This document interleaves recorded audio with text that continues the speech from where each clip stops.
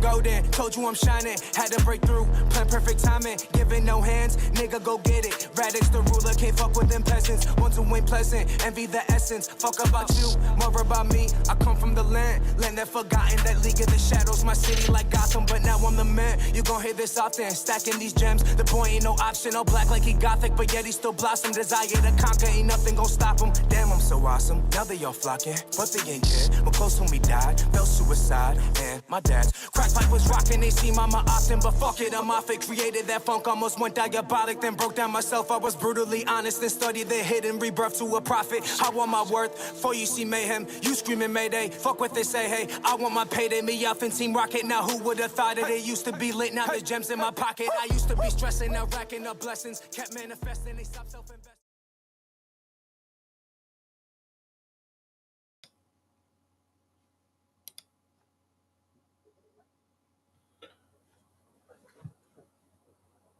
Can't hear you, mate. I don't know if you can hear me, but I can't hear you. You let me go through that entire intro with my mic on mute before you decided to say anything, George. I didn't know that you were doing anything. I thought you were As y'all loosening up can your see- jaw muscle. Hey, pause on that. As y'all can see, Yeah, no diddy. this is my first time live streaming on this channel. In a few weeks, we used to do some of the post game reactions on here. But I wanted to come today to do a little preview show with my guy George going into the playing game, which is on Wednesday night versus the Philadelphia 76ers. And we'll talk about a whole bunch of other stuff as we typically do when George is here. But speaking of George, how you doing today, bro? I'm doing all right. Just been very busy, but excited for the Heat game. Excited to see what we can do in this fine season. Off season. Are you genuinely excited? I am genuinely excited. I enjoy the Heat playing basketball. Even though we only have a 42% chance of winning, apparently, to call the surface score. They gave us a 42% chance. Yeah, that's a lot higher than I expected, George. Hey, the fans only gave us 34%. So, all right. Well, I don't know. Look, I sit here and I look at the team and I'm like, look, it's been a very rough season. This is probably the worst season of basketball I've ever watched the Heat play in the last. Is worst the right word, or is it? It's the worst season. It's the worst season. The worst season I've watched. Like, I didn't even mind the post LeBron era because we still had Wade, we still had Bosh, we still had that team was fun. Front office. Yeah, it was fun. That team, Joe Johnson, Stoudemire, Winslow, J. Rich, that team was dope. Even the Whiteside, the Dion Waiters era, that was still fun. The J. Rich and Justice Winslow era, that was fun. Mm-hmm. Like, this was a very unfun team. There was no real breakout stars for the Heat that shouldn't have come. But I besides Duncan Robertson, we'll say besides Duncan, because I didn't expect him to do shit this year, and he did pretty damn good. He held his own. Yeah, well, that's what I was gonna agree with you there. Is this the worst Heat team that we've seen in our lives? No, not by any stretch of the imagination. But are they the most boring? Yeah, but potentially the most boring. What's up, my guy Haroon Gill? We see y'all down here in the comments. If y'all got any questions, this is just an interactive thing. To be honest, we just hanging out. We want to hear y'all thoughts too. So make sure to drop y'all questions down below. But let's get right into the series, George, and we'll go ahead and talk about the season as a whole. But going into this playing game, what is your confidence chance? Like, what are some things you expect? I expect Kyle Lowry to have 23 points. 1,000%. Lock it in. Tyrese Maxey cooking our starting front court. Typical. I agree so far. Jimmy Butler trying in the fourth quarter. Did he try in the playing game last year? The first one? Oh, fuck no. That's what I'm saying. I don't particularly remember. Definitely not. Look, it's in Philly. Mm. They've won 8 straight walking into this. The Heat have lost 3 out of the last 7. So they're not going in with the same form. I'm not saying that really means anything in the Heat, in the NBA, because you've still got a day's rest. And then we travel to Philly. Look, I think they've got no Embiid. You need Bam and Adebayo to be the best player on the floor. Honestly, you do. If you're the Heat, you need Bam to come out being aggressive. And I'm not just talking aggressive from 3 or aggressive from the mid. I'm talking in the paint, down and dirty, like just do something. Because you've got a player who's played all 82 games on the other side, starting center, in Paul Reed, I think his name is. And who? And Paul Reed, who's the backup center for it. Oh, I thought you were talking about started. You're saying he's played. Okay. No, but like he will be starting because there's no Embiid. You sure about that, George? Yes, there is no Embiid. I'm gonna go ahead and pull this up right here because we'll be doing a lot of screen sharing today too. Oh, I gotta add you up. Again, that is who he is. Well, I'm not that's saying he different. won't play. We'll get into the injury report real quick here. He will 'Cause be what I playing. see, He'll be starting the game. He just won't play a lot of it. as of today, Joel Embiid did practice, and for further context, he got hurt the second to last game of the regular season, and then he actually came back that same game and then missed the final game of the regular season. So he very likely will play, but to George's point, he thinks he will get hurt at. He'll just fall over. It's possible. But yeah, look, I think the most dangerous player on that team is still Maxey, though. Especially with the matchup issues he causes us are insane. 100%. We just watched DeLon 100%. Wright have a solid last game in the season. You cannot expect him to do that against the hungry Philadelphia team, which in actual fact, they're playing with house money at the moment. No one expects them to win. They had lost James Harden. They didn't replace him. You have a breakout Wait. season. No one expects the 76ers to win this game? A championship? What are you saying? No, a championship or to make it far into the playoffs. Okay. So right now, they're playing with no pressure. They could lose both these playing games. They could lose both these playing games, and they will walk out there looking completely fine. No worse for the wear because they did not replace Harden. They're looking at Paul George. They're looking at Klay Thompson. They're looking at these type of players for the offseason. I really think that there's a high chance that they just go out there and just win for fun. The Heat are the team that need to win because you're the front office that's been sitting here. We've been talking about this front office the last 2 years. It feels like 2.5 years. We just broke our trade drought this year with Terry Rozier. Has the move worked out? Yes, more than no. But still, there's reservations with the fit between Herro and Rozier. But to the credit of Herro, he's played very, very different and very well since coming back. This is the most I've enjoyed watching Herro and the most impressed I've been with him as a player since his 6 Man of the Year campaign. Easily. Since he's returned from injury, I'd say. No, I'm saying this is the most the best he's played since his 6 Man of the Year campaign. Are you talking this season, or are you talking since he's returned from injury? Since his return from injury, not. Yeah. Okay, then we agree. Yeah. Then we agree, 100%. Yes. Be from his efficiency standpoint, from his facilitating standpoint, 1,000%.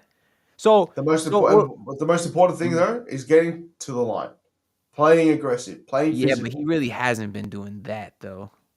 He's up to 6 free throw attempts a game Since returning from injury. Yeah. Really? Yes. George, that shocks me. It's 5.8, which is basically 2. Well, then shout out to Tyler Herro, and I owe you an apology because that absolutely stuns me. Let's go ahead and take a look at that because that was one of the biggest deficiencies in his entire game. And if we look at the free throw attempts since coming back, 4-6, 4-7, 6-5. George, that's a good call. And that they need it. Is a 100%. There's a clear correlation. Improvement in his game. There's a clear correlation between free throw attempts and overall play of the game. You need to be able to get to the line. And that was my biggest thing with Bam and Adebayo. More than the 3-point scoring, more than the aggressive mindset. He gets the line 3 to 4 times a game and doesn't really capitalize on that. I want to see 6. I want to see 7. I want to see 8 times. I love the mid range. I love his midi. He should get 8 minimum, George. He should get 7 to 8 minimum. On a team where you employ Jimmy Butler, who actively does not want to play in the regular season, who actively does not want to play there, you should be taking every opportunity to score without fail. Without fail. Well, so let's before we get too much into a deep dive here, you are picking the Heat to win the play-in. Absolutely. Okay. Absolutely. I'll tell you what.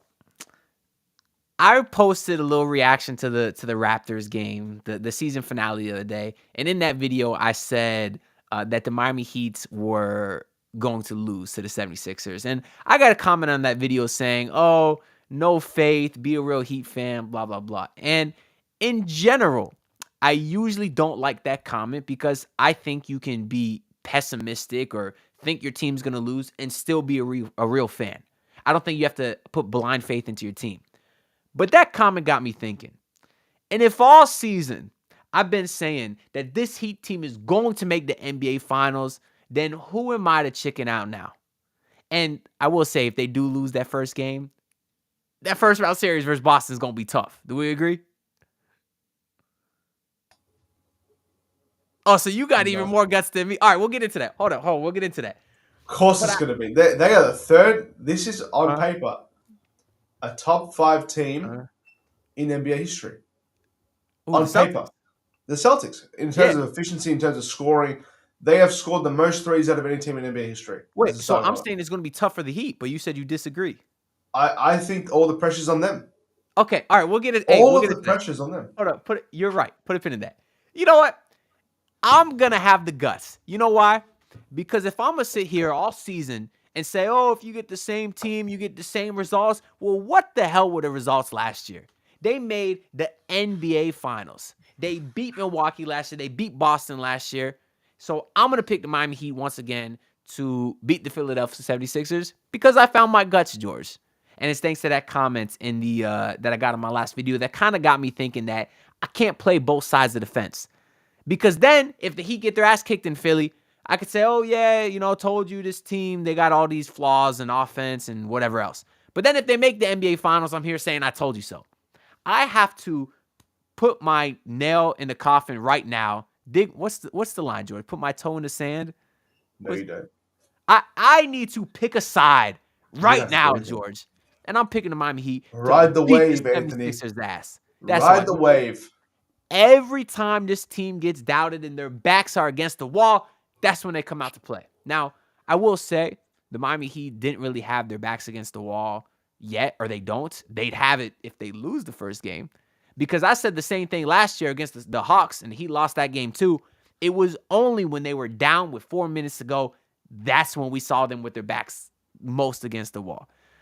But for that reason, I'm picking the Miami Heat. I do want to look here, though. I want to transition a little bit into the season series, which I already have pulled up over here. Now, this season, the Miami Heat are 2-2 versus 76ers. They split each on the home and the road. So you have a little bit of a sample size. I don't know if Joel Embiid played in these games or not. It looks like in game 1, we'll go to the player stats here. Tyrese, this is the game. Tyrese Maxey was terrible. 420 points, and you were still had a little bit of a close game. And in that game for you also had no Jimmy Butler. That's right, I do remember that game. Quickly, we'll go to game 2, which had the Miami Heat with another win here. And was that not on Christmas? That Philly game? The first one of this? No, this one was on the Christmas. second one. Sorry, the second one.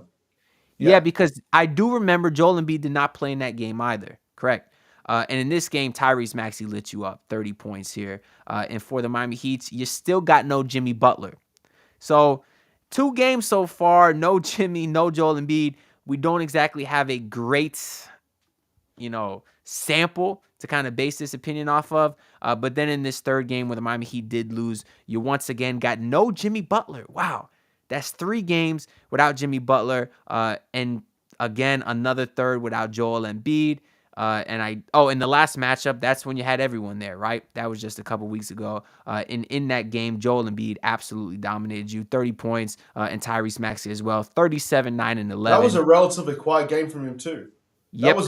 He was on a tear at that. He was on a tear, and 11 of 25 from Joel Embiid is a win in my book. The thing with Joel that game is because I'll look up these stats in a little bit, but I feel like the Heat do a better job at limiting him than most teams, and obviously that's because we have a Bam Adebayo. That's why we say the same thing about guys like Giannis. But in this game, Embiid was kind of dominant there. I like you said, 11-25, not super efficient.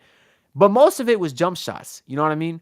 Like, everything he was doing was kind of out of the mid-range, and I don't think that's super sustainable, especially when you look at the field goal percentage here. So all of that to kind of say that, yeah, the season series was 2-2, but you really didn't have an entirely healthy matchup until this last game here. And if you remember in that game, the Heat were getting dominated early on, and then they kind of made a little bit of a push that fell up Is that short. Patrick So Mahomes? is what Patrick Hello? Mahomes? In that ad, underexplore. It looks like this is with gas no, what is this? Yeah, I think it's Patrick Oh Mahomes. no, that's Subway. It's probably Subway, but we don't do no free promo over here. They could sponsor if they want us to. You don't shout want to be that. sponsored by Subway. No one wants to Yeah, be sponsored by Subway. you're right. I only know one Subway. person who ever was sponsored by Subway, and he's in jail. That's not true. Udonis Haslam. He's a franchise owner of Subway. You didn't know that? I shit myself. I think you told us he's not sponsored by them. No, He's but a franchise owner. he's a franchise Yeah. owner. Yo, well, maybe he can sponsor me. He will not Uh, be managing a foundation. let's get through some of these comments here. I saw this one from Prisas earlier. I appreciate you tuning in. He said, "I think the person we need to stop the Heat from heating up is Tyrese Maxey, and Embiid's going to do what he's going to do. It's not going to be 100%, but Maxey needs to be the person to stop." How do you feel about that, George? He's right. He's 100% right. I think there's a very notable trend between how well Maxey plays, how well the Sixers play. He's had an absolutely scorching season. As a as a lot of time as the first option because Joel Embiid wasn't there for a while. But when Joel Embiid was there, he was still killing it. He was still killing it while Embiid was having his MVP run. Well, I'm sure we agree on this. Even last year, I was saying he was the second best player on that team. He was better than James Harden last year. Look at those last 3 games against us. 30-plus points. He's flirting with the triple-double in essentially every single one of those last 3 games. It's the same thing as last year as well because we were doing a half-decent job on Nikola Jokic in the finals, a half-decent job in the first half, but then you got Jamal Murray turning into an absolute flamethrower. It's the same thing with Embiid. You're going to do the same thing to Embiid. You're going to try and limit Embiid. You cannot allow Tyrese Maxey to have, a 50% shooting day with 35 points. It just won't work for us. It just won't work. Seriously, because it's like, I don't know, you look at that and you think to yourself, how good of a chance, how can we match them with our scoring throughout the game? Now, as of more recent, my hopes are up. I'm not saying up above 50%. I'm saying we've got a decent, I don't remember the last time we didn't crack 100 points was, which is an actual problem with the Miami Heat. Earlier in was how often we would go under 100 points. I think they are the fourth, the team with the fourth most games under 100 points, and the 3 teams below them was Charlotte, Detroit, and Portland. So what does that tell you? Don't say the P word here. Portland does not get mentioned. You're right. We talking about play-in basketball. I'll say postseason basketball. They do not exist in this era. We have a look walking into the final game as well. Walking into this game, our last 10 games, we score more points than the Sixers do. Funny enough, Really, we average 104 points a game in our last 10, and the Sixers average 101. So this is the thing. Just to talk a little bit more on Tyrese Maxey. Usually, because what you said is right. The Heat limit Jokic very well. They limit Embiid. Usually, when you cut off the head of the snake, the rest of it falls apart. I think the 76ers got 2 heads of the snake. Tyrese Maxey is a superstar. I honestly believe that. And I've been thinking, you don't think so? He's a star. Superstars are rich. He is borderline superstar. Look, Jerry Stackhouse averaged 30 points a game in one season, all right? You can have a good season, You can have good games. But I'm looking superstar. at what Tyrese is doing in these games that Joel Embiid misses. He's dropping games of 40. He's dropping games of 50. And he does it in the playoffs, George. He had a great postseason last year. He did. Yes, he did. I sit here and I go, I backed the team to win. I backed the Heat to win this game. I said it's going to be easy. Absolutely not. But I look at Maxey and I go, that's a player that's not very experienced. So he's just not. He's just not very experienced at all. So I can't. I'm not going to bank on him to give us 30, 35 in the postseason. Pressure's up because last year you weren't the first option or the third option on that team. Now you could be the first option if Joel Embiid doesn't play. Very different roles, very different situations. Now I need Kyle Lowry to not play that game because he's the reason that we lost both of them. Yeah. And it's sad. But yes, no, Maxey will cook the Heat no matter what. Yeah, We have to cook him back. We have to cook them back. To our Holy God. Shout out to my guy Adrian here. He said he had a nightmare last night that Lowry hit a game-winning 3. I saw a tweet. It was like some fan fiction, some horrible fan fiction, and it was just like in quotes, Mike Breen, Embiid or Heat up 1, Embiid out back out to Lowry. He gets it off in time. Bang, Lowry for the win. Some shit. That, George. Look, I think that Caleb Martin's not coming back next season. I'd want Caleb Martin to go up to him and just stone cold, just boot to face. Just kill him. If Kyle Lowry's about to take a game-winning shot, all bets are off. But I wanted to pull up these stats because we were kind of talking about cutting the head off the snake. So I want to look at Embiid's stats. I went arbitrarily the last 3 seasons here. So his last 3 seasons in general, we'll call it 33 points, 11 rebounds, 5 assists. So let's look up versus Miami Heat. So keep in mind, 33, 11, and 5.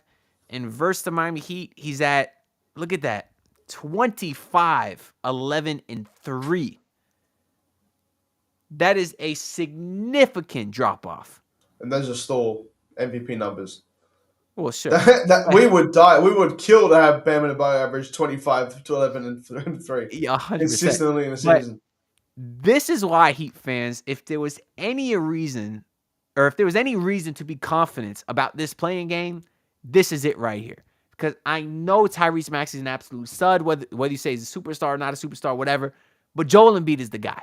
We know that. Let's look this up. Let's look up 76ers record this year without Embiid, because I know it's not good. They're 16-27. You know what? And the funny thing is, that's not even that bad. It's bad. It's just not that bad because you're listening. Your MVP, your unanimous MVP. Right? He is an MVP. He should have been unanimous MVP like that year, but Nikola Jokic exists, so it wasn't. But I look at that team. I look at a team that look. If Embiid doesn't play, that's a very big strategy move. It's a very big strategy move. But I don't know.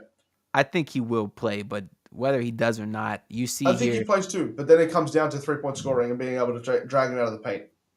See, I already see 2 50-point games that Tyrese had without Joel Embiid here, and I don't know. People used to argue him versus Tyler Herro. I never got it, man.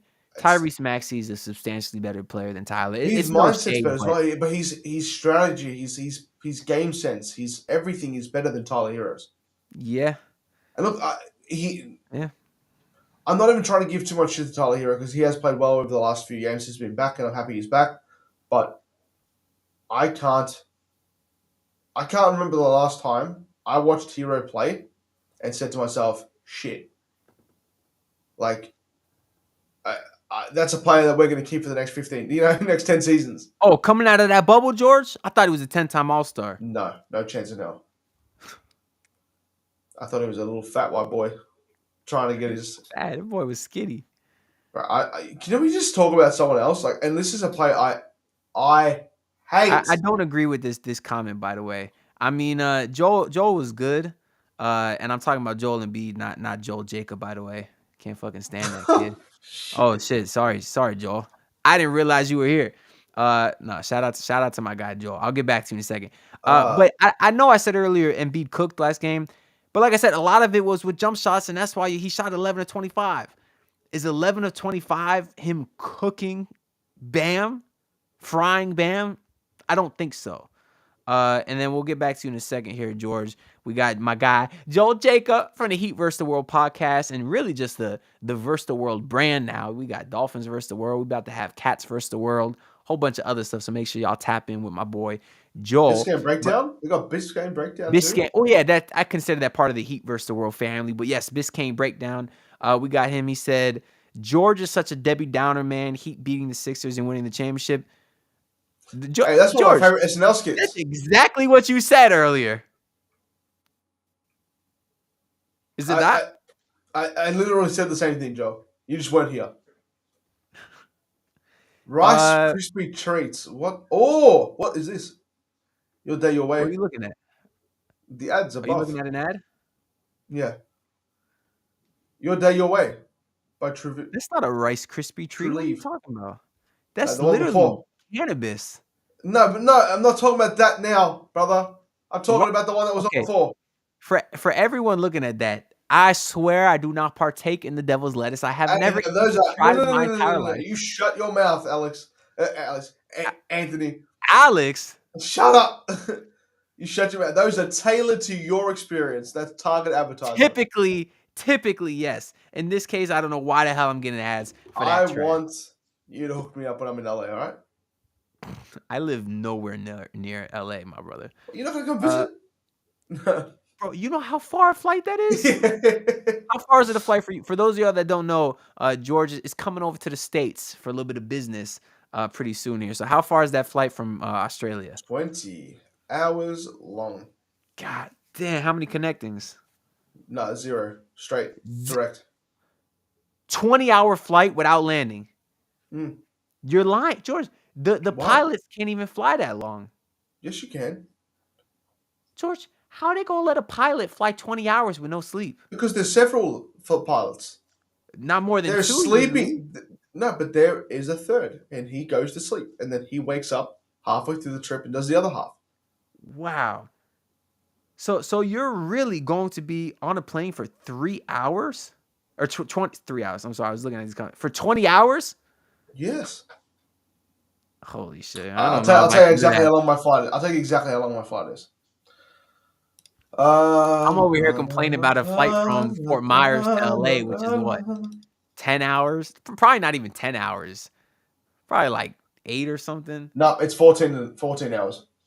14 But hours. still, 14 hours is that's still my crazy. one on the way back is 16 hours. No stop offs. Damn. All right. Well, shout out to George being in the States. If any of y'all live in LA and want to kick it with my guy, show him what's good over here in the States. George, you were about to get into a point before I brought up some of these comments? My point. I think I made my point. I think we've got a very good chance of winning the game. If Embiid plays, we've got less of a chance of winning that game. And it's just the facts. It's just the absolute facts. I think there's a silver lining in every single situation. Yes, we will get laughed out of the stadium if we lose. Yes, if we lose the second game of the play-in, it's going to be even worse. And I don't want to see my team lose. I don't even want to talk about that hypothetical. I don't want to see my team lose to the Chicago Bulls or the Hawks. I hate the Hawks, man. I hate everything about that franchise. The Hawks scare me. I'm not gonna lie to you. The Hawks suck. You know he's a bad player. You know he's been playing so shit, except for one game in his last 30. He's Bogdan Bogdanovic. That guy sucks. He's bad. He's not that bad a player. He's bad, man. He's bad. Shit's an absolute movie with him, Barry. He's trash. What the hell is going on? Oh, the boogeyman, and I'm going to get you. My bad, y'all. How y'all doing today? Wait, is that Joel? Yes, bro. Bro, you walked in here like a gremlin. I didn't know what the hell you were trying to do. Damn. Yes, do that. I'm covering George with someone who actually knows basketball. Joe, what's good, my guy? How you doing? Not much, man. Let me turn on my lamp real quick. Bro, you look like a 60-year-old woman. You look like a wow, mother. Bro, you got a whole headboard and everything. Oh, you rich. Bro, that's a wooden headboard, bro. That is I a know. bland ass headboard. God, he either in his grandma's bed or I'm just gonna leave it at that. That's crazy, bro. That's wild. He was telling me about it. Sheesh. What's going on, man? We just Bro, talking about the Heat, man. you You want looking to low share key your sexy quick today, Bill, thoughts? bro. You want to share your thoughts while we got you in here going into this playing game? Yeah, man. You know the Heat, they gonna win this game, bro. I think Jimmy gonna lock Tyrese Now Maxey put up. it back. I'll be back in a second. Let's see. Who else? Bam gonna lock Joel Embiid up. Um, who else? DeLon Wright is gonna lock up Tobias Harris. Who else on the Heat right now? Patty Mills is gonna lock up Okay. who on their team? I Uh, don't know. Patty Mills gonna lock someone up on their team. You know, he gonna lock up one of them. I don't know who though. I forgot. But George, if uh, Patty Mills gets more than a second of playing time, that's not good news. I'll tell you that. bro, Patty Mills, man, we gonna win the championship with him. He gonna become the Mike Miller for this team, bro. And he just gonna start hitting everything, man. Be on the lookout, bro. Patty Mills, man. That's the answer right there for the Okay. Heat, bro.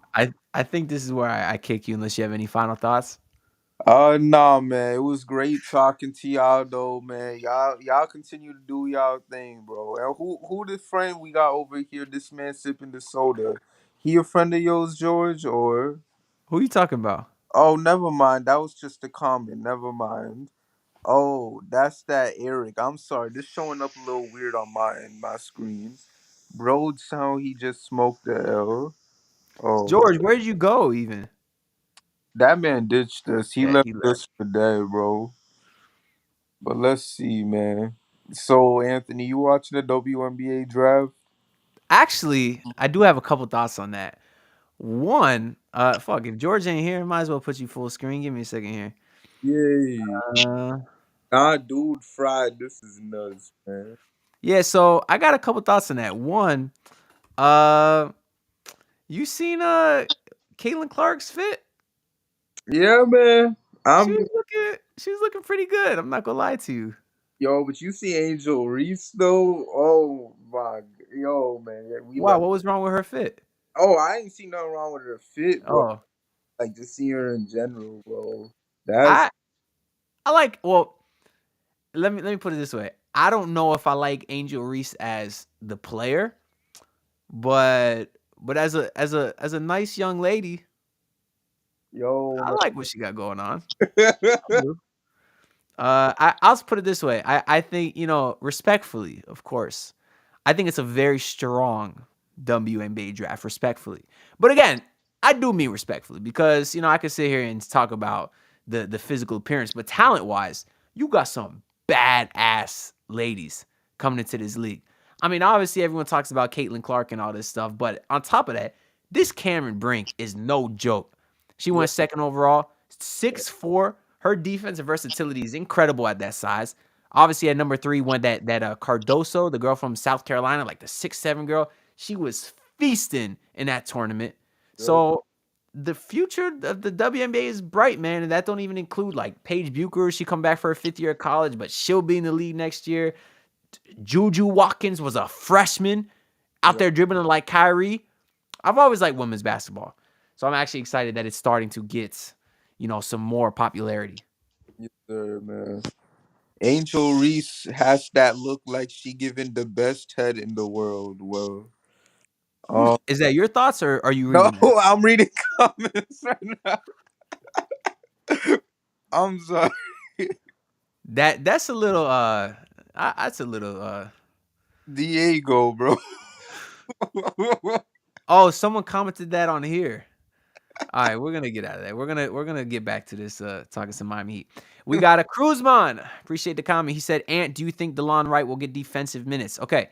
Uh I wanted to actually talk about the injuries a little bit, so I think this can relate. So we'll start by talking about that. So I'm sure you guys know going into this game, we really got 3 guys that we're pretty worried about. Number 1, Terry Rozier missed the last couple games of the season with like a sore neck. I know George has that problem. He got his neck game is always Messed up. Yeah, man. Uh, but but he has a sore neck. Now, initially, it sounded like he was the guy that was in a little bit better shape than Tyler Herro, but then Duncan Robinson, excuse me.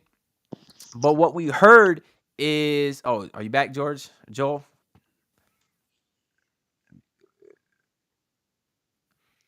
Uh, There we go. so initially we thought that Terry Rozier was in a little bit of a better like position to play than Duncan Robinson.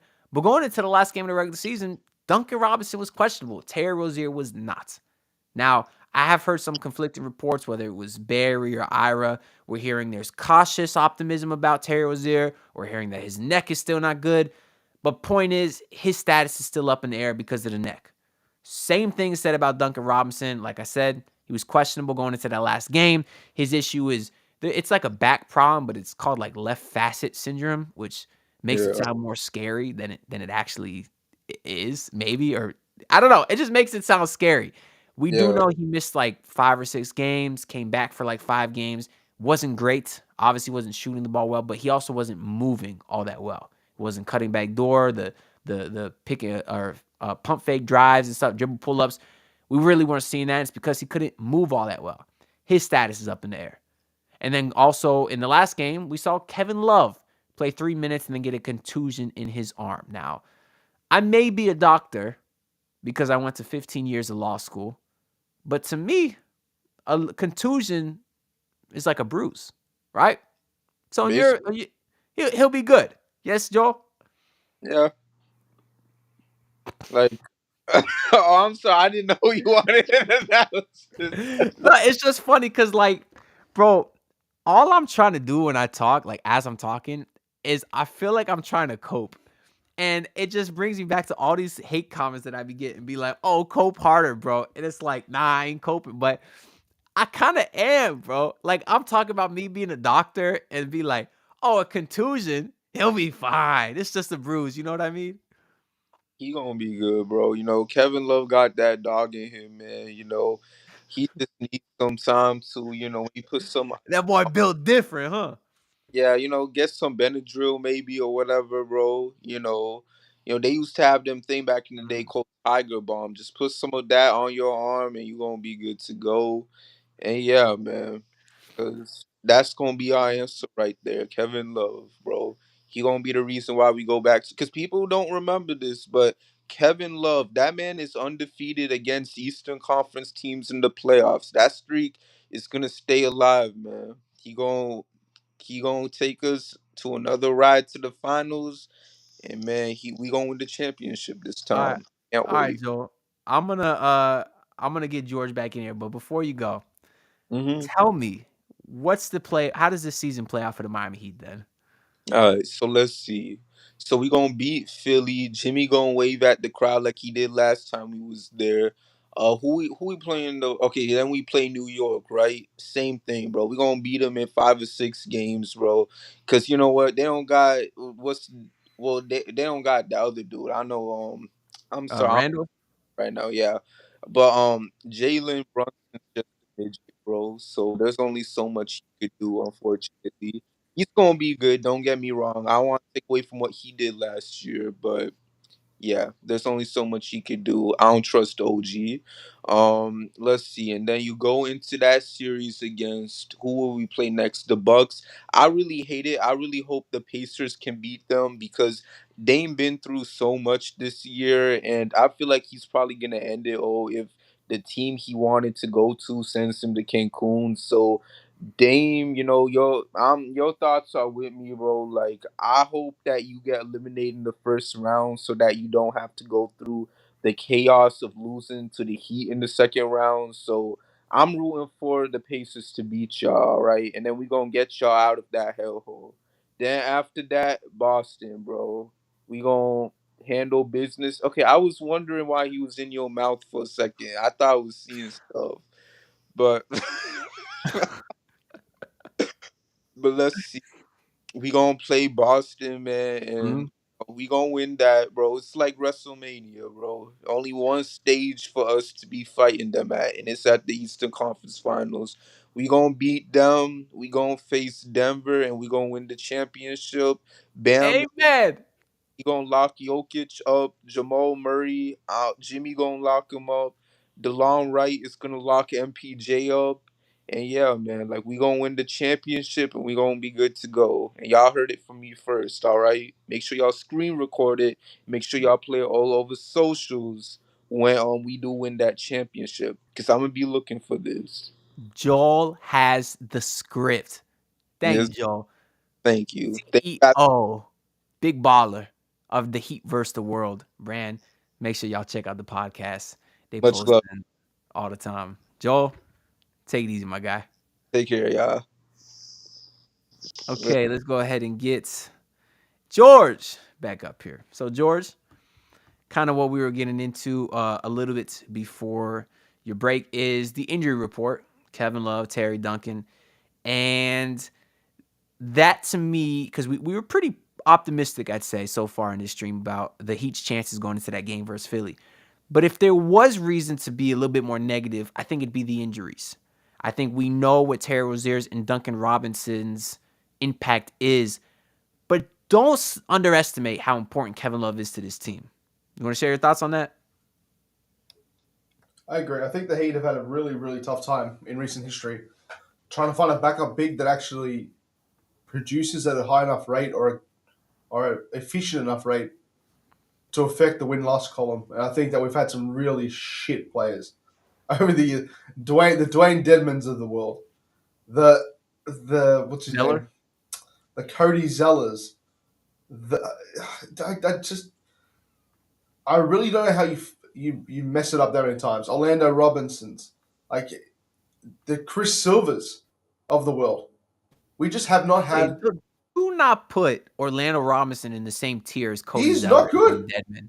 He's not good. He is way better than Cody Zeller and Dwayne Dedman. Come on, George. I mean, he's a shit with some sprinkles on it, bro. He's shit with sprinkles, bro. What? Like Why am I getting? Is this where we're at now as Heat fans, George? Are we debating the legacies of Orlando Robinson versus Cody Zeller? We are down bad, George. Yes, We're down bad. It is the truth. I think the interesting thing about being a Heat fan now is, I mean, you can see whether you're longtime viewers of this channel. If you are, make sure y'all subscribe. We're on the ground to 5K. But on top of that, or whether you've just been watching the stream, you can see the to get into my what's the smart person bag, whatever, the duality of a Heat fan. You like that word, George? The duality. You know why? Because they are the most confusing bipolar team that I've ever seen in my entire life. Because when they are good, oh, they are good. Jimmy Butler's a superstar. Bam Adebayo, best defender in the world. Tyler Herro, 3-level scorer. Depth through the roof. Greatest coach of all time. But when they're bad, they look like a middle school JV basketball team. So as a Heat fan who pride myself on being realistic, I don't like to, I call it how I see it. I'm seeing a damn lot. So I go from saying, oh, we gonna bust their ass to saying, oh, Orlando Robinson's not that bad, as I try to cope, as I was saying earlier. It's tough times, George. I'm scared. I'm not gonna lie to you. I'm very scared too. I'm scared because I'm just fighting with Twitter trolls right now as well while we're talking. It's hilarious. Looking for you to give me some hope here, man, and get me out of hope for what? What do you want to hope about? This I'm going to tell you right now. I'm going to say everything you need to know about the Heat versus the duality. Fuck the duality, okay? I sit here and I'll tell you something very important. No one's going to be happy all the time with this Heat team. Okay? Your fan base you'll never like the team as much as they want to be liked. Okay? Your favorite player won't be liked as much as they want to be liked. Who gives a shit? Who cares? I don't like Tyler Herro. I don't think he's a good player for this Heat team. I don't think he fits the timeline. I don't think he affects winning. Thank you, can I just have a little bit more screen space? Thank you. I don't think he affects winning in the way he needs it. But you know what? We are going to get Jesus Christ. We are going to get in that game. People what they want. We are going to get in that game. What the fuck are you doing? I'm new to this program, so We I'm are officially going to getting a lot of Philadelphia, time. the city of brotherly love. Uh-huh. A place I have no interest in visiting besides the cheesesteaks and Rocky Balboa. That's it. Like Oh, the stairs, yeah. stairs. That's it. The bell. But we are going to get there. Is that Fontecchio? What? Is that Fontecchio, you say? Do I look like Stephen Fontecchio? What's up, Caleb? How you doing, bro? Do I look like Fontecchio? Low key, George. I can see it. Fuck you. Low key. You look like Carl Guy with a mustache, all right, and shaved head. Friend of the show, Kyle guy. Friend of the Heat vs. the World show, I guess. But I miss Carl Guy. Good man. he's a nice guy. If y'all don't know, we actually did a podcast where we interviewed Kyle Guy on Heat vs. the World probably about 2 years ago now. about Back 2 when he years. was stealing minutes from Mario Chalmers. But he was still a nice guy. Sorry. No, I was trying to figure out how to duplicate my picture to make us the same size, but it's all right. I want to get into this, though. Back to the injuries and the significance of Kevin Love more specifically.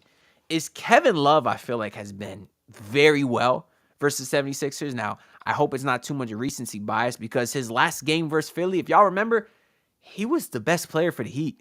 19 minutes, 11 points, 16 rebounds.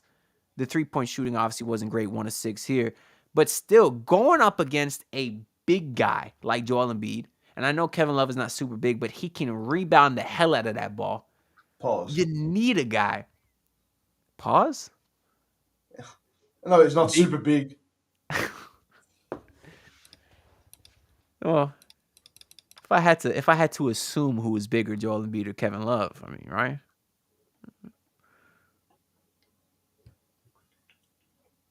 Move on. Next fucking point.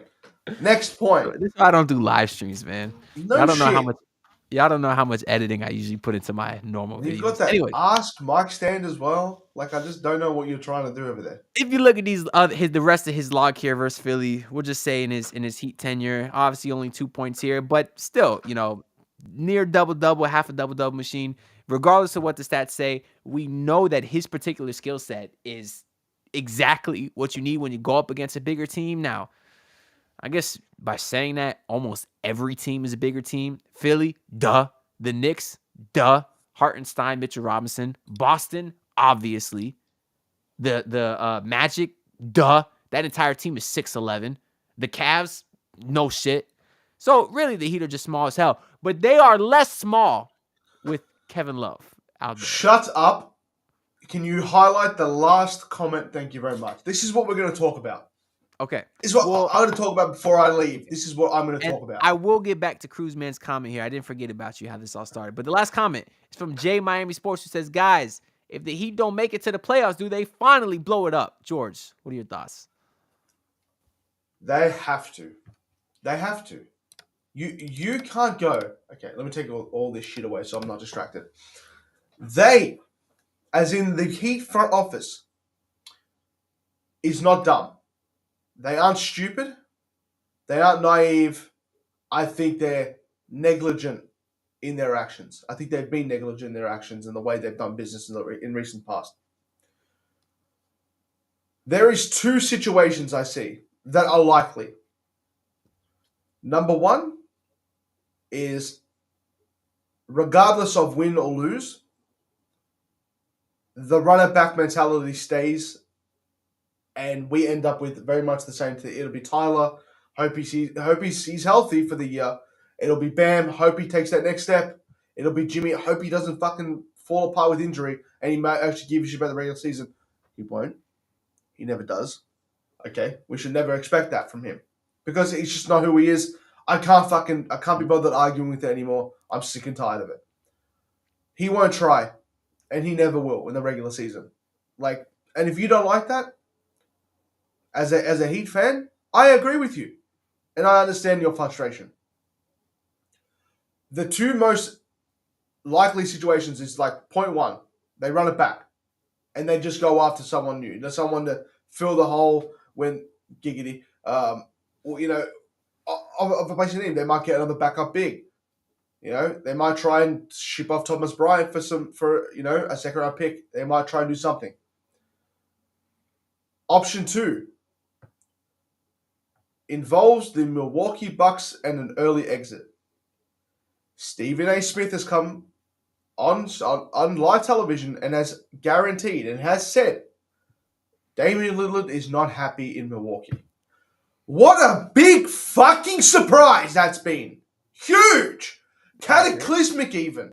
Amazing. Who knew that he didn't want to go to Milwaukee? Oh my God. How could you have possibly known that, George? How could you have possibly known that? Who would have thought somebody who wanted to go to a beautiful subtropical state of happiness and Cuban sandwiches and tres leches,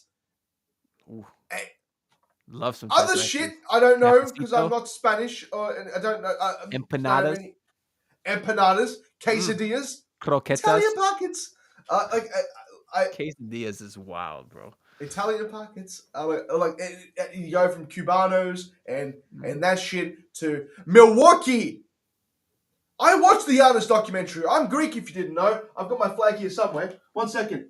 I've got my flag here. Look, Greece. Very Greek. Love it. Watch the Giannis documentary. Have to have watched it. Okay? It's a national treasure. He is a national treasure. And I watched him go to Milwaukee. Do you know how depressing it is in Milwaukee? You have a better deal than I do because I'm not American. I've been there once. Never went to Milwaukee. It was not on the travel itinerary. Do you know what was on the travel itinerary? Miami was the third place we went. We went from Los Angeles, which sucked, by the way. We went to Orlando, Florida, Disney World. Hit. That was amazing. And then we went to Miami because that is on the list. After that, we went to New York. We did New Jersey, New York. We did all 5 boroughs, and then went back to Vegas and went home. Milwaukee was not on that list. I can't tell you how fucking depressing it must be to go from Miami to Milwaukee because several different issues. Number one, your agent is an idiot. Your agent's an idiot. He fucked the deal. Put some respect on Aaron Goodwin, man. He's a heat lifer. He fucked up. He fucked up. In the hindsight, yes, but there's no way he could have known that was going to happen. He fucked up big time. He is most to blame in this situation, in my opinion. Then you've got Dame out there dropping all the hints. He's got the welcome to Miami when he was in the cafe and stuff like that. That was great. Love to see that. That's good. That's what you do. Joe Cronin, whole other story. Guy's a fucking psychopath. Deserves to be locked out. Institutionalized, even. And then you've got Pat Riley, who looked at the offer and said, this is enough. It was Tyler Herro, 2 first-round picks, and maybe Jovic. Someone else. They Jovic struggled to give up. They struggled to give up Caleb Martin. They struggled to give up another young player. They didn't want to do it. And look, I understand as a businessman, I understand that practice because you don't want to give up your best offer. You want them to come back. But once you realize they're not coming back, you're in the same boat as you were last year. You have to make that deal. That deal is in the best interest, not only for Damian Lillard and the Portland Trail Blazers, but for the Miami Heat. It was just as important. You messed up. So that's option 2. So option 1, we'll recap. Option 1, they run it back. They might get someone else to try and go with someone for a bit of bench scoring and shit like that. I think that's, in my opinion, is less likely than option 2. Dame Lillard asks out of Milwaukee. They're fucked, by the way, Milwaukee. They've got 2 picks in 7 years. Both second rounds, by the way. They're cooked. Agreed.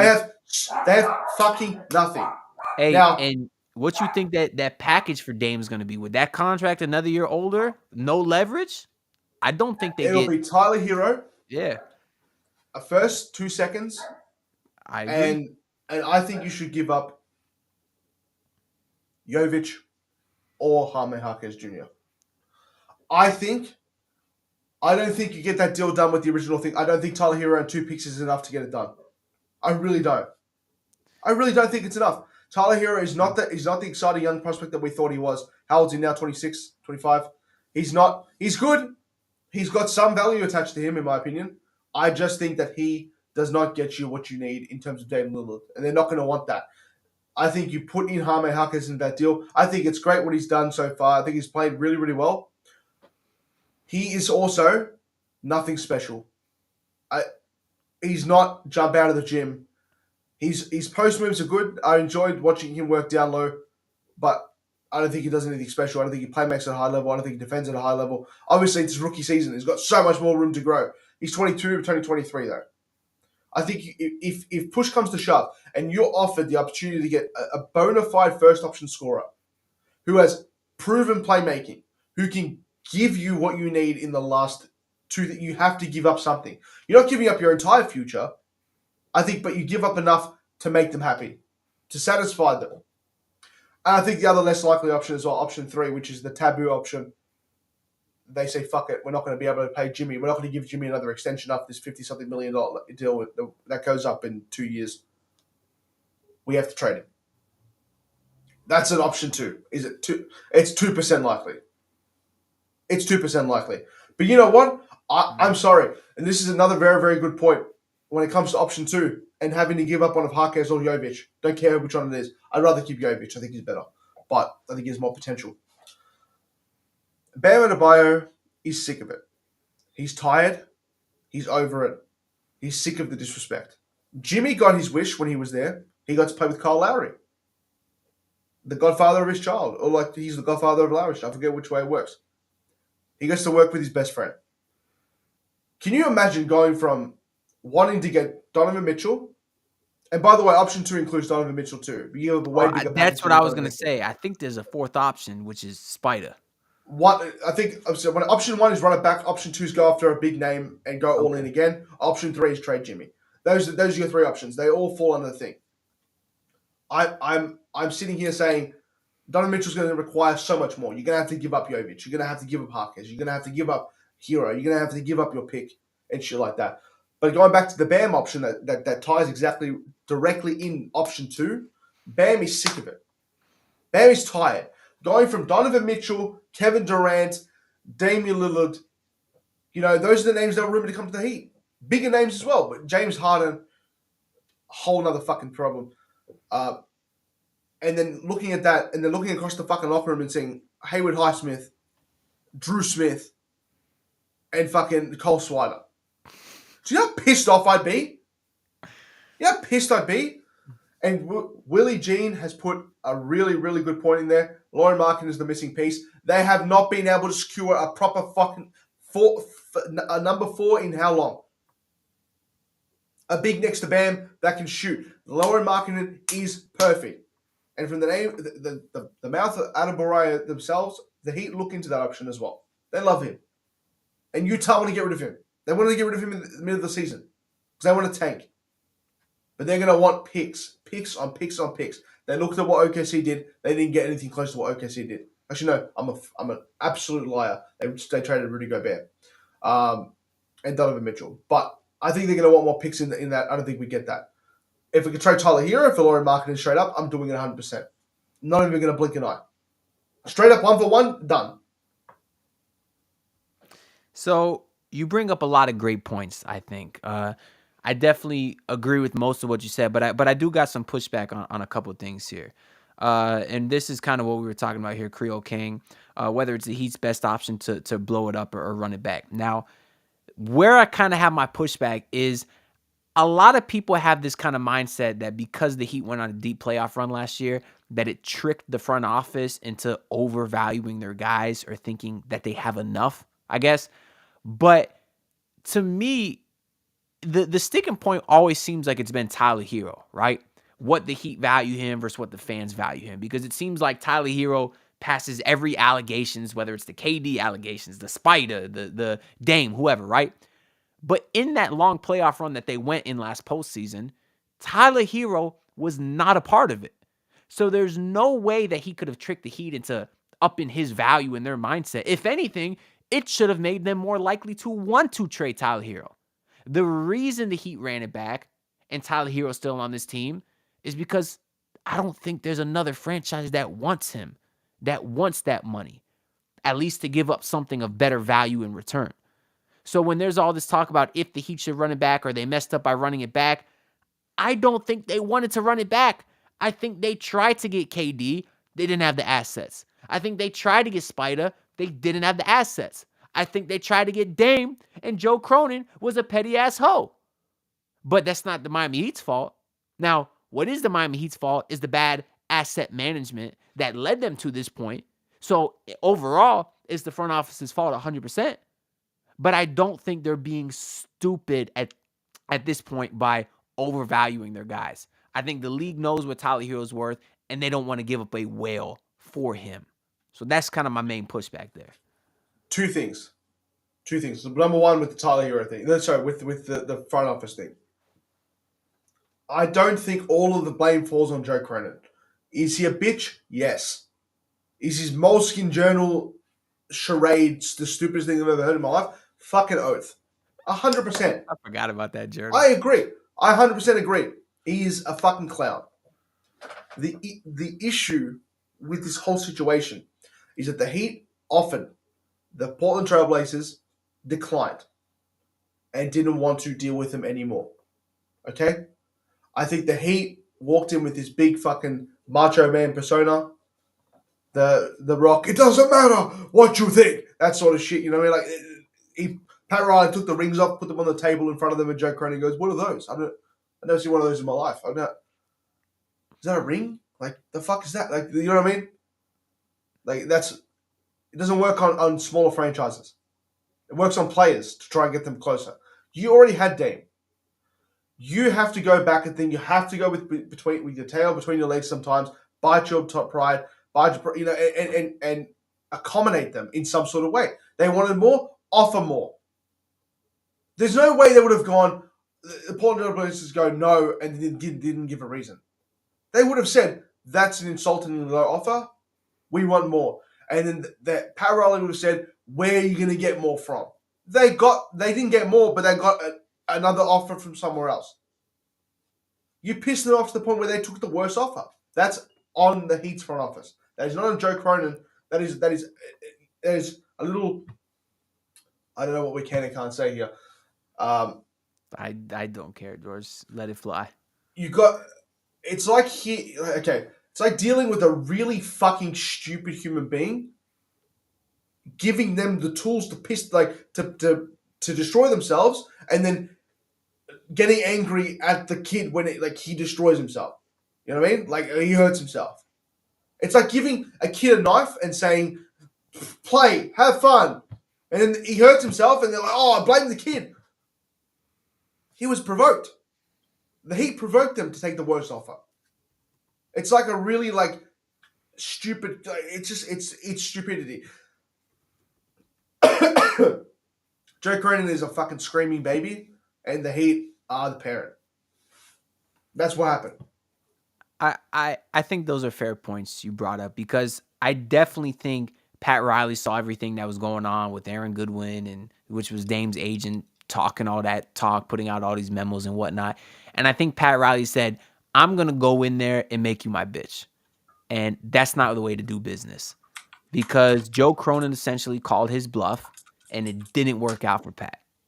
So to that extent, I do agree with you. But in a greater sense, he's an awful GM because he took a worse deal out of spite. Because there's no doubt about it, that is a worse deal than what they would have got with the Miami Heat. We're getting a couple questions here on the marketing thing, so I wanted to talk about that too. Let me get this straight though, George. I'm pretty sure you would love Jovic as like a long-term fit at the 4. You just don't think he's ready right now? Because that is how I feel. But you over there talking about marketing be the perfect 4. I think Jovic is actually the perfect 4. Just not right now. I think marketing can play in any position. So you would like this lineup then, that this guy's saying, that Creole King is saying? I think it gives you more, but you need to have, and this is very important, you need to have a playmaking point guard. You have a point guard or a guard that can facilitate at a high enough level to sustain that scoring. I would rather play with. Okay, here's an example. Perfect lineup. Dame at the 1, a defensive-minded guard at the 2, like a DeJounte Murray. Like, it's just the perfect world since we're talking. Perfect world. DeJounte Murray, Jimmy at the 3, Markin at the 4, Bam at the 5. That is your best lineup possible. Now, I'm not stupid. I know that's not attainable. if I'm going to go with something that is possible, if you get Dame, Bam, so Bam, 1 and 5, Bam at the center, Dame at the 1, Jovic at the 4, Jimmy at the 3, you have to subsidize that with something else. Now, it doesn't matter if you could put Duncan Robinson in that, but I don't think he's going to fit perfectly alongside that. I really think you need to have somebody who can lock up the opponent's best guard. Now, I would love Alex Caruso. I think Caruso slides right into that lineup.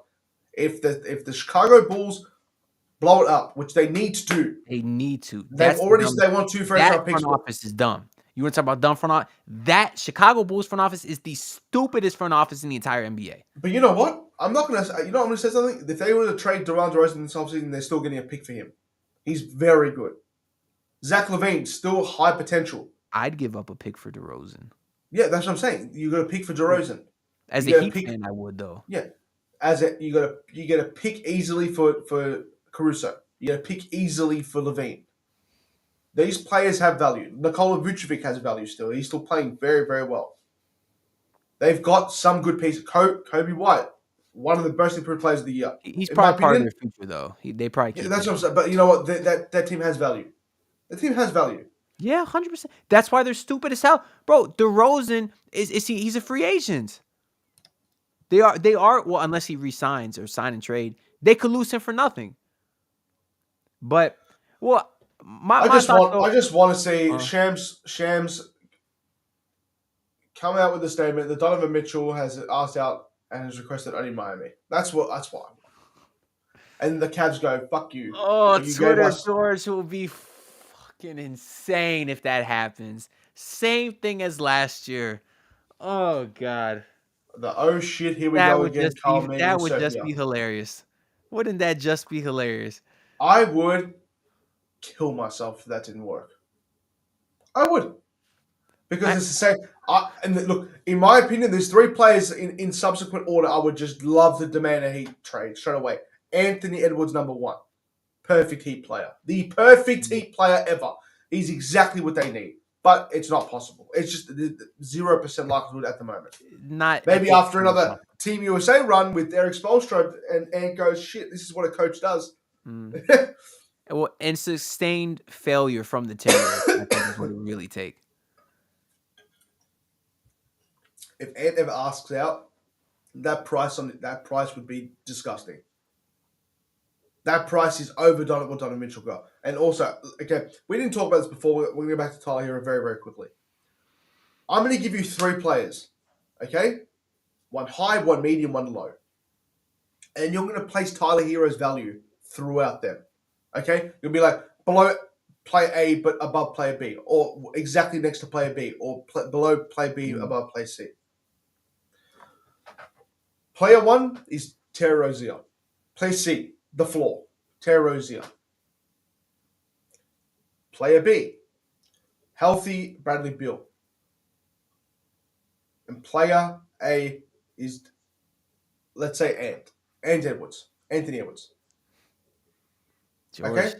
I think Herro's below all of them.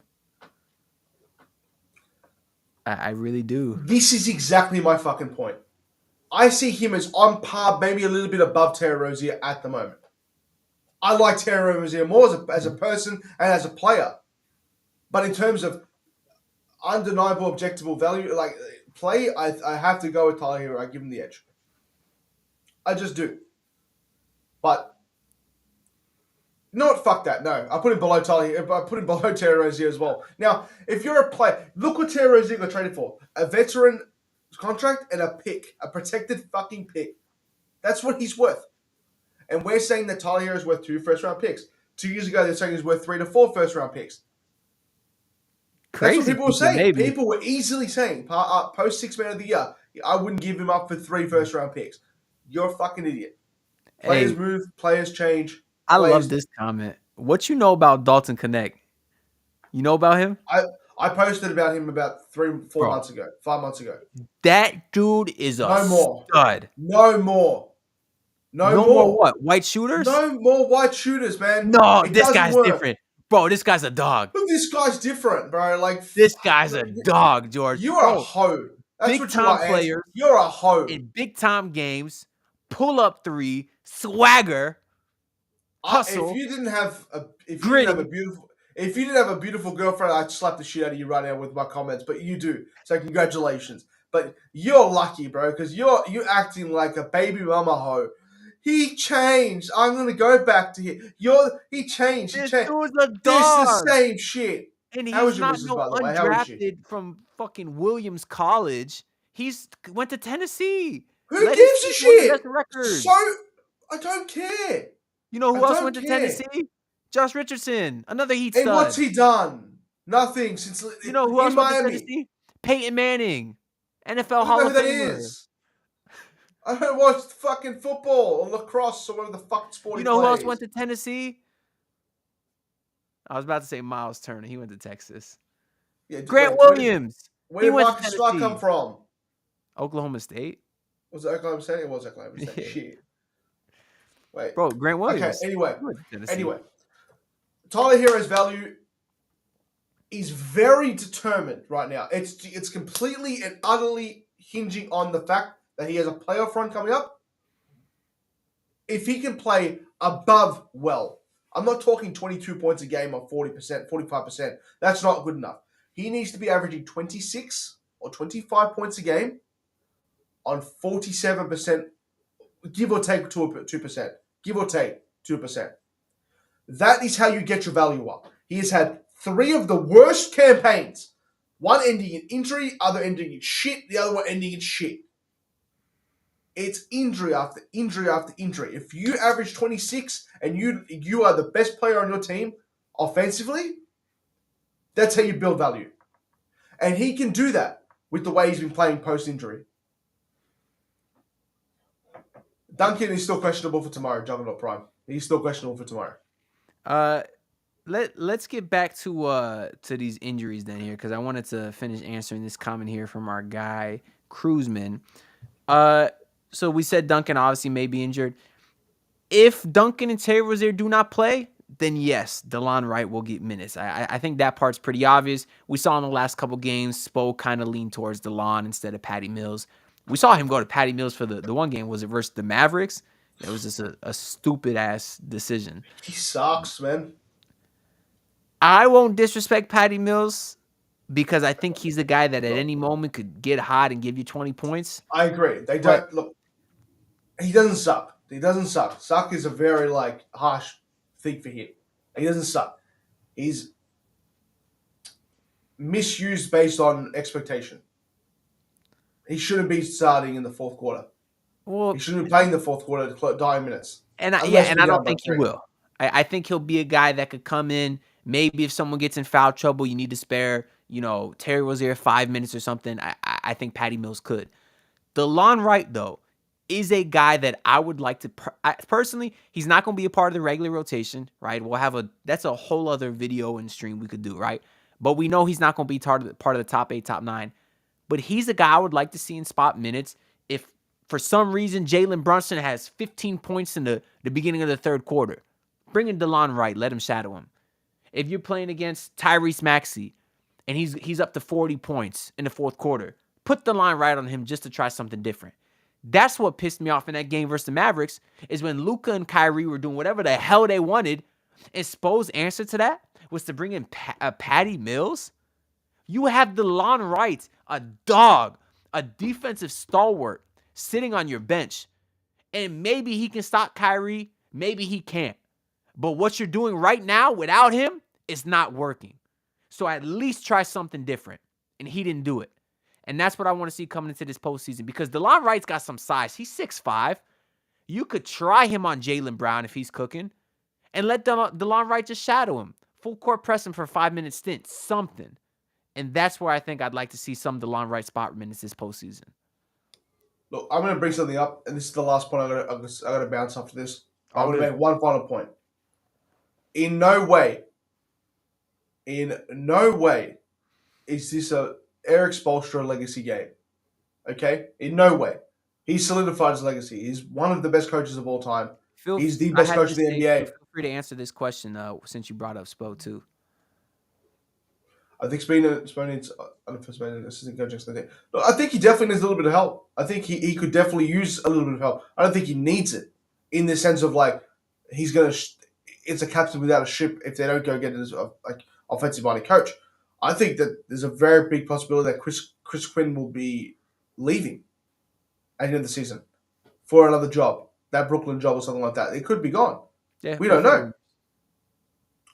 You have to be able to go there and say, you know what, we're going to give some backup. You have to invest in the right things. And I think 100% an offensive-minded coach, oh shit, we're not getting paid for this.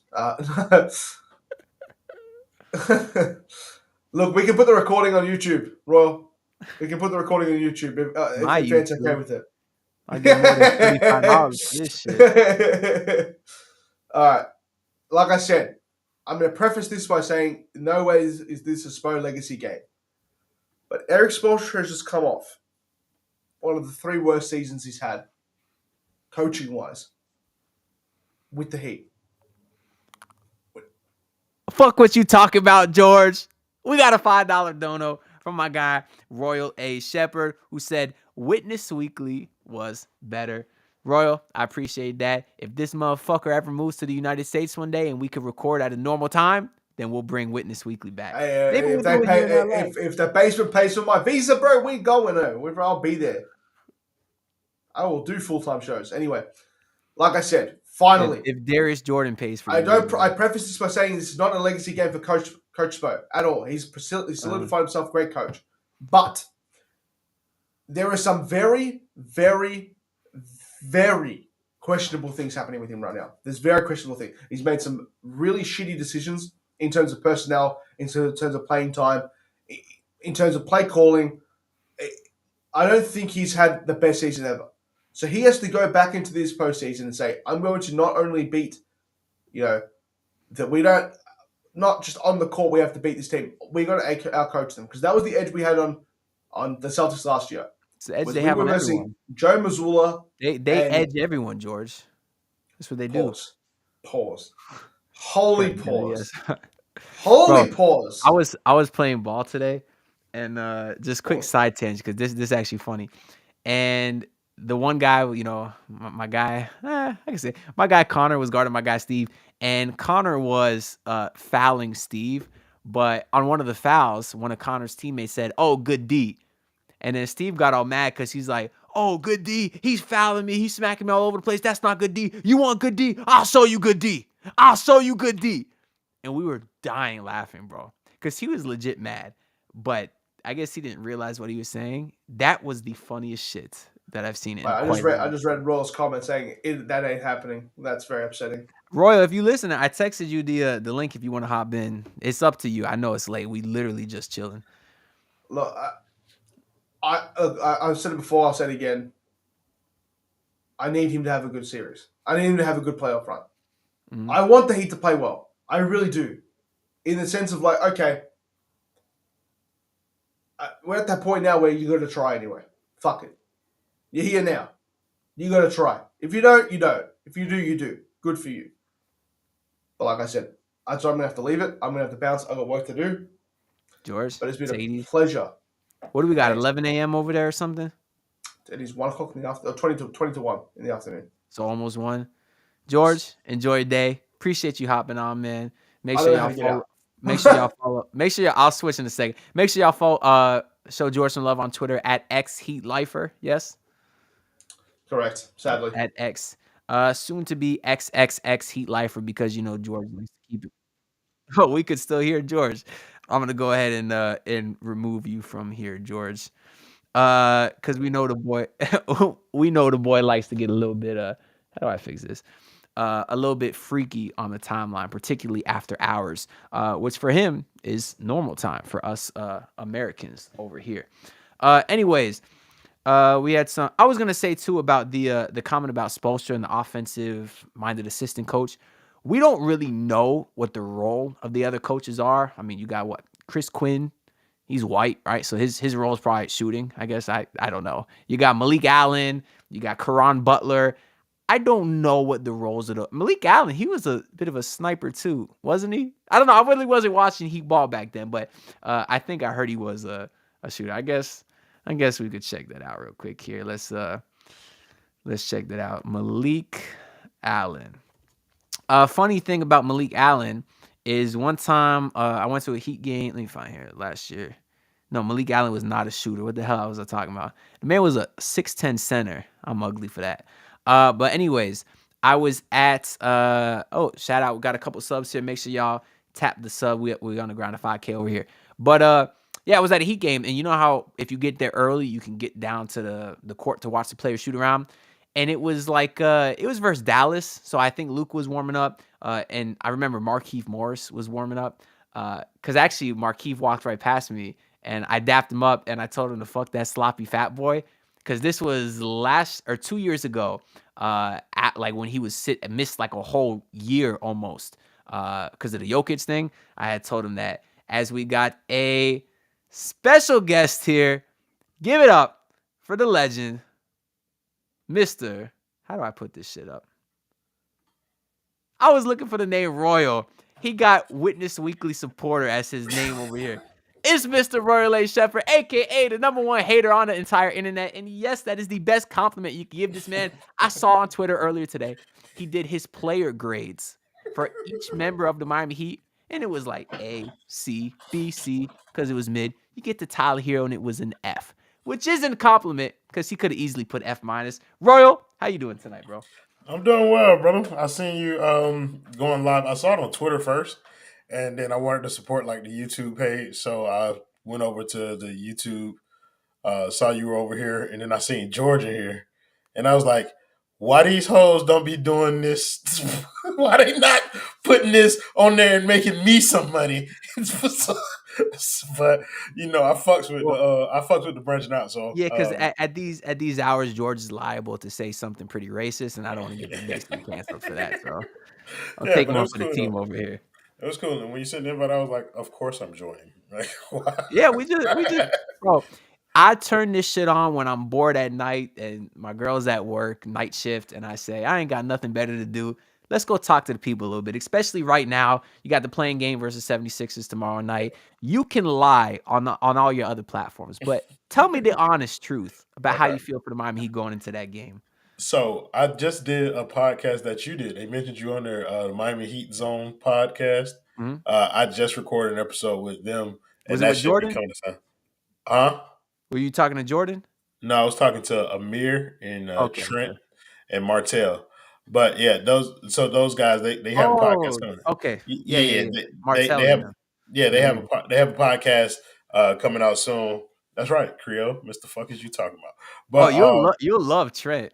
That boy got a little yeah, bit of yeah, yeah. handbagging himself Listen, too. bro. I told them for sure, like the basement and them will collab on some project in the near future. But to your question about what I'm thinking about this series, I do believe Miami's going to win it, bro. And it's mainly because Joel Embiid is hurt, like he's not right, and so I feel like there's an advantage there that Miami has. Even when he's fully healthy, Miami gives him hell, particularly with Bam Adebayo.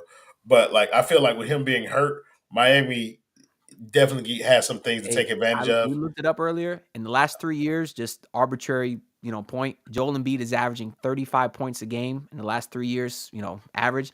Versus the Miami Heat is 24. Yeah, That's so that's damn wow. and That's it's not a coincidence. Like, yeah, part of it is because of Bam. Part of it is because the game plan that they used against him, where it's just kind of like they would front him in the post, and then they'd send help as soon as he caught the ball.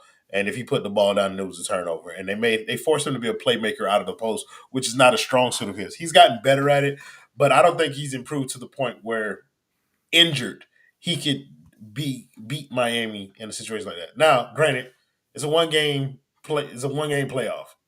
And we all know Miami has the tendency to like fuck up in one game scenarios. can Tyrese But Maxey not single handedly beat you though? I don't think Tyrese Maxey can single handedly beat the Miami Heat. For one game, yes. Uh, For one game, yes. How But close to like a superstar do you think he is? Because that's something me and George got into. I think he's borderline. Like, I think the dude is knocking on the doorstep. I really do. it depends on like who you have in the class of superstars. So you're talking about like Shea, Ant Man. Are I, those I count superstars to you? I count Spider as like the lowest tier superstar, and I think Okay. Maxi is like borderline. So Tier below that. So Maxi is probably like 2 tiers below that. Because I have to like, do you have SGA and Ant-Man Oh, above or below certainly. Yeah, Spider? yeah, yeah. Yeah, They're yeah. above Spider. Yeah. Okay, so but yeah, I'm cool with you saying like a tier below Donovan Mitchell. I feel like there's like a group of players that are not immediately coming to mind that should be like added as a buffer in between there. So a tier two below. I don't think Tyrese Maxey is a superstar or is on that trajectory. I do think that he's a star though, like and a top, like a higher end star caliber player, like not just let's say Well, we got high level role players and then we got high level starters. yeah, That's but not starters. Like he's a star player. You know what I'm yeah. saying? Like a player that you can build around, a player that can be possibly a number two, but not a superstar. Probably in the category of where Paul George is now in his career, where Sure. it's like you don't look at Paul George as a superstar, but he's definitely a star player. He's definitely like a positive player to have on your roster. That's how I view Tyrese Maxey. Like ascending, I don't think he'll ever reach like superstar level, but he's also like we have Tyler is not a star, bro. No, he's not. Like he's not even close. He's a high level role player who is going to miss 40 games. Who's been playing some damn good basketball though since he came back from injury. There's nobody in his way, Anthony DiNardo. He doesn't have to play. Like my barometer for Tyler Hero is not what he can do when he doesn't have to share the court with Terry Rozier and Duncan Robinson. My barometer for Tyler Hero is going to come when we have our team together that we're actually trying to go play for something. Like, and he has to share the ball with Terry Rozier, Bam Adebayo, Jimmy Butler, and for him to be able to find his own offense within that. Like right now, he don't have to share the ball with nobody. He's starting with Caleb Martin. Like, go out there, shoot the ball 18 times, shoot the ball 20 times. Nobody gives a shit. Yeah, But no, when that's a you great point. but when you have to monitor kind of like your production in the team construct, that's when I judge Tyler Hero, bro. At least he has potential. Tyler Hero's in his 5th year in the NBA, bro. Nobody talks about niggas' potential when they're in their 5th year, bro. Nicole of the future, Juggernaut, you just have bad takes, gang. And I'm sorry that I'm reading the comments like this. I don't know how Ant does his show, but I also don't care. Like I'm going to do Ant's show the way I want to do it. Well, Except yeah, he's the to be host. honest, I'm already a little bit disrespectful here. Let me go ahead and get things right here. Correct. This is how myself the in my show fucking should be. place here. Put Ant in the corner. This is like a FaceTime video. Oh, this is going to be excellent content. This is going to be the best version of Ant's show that y'all have ever seen. I don't know how long he's going to be on here, but I can rock for a little bit. Oh, I'm gonna have to- I'm just hanging out. You go whenever you gotta go or stay as My long as wife, you want. I'm about to say my wife is going to sleep. So like, I'm chilling, bro. Ain't no Yeah, bad signals or nothing. I'm not all that tired or nothing either. And I said, Yeah. fuck it, let's talk to people. I will say though about Nikola Jovic, he is in my opinion, what we've seen so far, the ideal type of player that you want next to Bam Adebayo. Like skill set wise, you gotta agree with that. He really has no weakness offensively. Okay, so I've always said this: the perfect player next to Bam is tall, white, and can shoot the 3-pointer. He meets all of those criteria. So I'm a Nico fan. I'm a big supporter. I said earlier in the year that I thought Nikola Jovic would be the most interesting development of this team because he's the one person who has a skill set that can't be replicated by anybody else on the roster in terms or the combination of his skill set in terms of the height, the shooting ability, just the overall skill level that can't be replicated by anybody else. Caleb Martin to a degree can be replicated by Haywood Highsmith. Tyler Hero to a degree can be replicated by Duncan Robinson. Jimmy to a degree by Jaime Jaquez, so on and so forth. But Jovic and Bam are the two players really that are uniquely in a position where like their skill set can't be replaced by anybody either on the roster or in the pipeline. So I've been really impressed with his development, the way he's worked his way to get his minutes. He's earned his minutes, and so I can appreciate that too. But yeah, I fucks with him, and I like him next to Bam, and I wouldn't be upset if he's a player that's here, for a few more years. But I also wouldn't be upset if they felt like trading his motherfucking ass was the appropriate course of action. Like One of my I least wanna- favorite things is a half-ass rebuild. Yeah, If let's say we were talking a little bit earlier about Dame, because obviously Stephen A. Smith pointed out the obvious earlier today. If they fail, Dame could win out, which that trade package is going to be significantly less than what it was last year. But I would probably give up Jovic for Dame in the offseason if it came down to it. Would you do the same?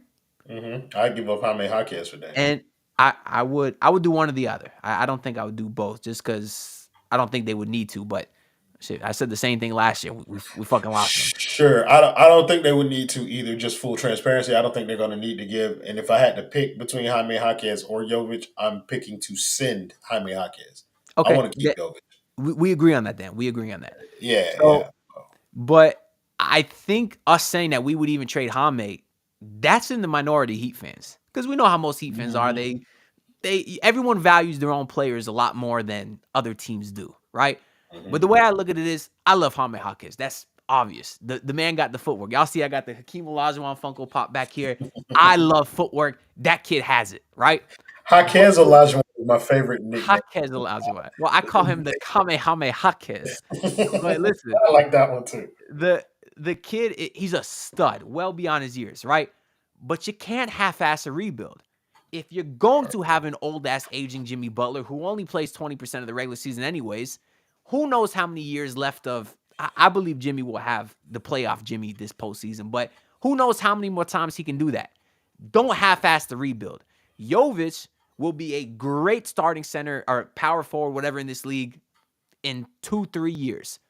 But you won't have this version of Jimmy Butler for another 2-3 years. You might not even have it this year. That remains to be seen. So that being said, you can't half-ass it. If Dame is out there and you think he's enough to put you over the top, which I think it'd put you pretty close, I would trade one of those guys for Dame too. So I don't even consider that a rebuild going after Dame Lillard. I consider that retooling. Like that's them changing or shifting the same kind of core. And to me, the core is Jimmy, Bam, Tyler.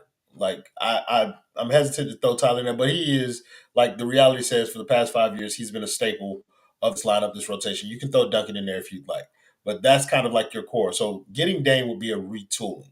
When you're talking about rebuilding, that's when I'm getting into the trade Jimmy conversation. Like if I want to rebuild, then I'm rebuilding it around Bam. Maybe not so with Bam as my number one option, but with him being the first pillar that I'm having here, and finding other people that can serve as pillars to support him. So we don't think Bam is a number one scorer. Somebody that you can go get may not be a player that's as good as Bam, because I don't think Donovan Mitchell's a better player than Bam Adebayo.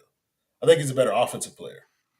And so I go get him a number one scorer like a Donovan Mitchell. And then I go get him another two-way wing that's higher, and I don't have a name off the top of my head, but Brandon Ingram is the one who I like a lot. Any name that'd be available. They don't like those two guys together.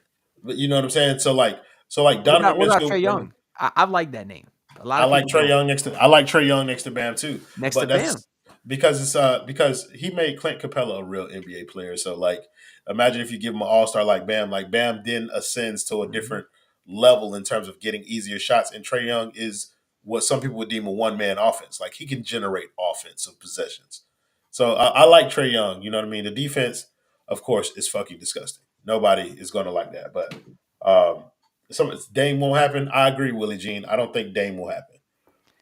It's too hard a contract to trade at this point. It was hard to trade him when he was 34. How's it going to be when he's 35? So it's difficult because for Miami, maybe you don't have the pick compensation that you have to send over anymore. So with Portland, you needed to go find a way to acquire picks to acquire Dame.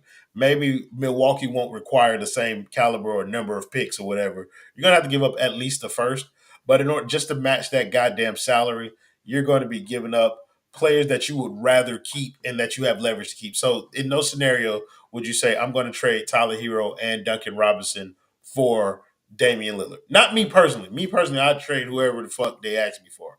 But the Miami Heat not going to do it. They're not going to trade Tyler and Duncan for Dame when they feel like they can keep, one of them, or they should be able to keep one of them. Mm-hmm. They're going to try and lowball it. And then in that scenario, you can get outbid by several other teams. So that's the problem. Miami doesn't have the talent to send out to attract other teams in a deal like that. And they also don't have the pick compensation to be able to compete if another team, let's say for instance a New York or something, decides to get in the ball game for that. New York won't get in the ball game for Dame because they have Brunson, but that's just an example. Brooklyn or somebody like that. who has additional picks on the side that they can throw in there and try and get in on the conversation. So that's a problem for Miami. I don't think that Brunson spider fit is that good either, to tell you the truth. And if the Heat lose Dame or Mitchell to anyone, it's gonna be to the Knicks. I don't know. Like, It's two ball dominant dudes. I don't undersized. You talking about Brunson and Donovan Mitchell? Yeah. Yeah, I don't like the fit of those two next to each other either. And I think I didn't, if I'm not mistaken, New York just kind of they were talking about it earlier how they weren't gonna like pursue or aggressively pursue Donovan Mitchell or something like that. I think they're leaning into the Jalen Brunson thing.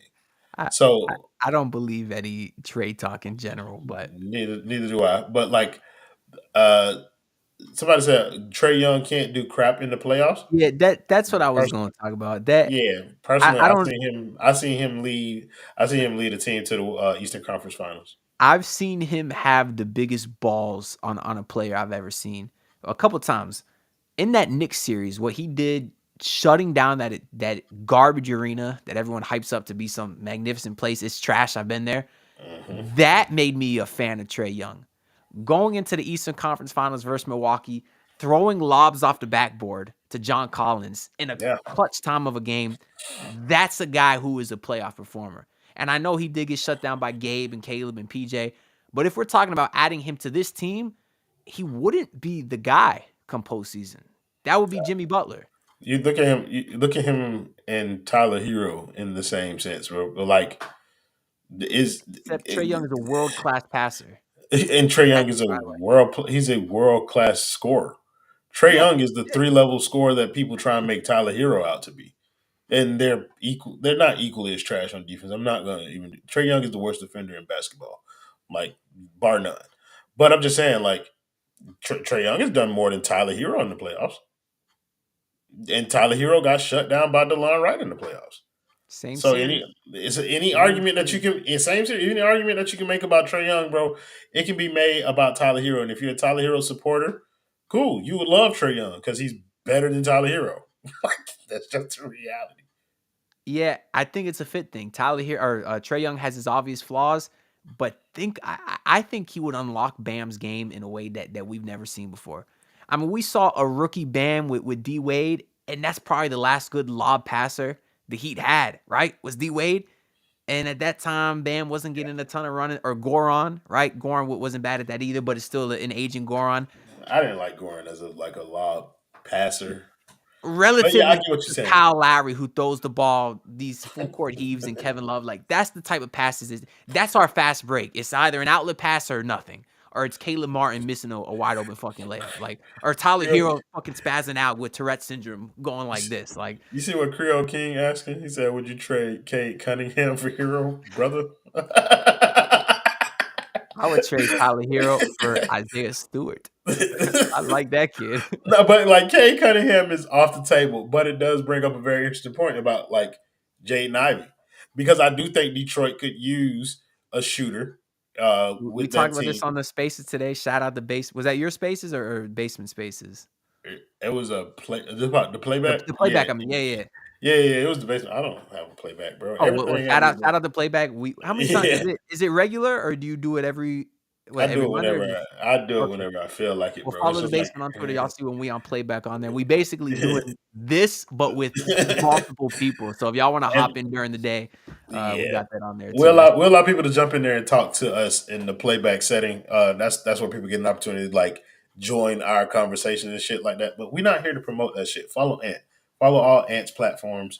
Like this man is going above and beyond to create content. Yeah. Make sure y'all subscribe to this channel that has more subscriptions than the basement. So bitch, if you subscribed over here, take your motherfucking ass and subscribe to the basement too. But we appreciate y'all for like fucking with Ant and his content, bro. The man work hard, support that shit. But Kate Cunningham easily because he's an infinitely talented, but Detroit's trying to build around him. Jaden Ivey, I believe, can be had because they need shooting. So Tyler Herro does fit them in that regard. And I think Jaden Ivey will be a player that can be had for like not cheap per se, but if you do like a pick and a player like Tyler Herro, I would give them Duncan Robinson too if I can go ahead and sneak some more pieces out of there. Maybe. I don't think they'd give us Isaiah Stewart, but I'd like to get Isaiah Stewart out of there. You know what I'm saying? Like they got what's the boy name? Jaden. Do you talking Duran, the big man, or what? Yeah. Jared Duran, Yeah, whatever his Jalen name. It's Duran. Oh, Jalen Duran. Yeah, he's a stud. yeah. He's a So walking he's double there. double. He's there, and so I think Isaiah Stewart could potentially, you know what I mean, be plucked from there. But if you can get Jaden Ivey, Isaiah Stewart combination from those guys, or even don't they still got that Bogdanovich over there? Yeah, like if you can get him out of there, they From got one over Detroit, there. Yeah, the same they one that would. got traded to the Knicks.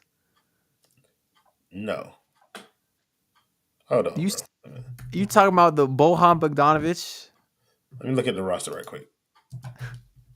Hey, I don't blame you, man, for not knowing the Detroit Pistons, right? I was actually just Googling to see if they still had James Wiseman, which I can't remember if they Oh do. no. They do got James Wiseman. You're right though. He did get traded.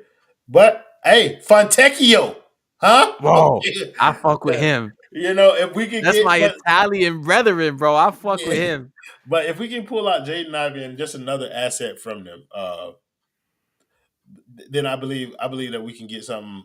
I believe that we can kind of make some shit shake in that regard. But yes, I would absolutely trade Tyler Herro for Now, Blake. I don't agree with this comment at all.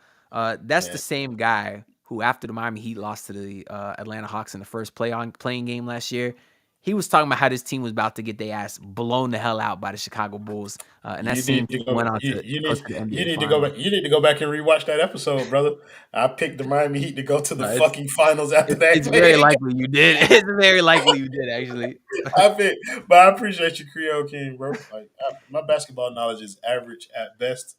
I made my mark in this space by being entertaining, not This by. another uh this another topic that we've obviously got into a ton on Twitter, on Playback, and everything. How much have you soured on Caleb Martin, let's say last year versus this year? Has your opinion changed at all? Mm-mm. I've always like he's a fucking role player. Like my expectations for players are like I don't. So people shifted their expectations for Caleb Martin once they saw what he did in the Eastern Conference Finals, which was fantastic. And granted, and he's developed. He's become a better I player think I since he's been. predicted 16 points per game in my preseason predictions. Come on, bro. Like, I never did that to that man. Like, I know who Caleb Martin is as a player.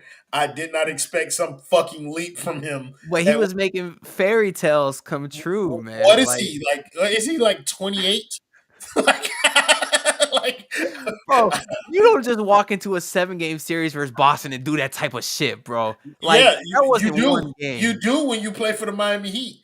Jay Well, Crowder shot like 60% versus the Bucks in the bubble. Bryn Like it, Forbes averaged like 20 points for a That's what I'm series. saying. Like, so Caleb Martin, like, I think people ratcheted up their expectations for Caleb Martin based off of what he did in the Eastern Conference Finals, and I did not. So, like, I didn't sour on him. I feel like the player that he is right now is the player that he's always been. So, like, I feel the same way about him last year that I feel now. He has the potential to help us because he is one of our better point of attack defenders. He provides energy. He provides a level of athleticism from the wing that we don't have otherwise. So yeah, he's cool, but Miami's going to lose him this summer because they're not going to pay him what he's worth, which means that I'm going to blame Miami because they should have traded him. That's if you with Caleb Martin, the story has been the same since the beginning of the season. If you're not going to resign Caleb Martin, then you need to trade him. I said the same thing last year about Max Strus and Gabe Vincent. If you're not re-signing them, then you need to trade them so that you can get something back for the asset instead of risking losing them for nothing. What would you have got for Caleb then? Let's say you traded him this trade deadline. What do you think you would have got? I think you could have gotten it 2 seconds for him, like which is fine. And are those 2 seconds worth the chance that he can go nuclear series again and you get back in the NBA Finals because of it? Yeah, they are. I don't think so. Because I don't. nowadays, second round picks are currency to get you players that can help you get over the Yeah, top. 5 seconds got you Jay Crowder like a year ago, and what has he done? Nothing. Like, But I'm saying, but seconds also got the Los Angeles Lakers Rui Hachimura and shit like that. Like well, I think Bohan did go to the Knicks for a couple seconds with that's Burks. what I'm saying. I would have Like liked that. I would have liked that. that's what I'm saying. Like it's not about like the value of the second. It's just like, can I move this to improve what I have? Like, if we're talking about trading, picks this summer with Tyler Hero to try and get a better player, then those second round picks can be used to help buffer a trade scenario. Like, that's I'm look. I'm not trying to say the run wasn't fun last year. I'm just saying, like, was it worth it at the end? Like, you feel like it was, though. You feel like it was worth it for. So that's actually a good question, because all these Heat fans that's like, oh, they're mad they went on this run because it tricked the front office, right? One, I've been on record a lot. I don't think that makes sense, because the one holding point in all these trades is the Heat don't want to trade Tyler Herro. Tyler Herro wasn't a part of that entire playoff run last year, which is why you found it so enjoyable, I'm guessing. But he wasn't a part of that playoff run last year. So how could he trick the Miami Heat into upping his value? If anything, it'd make them want to trade him more, right? But regardless of all that, whether you think they got tricked or not, It doesn't, though. Gant. what? It doesn't make them want to trade him more. It makes them What? think, if we only had Tyler Hero, we could have won the finals. Like, that's how I they think think. they tried That's to why trade people hate him, it. and 29 other teams didn't want that contract. That's what I think. If me Then and you how are can we going to see move how him this summer? overpaid he is, I'm not Royal. He's evaded the KD allegations, the Spider allegations, the Dame allegations. I don't think he's going nowhere. He's going to retire Miami Heat. Bro, this guy didn't get traded for a guy who said, send me to Miami or else. He didn't get traded for that guy. Who the hell is he going to get traded for? Well, Like, that was partially because Portland didn't want him, but it's not financially prudent for Miami to keep him now. Like, now that you have Terry Rozier on the roster and the new CBA makes kind of like these penalties more punitive, it doesn't make sense for you to have five guys on your roster making close to $20 million. So you got Jimmy Bam, Terry Rozier, Tyler Hero, and Duncan Robinson. Like, one or multiple of the Tyler, Terry, Duncan triumphant has to be moved in order to save Mickey some of that money. You don't move Terry because you just traded a first round pick to acquire him. Duncan is the easier pill to swallow in terms of contracts, and he played well this year, which made him a value add. Tyler Hero feels like the logical moving one, which means, like, they're going to have to sell him for pennies on the dollar. So you're not going to get equal value or increased value back on him. But I do believe that again, they have to move him. we agree. Do you think they're going to sell him for pennies on the dollar? Because that was the question. Are they going to move him? I think they I have say there's to. no shot. I think they have to. You think So they what's have to, but okay? do So you what do think you? they will? But okay, there's no choice. Like, you're not gonna pay. You're not gonna pay the luxury tax for this team again. You can't. Like, if you don't trade Tyler Hero, then you won't have a better roster next year. You Yeah, can't have one. we agree. On the playback earlier, I said I would trade Tyler Hero for Finney Smith and Claxton. I would. The Heat would never do that. For some reason, whether he got nudes of Pat Riley or something, I don't know what the hell it is. They will not get rid of this kid. So you think it's more likely that they trade Duncan Robinson or Terry Rozier? Well, I was for a second I was about to say it's more likely that Mickey pays the tax. That's not That's no. not the truth. That is not the truth. You're right, That's my brother. what I'm But saying. Their hands are tied, bro. Like, they have to make a move. uh I don't know. I have to look at the numbers and actually see what they can do, because if they can keep Terry, Duncan, Jimmy Bam, Tyler, and fill the rest of the roster with undrafted guys, you know damn well they would do that. They can't, So because Terry Rozier gets a pay increase next year. Tyler Hero gets a pay increase would next that year. put them in the second apron? I don't know the numbers. I don't think That's that what I really I don't know. think that they're in the second apron now. I think Right they now they're can. not. They're first apron. Them in Denver. Right, They're the only but teams in the but first they're apron. still a tax team next year if they have them. I don't know. This is why I rely on Harrison. Like, I try not to, like, even pontificate on, like, contracts and shit, because I do not know. I just know Tyler Hero is going to make $28 million next year. I know this because I've hated his contract since the moment they signed it. You must. No. I couldn't let that slide, because I said for all I know, this man could have just been making that fucking word up, and I gotta fact check this shit real quick here. And he said,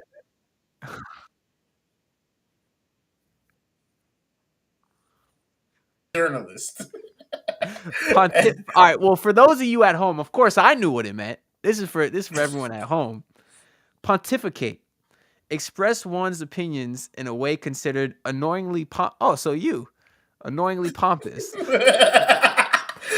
Yo, they asked me on the pod who was recording earlier. They was like, "Bro, is the beef between you and Ant real?" I was Yes. like, "There's no beef, like, but he gets on my nerves. If that's what you asking, like, he is really annoying to me. Like, that's real. He really is annoying, but like, there's no like animus there. Like, I don't hate him. I'd rather him be quiet more. Like he's just annoying as shit. But yeah, that It's was really it. funny that they asked you that. Yeah, they did, bro, because they watched the show. Like a lot of people want to know that though. Like my brother asked me one time, he was like, "Bro, do you really hate Ant Donardo?"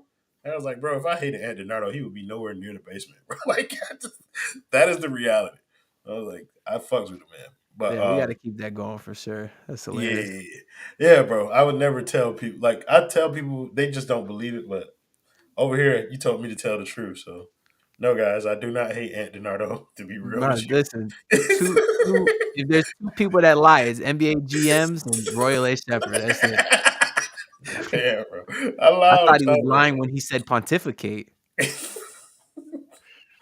You missed it earlier. I thought I felt smart. I said the issue that I struggle with is the duality of being a Heat fan. Oh man, look at you! Because they either fucking shit in the bed at home versus the Wizards, or they beating Boston in Game 7 in Boston. And Yeah. I pride myself on being a realist. I honestly like to believe I don't have any agendas, right? But if Okay. I call it how I see You it, do, and though. I'm seeing all this different shit, I don't know how to feel as a Heat fan. And I'm really struggling. I'm having an internal struggle with that. Yeah, I keep And I'm telling you, trying not to be a hypocrite, but we keep telling you how to feel as a Heat fan, and you keep resisting because you like here's the people don't really like you're a dramatically different type of Heat fan than most of the members of the basement. Like it's just naturally like that's real that you are a different type of, but it's also real that this is our second year and it's second time in as many years that you had to come back at the end of the year and tell somebody in the basement that they were right and you were fucking wrong. But see, I said that after the Hawks playing game last year. I apologized, and then they went to the That's fucking right. finals. And So then you did it. You did was it I again. right? Now, it wasn't. Huh? Was I wrong? I don't know. But they didn't win shit because you're referencing New. I apologize to New because Jimmy Butler was pissing me That the hell wasn't on. off the other day. People didn't see it. Like But it was it's right like, at the stream. yeah, but it's like, so going back to last year, because I apologized after they lost to the Hawks, right? Because I was wrong. This team sucks. Oh, wait a fucking minute. They just beat the Milwaukee Bucks ass. They go into the NBA Finals. I was right. But then New, but Jimmy Butler didn't win shit. You know what, New? You're absolutely right. Jimmy Butler has as many rings as you and me do. And if Jimmy Butler's gonna pride himself on winning or Pat Riley misery or championship or misery, whatever, there's winning and there's misery, then we're miserable. I don't give a shit how far they go in the playoffs. They have 0 rings, and that's what matters. But So yet they I have think- more success than all these other teams.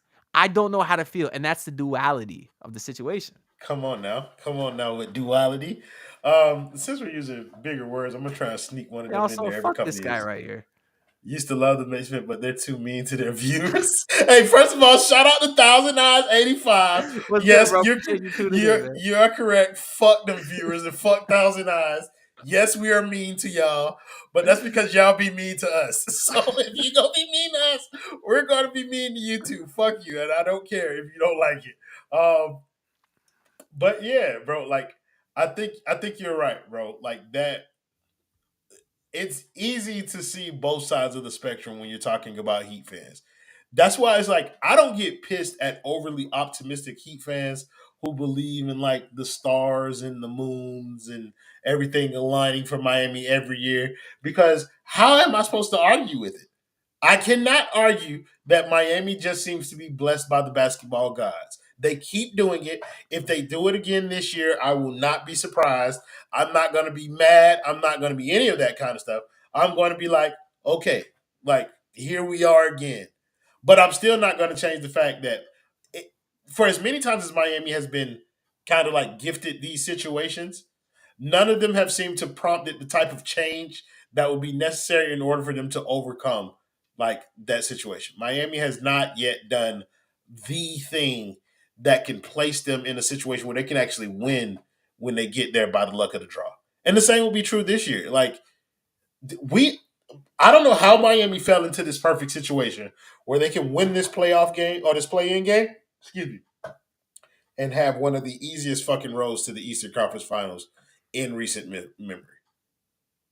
To go through New York and the winner of the Pacers Milwaukee series, brother, like you couldn't have asked for more for this Miami team. This game on Wednesday, that means it really, if they win that game, they have a clear path to the Eastern Conference Finals. Same shit we were saying last year too, which is crazy, but they really do. And I said it the year they had the 1 seed, bro. The year they had the 1 seed, they played Atlanta in the first round, which was the worst playoff team in all of the playoffs. Then they played fucking Philadelphia in the second round with Joel Embiid missing the first 2 games of the series. Like Miami has had this fortuitous like sequence of events that has helped them. Yeah, look up fortuitous too, so you can show the folks what that means. But like they've had this kind of like beautiful like string of luck that has allowed them to kind of give these fans this argument that they love to use against us. If this team is not a contender, how have they been to 3 This Eastern describes the Miami Heat. Happened by accident or chance rather than design. You know why? Because when the Miami Heat signed Max Strus, undrafted free agent, and Gabe Vincent, undrafted free agent, and Cole Swider, who's about to have 37 points in Game 7 at Boston in round 1, they did not design for Cole Swider to have 37 points in Game 7 of round 1. But guess what? You know that motherfucker's going to do it. I know that motherfucker's going to do it. Every Boston fan will be terrified when that jit checks into the game. And that happened by accident, aka fortuitous. So shout out to Roy L. Shepard for the second word of the day. So check me out though, bro. Like that's another thing too. Like you look at it, look at the times that Miami kind of like ended up in the finals, bro. Like was it not fortunate that a team that was kind of struggling at one point in time ended up with a global pandemic to shut the season down for 5 goddamn months? Like the bubble in and of itself, I don't look at the bubble as a fluke. Like I don't. I think that was a good form of basketball. I enjoyed the bubble because it gave us something that we needed at the time. Want to be perfectly transparent about that. But to say that it wasn't anomalous is like ridiculous. I've always been on record saying that break helped Goran Dragic because he came into that bubble and he obviously ended up getting hurt. He was hurt before then, though. Good luck as the Heat have had, they've obviously had their bad luck as well. But that break, what that did for him, you saw how spry he was coming into that bubble. He was phenomenal, leading scorer. Yeah, and then so that's the first run to the finals, and then you get you get blown out, and then you get an Eastern Conference, Finals run where Jimmy Butler plays the best playoff basketball that anybody has ever seen from him. This is the origin story of the playoff Jimmy thing. No, 2020, he was very good in that whole run. Yeah, but he's Milwaukee not the finals. But he Milwaukee was a good deal of that was because of the shooting of the team. Like I said, Jay Crowder shot damn near 60% in that series, so that had a lot to do with it. But remember, Goran Dragic was our leading scorer throughout the playoffs. Yeah, but I'm counting those moments versus the Lakers. Yeah, sure, but that's what I'm saying. During that run, like Jimmy Butler gave you moments, and everybody else gave you moments too. Like Bam gave you moments. We didn't start calling him playoff Bam after that. Every year then of Jimmy's tenure. Yeah, but it's not been the case every year because that second year Jimmy was not good at all in that Bucks series where we got swept. Okay, outside that year, but I'm saying he hasn't been the best player in every series of every postseason run. Right. Like that's been my case. So like, but my thing is like the playoff Jimmy thing. Like that wasn't a thing after 2020. Nobody thought of that because the very next year in the playoffs he got his ass kicked. Like he started that stupidly locked in. He said that stupidly locked in shit, and that was the year right after the 2020. And after stupidly locked in, people was like, oh, this motherfucker's a bum. Like that's like Yeah. nobody was calling him playoff I Jimmy then, I bro. intentionally work so hard to forget stupidly logged in. Yeah, That's but why, no, like, you he had seen the the bum, Hulu commercial about that's when I go nuclear on a bro. motherfucker? Bro, you seen the And Slam oh, magazine? yes. Man, bro. And every time I see these quotes, this is what I do. I start visually imagining the edits that are gonna come out if they get their ass bust or miss the playoffs. And Jimmy was like 2 for 7. Are you Like, visualizing them because you're going to make them, or because somebody else? I don't know. Because The clout would be nice, Royal, but I don't know hold if on, I have it in me. I want to say the basement could use another, original. We've been I kind of dry on them for the year. You know what I I mean? I don't know. I don't know if I have it in me to do that sad of content because Th- I'll be th- I- down bad. Here's a side note too. I have given most of the basement members a pass this season. Like last year, we came out swinging. You know what I mean? Everybody, we got all types of content. The variety was great. This year, the Miami Heat essentially like suck the wind out of our sails in 100%. terms of like people are not motivated to do it. So like it's birth, beautiful thing. So like you got an opportunity to break off, start doing more with your own channel, like in this season. But that's partially because you didn't feel like doing the basement shit no more. Like nobody wanted to do. TJ, same thing. TJ kind of broke off, did his own thing. Like we've seen less of the members on there. But the Miami Heat is the reason. This team is so difficult to talk about in kind of that hour long post game setting, Well, whatever. Like, I actually, I mean, I might have more fun doing the basement than this. Tell you the truth, that really don't got really? to do with it. It's just that I got goals to do this as a career one day, and Mm. I understand, as you've said many times, the Yeah. basement may not be the best way to go do that. But Like no, the basement is a yeah, training ground for kind of like that people who want to do this. Like yeah. it's a feeder program for That sure. Like that's more what it is for me, to be honest, because the goal would be to this is the like career goal for me is content creation in some form, So man, that because tell you the truth, man, I that's tough. used to get very mad after Heat losses, like regular season. I Me used too. to, and I'm even talking about going like even like or this is year 2 of the basement, right? Year 2. Yeah. So even like 2 years ago then. But last year I'd be mad after, and I'm not one of those crazy people. Only after like the big losses, like for example, when the Heat lost to Philly a week ago, I would have been pissed, right? But then I go in and I talk on stream, and we just fucking around. That it makes me forget about whatever the fuck just happened in the game, and that's my favorite part about like the basement. And no, that yeah, I love it. That's So really what it like is. contrary to a lot of people's well, everybody in the basement knows, but contrary to a lot of like people who don't content creation is not my goal. Like I don't when he talks about the basement kind of like not being a good path for people who want to do this full time, it's because he understands the volatility of the situation. Like one day I can just wake up and decide I don't want to do the basement anymore, and then like it'll probably I don't know. I think it could be a thing, but I just don't think it will. It definitely could be. Yeah, It definitely I just don't has think it will the be. talent to be.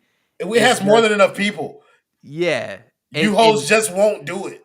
yeah. It's just well, and obviously everyone else has their own reasons there. If everyone could do that as a full-time job, oh, no doubt about it, the talent is there to be one of the most If successful if we had Miami enough sports revenue, networks. if we had enough revenue to make this a full time Exactly. job for Yeah. everybody, like Which for sure. which Like is why it's it's a definitely one of the funnest parts. Like it's my favorite 100%. part of like Yeah. I was explaining to my wife, I was like, so the basement, like it essentially becomes a part of people's like game day Mhm. experience. So like you watch the game, you cannot watch the game either way. But you come to the basement after just to kind of hear about the game and to laugh a little bit. You know what I'm saying? Sometimes But we for have people us, on stream who didn't even watch the game. correct. But for us, like people don't understand. Like for us, like it ain't even really about the stream. Sometimes it's about like the after stream. Which Like I've when always wanted to keep it live one day, just for the viewers. Maybe let's like my wife told me well that we should put that on Patreon, like trying something like like it's great content. I don't It's want such to great charge. content. Yeah, first of all, I don't want to charge people. Like I don't want to charge people for content at all. Like Yeah, I you don't don't. have to charge, but Yeah, yeah, like a but just special like do it. occasion, like maybe Just like do it. every 10th win or something, or every 20th win we keep it live just for the people that really fuck with us. Like, Cool. Obviously, I would have to turn my camera off. yeah, Royal likes to get butt ass naked for those y'all that don't know. Why do you think I get so giddy talking about it? Giddy, no diddy, bro. But Relax, bro.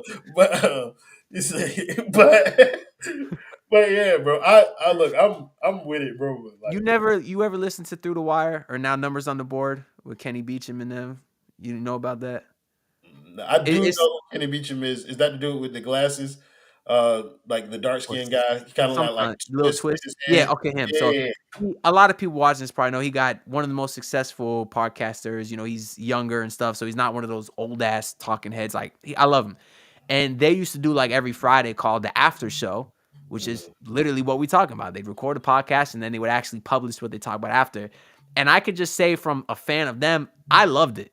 So that's to say there's no doubt about basement fans would love listening to our after show if we found a way to do that on some It's really not semi-regular like basis. it's really just tell Justin to play the video and then don't hit end stream Yeah, like, and then we just keep it going. and just keep Appreciate you too, talking. man.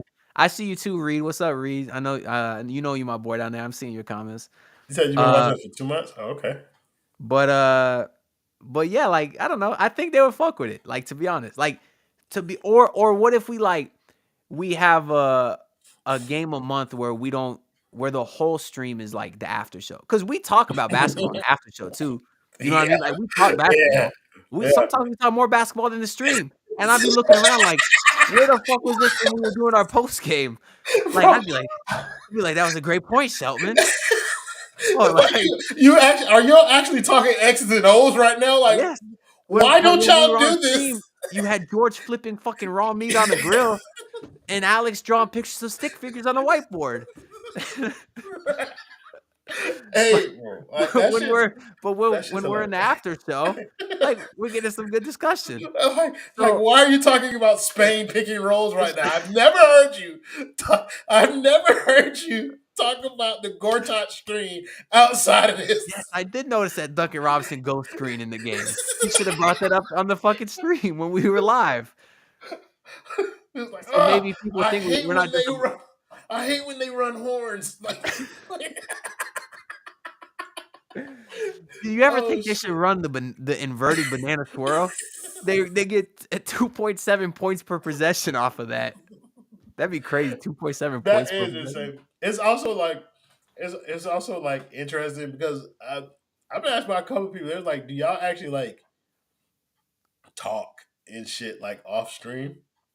I was like, "Brother, that's the way. That's how the basement is built. Mhm. Like it's built off of like what we do off screen and able to bring it on screen. That's why you got a bunch of people who like genuinely happy for you. And like Ant knows he has like an unlimited amount of resources in terms of like the basement for like people to come on and want to help him like grow this channel and help support him, because it's like, yeah, I'm a dick to Ant Donardo, but it's also like there's other stuff there too. We don't have to talk about it, but it's like This has been a phenomenal like last 45 minutes, whatever we've been talking. Like people, they could see, you know. yeah. But it's not even just like the Yeah. conversation. It's just like shit outside of this, like sitting down, learning how to work Streamlabs or something like that. Like us just like jumping into a StreamYard or something just to try and figure out a program. Us talking about like how we want to do something. You know what I mean? Like any number of projects that we're working on. Like the getting to know the basement. We'll put it like that. That's one thing, and then like what we're trying to do with it again. Like people don't know that those conversations are happening. It's not just Royal tells y'all what to do and then y'all do that. For those of you at home, don't ever if you ever join the basement or whatever, the thing you'll first learn in your first week is don't ever ask Royal for permission to do something, because his answer is going to be one of two things: I don't give a fuck, or do whatever the fuck you want to do. They both mean the same thing, but he'll say one of those two things. Wait, but you really got people that think we just end stream and then log off like that? Mm-hmm. Mm-hmm. Only Like- Jeff does that. But she's very Yeah, active in chat. yeah, She's busy yeah. though. She's busy. But even she stuck around for a little bit behind the Yeah, last yeah. one. But my brother was surprised that like that was something that we did when he first got on the stream, and like that's where he started to see like, oh, okay, it's like the chemistry that you build with people on like when you run in a network or whatever. You can't just get on here, do the show over and over again, and then expect to find ways to like make that synergy or whatever. Like you have to learn the personalities of the people. Remember, Ed, this is one of my favorite stories about the basement. One of the first things that I said to you when we first what was one of the first things that I said to you You about said us? you said we were like Terry Rozier and Tyler Herro. We do not work well No, together, man. yeah, like, but for the first, I was like, I don't know how to stream with this dude, bro. Like, I don't know where I'm supposed to take him. I don't know, like, because you have like an off-brand personality, like it's quirky. That's kind of a compliment on my part because you It's the 1000%. the PG maestro that you are Yeah, that could I handle I anything feel thrown like I your can way. stream with anybody, and like you just kind of Uh, like it's just different. But it's just like after like it was like, okay, bro, go do your own thing on the network. Let me study your work and then well, see if I can figure it out. and tell them what it was that made you learn what I was. That It was Witness Weekly 2 Witness Weekly, episode. bro. Like it's But Witness that Weekly, bro. intro to the episode 2, that little preview. Come on, bro. Like Witness Weekly too. Like Witness Weekly, like helped me see what it was that Ant was doing with his work, and it's like, I get it. I can't host Ant per se. You know what I'm saying? Like I can lead other people to parts of the conversation. It's just with Ant, you like as somebody who's also a host, somebody who's also like innovative, thinking on the fly, trying to create new conversations all the time. Like while you're doing this, like sometimes you just have to throw the ball in his vicinity and allow him to start controlling the show for a little bit. Like let him take the show, and that's how we get videos. Like that's how you get the Lowry video. That's how you get the Moana video. You know what I'm saying with the That was also a voiceovers. Lowry video. Like, All that's what right, I I'm made sure saying. that Like fat ass a lie. He you gonna feel make me me? pay on Well, Wednesday. I don't know if it's a Lowry video or if it's a Drew Smith video, but like it's one of those. Like, but that's how you get all the different pieces of content that you created for the basement that have become like a staple of kind of what we do is by me not trying to like place you anywhere. But I had to learn that from watching you do your own show. So like that's part of it too. Like that's part of hosting everybody though, bro. Like understanding the people that you work with so that you guys can work together in a way that's comfortable for everybody and just like everybody can highlight like what they do best. Yeah, I know you was always talking about Tyler Herro, high level role player, right? That's one of your things. So one day I was driving home, or I got some free time, and I'm looking up songs that have the word "high" in the title. That's how it all started, right? And I found a few. I was actually, because obviously I did the because I got high. That's The what I ended Afro up getting Man. in that. But I was between that and "Ain't No Mountain High Enough." So that's the lore of the high level role player Tyler Herro song. If y'all haven't heard it, just go on Twitter, search high level role player Tyler Herro. You got a whole song. And I swear I was kind of freestyling to both of those, and I had something damn good for Ain't No Mountain High Enough. I might gotta make a part 2. I had something. But I decided to stick with the because I got high, and I started humming it on the way home, kind of freestyling a little bit. And by the time I got home, I had like 80% of it written just mentally. Then I wrote it down, rapped it, and that's another classic that gets played from time to time. That's not bad at all. Like it's that's those are some of like those are highlights, bro. Like you really enjoy like shit like that. And I think that's kind of why people fuck with the basement because yeah, like you got the basketball talking. People obviously want to hear that kind of stuff. Like that's the bread and butter. That's why they come to us because we're discussing everybody's favorite team here or whatever. But it's also like you got 60 networks nowadays that's covering like how many channels, how many different accounts do people go to kind of like engage with this team outside of just watching the games? Like they're all over the place. So we need a separator. Like what's going to separate us? What's going to be like our niche? And like the Lying, niche one, huh? lying. That's my bag. Everybody else has to figure out their own lane. Like I'm the liar here, but it's also like it's telling our truth about this team, and people may call it hating or whatever, but like I tell my truth whenever I feel like it. I lie on other occasions, but like a lot of times, like I'm telling my truth. Like when I say I don't like Tyler Hero as a basketball player, that's not the shit on your opinion for liking him. You do what you want to do. I don't like him playing for this team. And when people get to ridiculing me and vilifying me for not liking Tyler Hero, that's when you find the personality that people have come to know and love. Well, I don't give a shit about your opinion, and I'm going to be mean to you because you're being mean to me about my opinion. And I also just feel like we genuinely don't care what the opinions of others are. Because, for example, 5R, they had a whole podcast calling us pussy Yeah, that's not gonna happen. when I don't care what y'all think. Listen, I got a comment on my I made a post game reaction to the last game of the season, and I in the video I said I think the Heat are gonna lose to the 76ers on Wednesday. And someone said, "Oh, you're not a real fan. You gotta have faith." I don't do that. I don't fan police. I believe that you can be a fan and have blind faith in your team. I believe you can be pessimistic. I can believe you can be optimistic or realistic. You can do any of those. And I don't think you're stupid for either one of them. I just think there's differences there. But I'm not gonna hate on you for being the way you are. Let's see what Thousand I say here. He said, "What separated the basement from all the other shows, and what that crew does not care about is the fans' opinion." Yeah, that's kind of what we're saying. And even with that though, But you think about it, Thousand, because I don't really know the way that he's saying it. Like I don't know if well, I thought he was that's agreeing with us. Yeah, it's worded a little it. weird, What? but No, no, no. He might be agreeing with us, but it could be like a shot at us. He was like, some people believe that content creators should care about what their audience thinks, and that's fine if you believe that.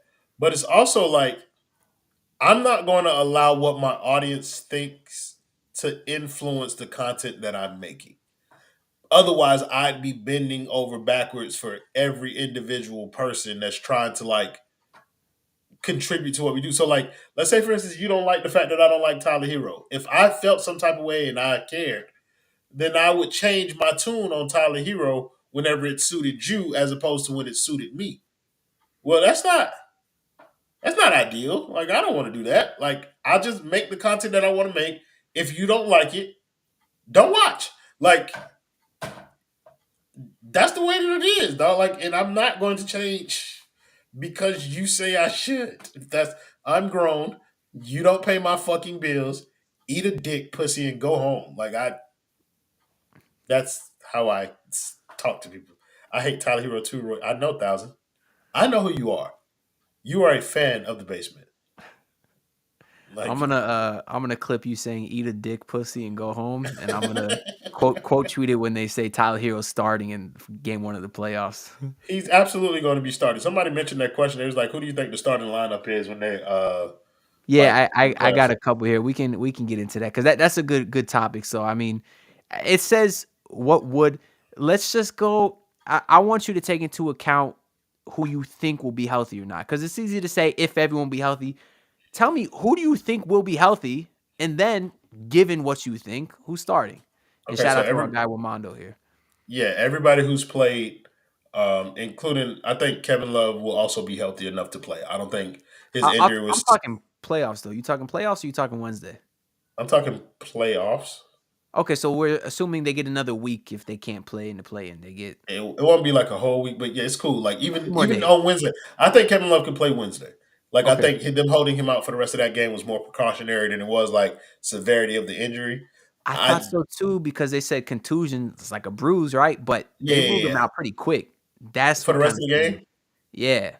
yeah. Like if we already got this game won, like well, I'm not going to put It him was back up. early into, I know the opponent and stuff, Yeah, but it's that's the the only Raptors. thing. Like I'm not going to like, and this was after halftime. Yeah, like they pretty much know that they're locked into that play-in scenario. I'm not going to risk one of our more important bench players over some fluky ass injury. We'll just keep him out. Like that's how I read it. I could be wrong though, but I'm assuming that he's going to be healthy. I'm assuming that Terry Rozier will come back. I don't think Duncan Robinson is coming back. Even though he was Uh, questionable, yeah. that's the only thing that gives me hope. Is Yeah, he I was think questionable going into that the last fact game. that he was questionable means that he could play, but I don't think that it's a back injury, bro, and that's what scares me about like him playing. I don't think he'll play because not in game one of the playoffs at least. I think he could play in the first round, but I'm not looking at it as a game one like he's back or whatever. So I'm assuming everybody but Duncan is back and Jay Rich obviously because he's out for the season. But and if that's the case, you replace Caleb Martin with Terry Rozier. You start Terry, Tyler, Jimmy, Bam, Nico in You the think playoffs. Spo would do that? Yeah, Or I think that's what Spo's going to do. that's gonna be how much time missed for Terry? Like 2 weeks? Yeah, That's and if he's coming back from injury, he wasn't great in the couple games when he was playing because he had the sore neck. yeah, That's a big risk. You going into that first playoff game, you starting a guy, you don't know if he's ready. He doesn't have the chemistry with Tyler Herro yet. We know that pairing hasn't worked in the small sample size. If you don't have Duncan, would you start that lineup then? Because I know ideally you want to start Duncan, but without Duncan, do yeah, you start Tyler or do you start Caleb? That's really the only yeah, options there. yeah. If it's me, I'm bringing Tyler Hero off the bench one way or the other. I would have been bringing him off the bench even when Duncan got hurt. Like Okay, so you like the or I like Duncan. I like Tyler Hero in that role, bro. Like you bring mm, him in with Caleb, Jaime, whoever in the fuck else you want to off the bench. It doesn't really matter. Let him run the show, and that's the role. But realistically, I think they start Terry because he provides a dynamic that they sorely need. Like that shot creation, like his ability to create a shot for himself is needed in that starting lineup. it is, but There's see, no way. that's why I asked two different questions. Because first off, what I think Spo is gonna do, I don't think he's gonna start Terry. I don't. Because I think Spo trusts who he knows the best, and who does he know better than Tyler Hero and Caleb Martin, and obviously Jovic has been starting, but I think he rolls with Caleb because you can tell he loves him. He really does, and I Yeah, don't and think he risks. that's why he will play him, but you can't start him. Well, You can't start Tyler Hero at the one in the that's why, playoffs. Like, my opinion, I agree with you. I would go Terry and Caleb, or not. Yeah, I would go Terry and Caleb to start with the three other guys. That's what I would do. I don't think yeah, Spo goes that direction though. no, I don't think he does. he's going Terry and he's going Tyler, like because ideally, like even if like Mm. that would be his starting lineup, like Terry, Tyler, Jimmy, Bam, Nico, like that's Spo's starting lineup in his ideal scenario with this roster as constructed. You He bring Duncan might, off the but bench, but like I just feel like Duncan not going to be right, and so that he's going to start Hero. And I mean, you live and die with the results. Like I think there's going to be a quick trigger. Like one of those guys will be coming out very quickly to sub in Caleb, so that Caleb can take the Jalen Brunson responsibility. So that's going to happen. But to start the game out, Terry and Tyler will be the first two out there on the guards. this shit is so frustrating. How? We're on year 5 of a rebuild, and we talking about the damn rotation going into the playoffs. How the Brother, fuck? How do we get to this point? we Eh, we had a whole 82 game The, season. the one positive of running it back is you're supposed to have chemistry. You're supposed to get off the hot starts. And here we fucking are in the 8th seed again, not knowing who our rotation is gonna be. That's the shit that, like, every time I try to be positive, I think of that shit. You can't win like that. You can't. And so it's like that's kind of what the conundrum is. Like people will blame that on so not blame, but people will use the injury thing, like all the different lineups that Miami had to use as kind of like the reason why the team doesn't have continuity. It's like you used that same argument during the year that we were the 1 seed. And they I know what conundrum means. but some But people for may those of not. you at home, I just want to make sure everyone's aware. Confusing and difficult problem or question. For example, should Terry Rozier start when he gets back? I don't know. That'd be a conundrum, also known as a pickle, I believe. Yes, it will. But yeah, like I think, like you have a whole 82 game season, and people blame it on injury or whatever for the reason why there's no continuity here. But it's like even fully healthy, like that's when people get into the even fully healthy argument. Like even when Miami had all of their pieces together, like things have not looked great. Like at the core of this problem is the Jimmy Bam Tyler kind of trifecta has not figured out a way for them to all be productive at the same time. Like they can't. It's either Tyler's usage is too high, Jimmy's usage is too high, Bam's not aggressive enough, or something. Like somebody gets lost when those three are trying to like do their thing all at the same time. That's one of the biggest issues with the team in general. You can get my thoughts on Jovic. Yeah, we talked about that earlier. I guess you could elaborate a little more for anyone new I in mean, here. really quickly, like I like Jovic, bro. I think Jovic is one of I I, I prefer Jovic to Jaime at this point because I've seen what Jovic can provide this team in terms of like him being him having a skill set that's unique solely to him. That's what I said earlier. Is like he and Bam have skill sets that can't be replicated by very many on the roster. So Jovic has proved himself. He's gotten better defensively, which has made him more valuable to this team, and is the reason why he's starting.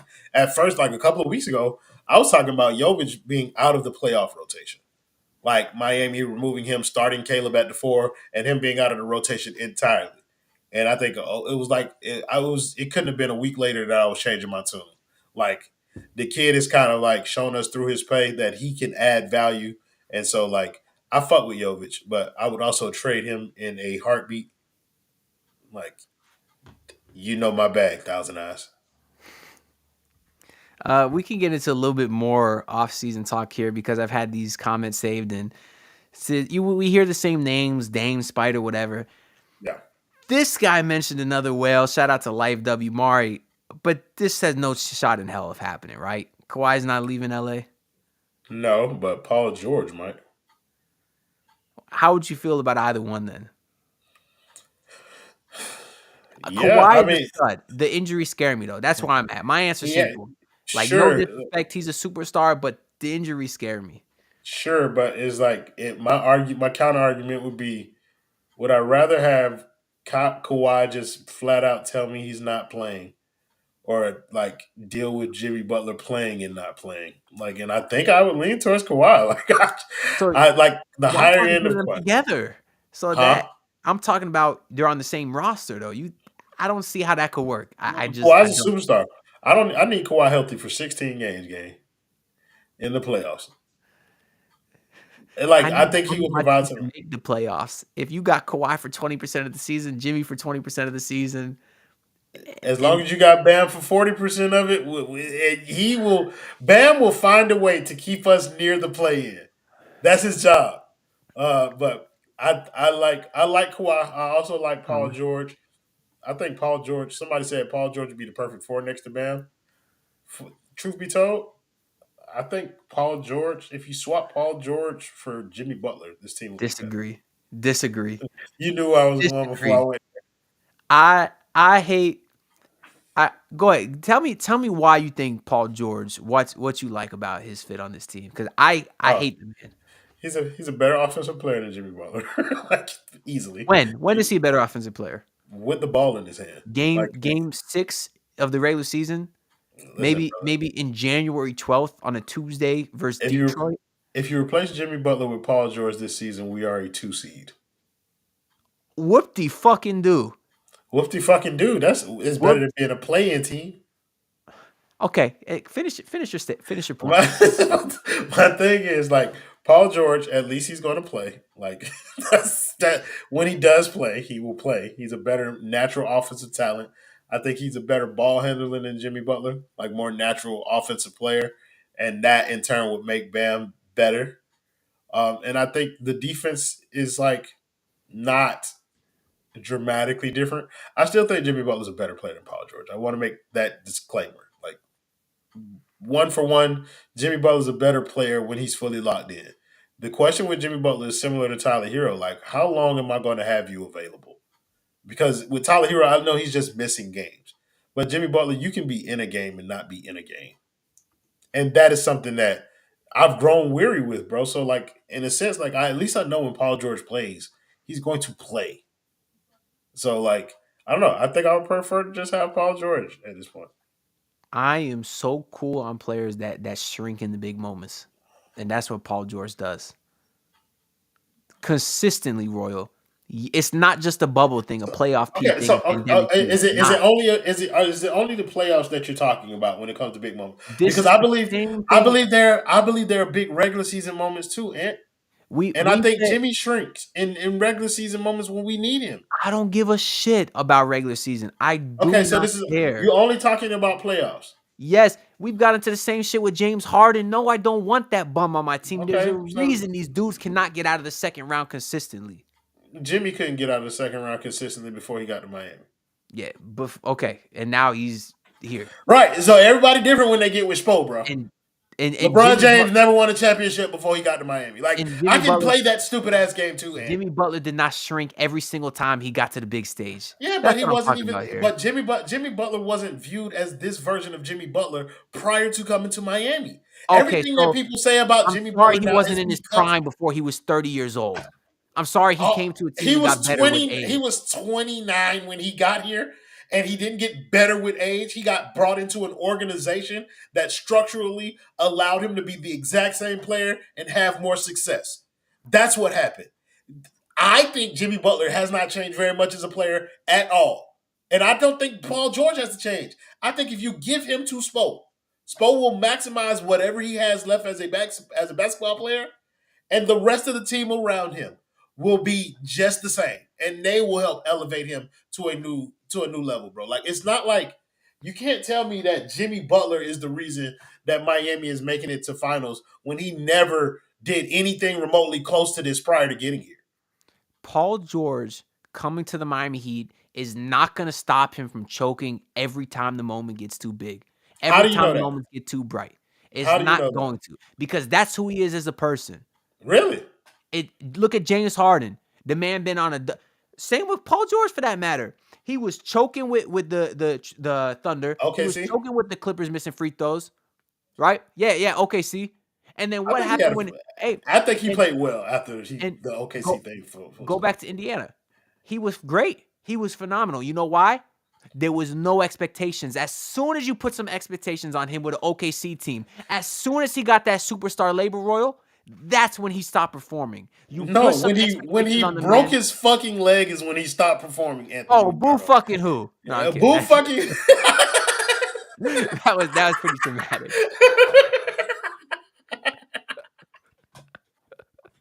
No, that was Boo fucking who is an elite line, by the way. Like,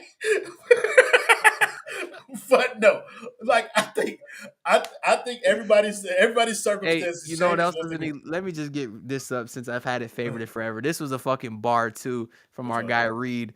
He said Royal in his Mickey bag, shameless, no hype. But continue. I'm just saying, Miami.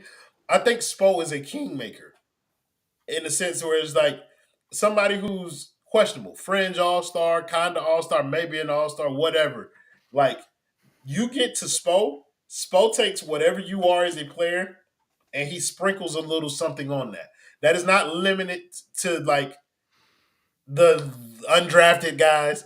No, it happens to superstar. He did it to LeBron fucking James. Like LeBron James came here and became a better player.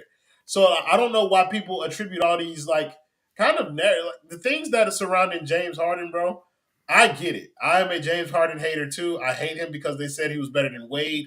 Miami Heat fans need to admit that. That is why we hate James Harden. Not because James Harden is a bad basketball player. It's one of the reasons I hate him.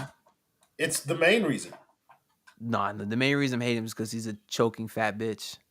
That's why. No, it's not. You wouldn't care if he's a choking fat bitch Nah, if because they didn't say he was better than Wade. to be honest, I'm in I have an unpopular opinion on that. I never really was a huge D Wade guy. It's from the jump, to be honest. That's a whole other.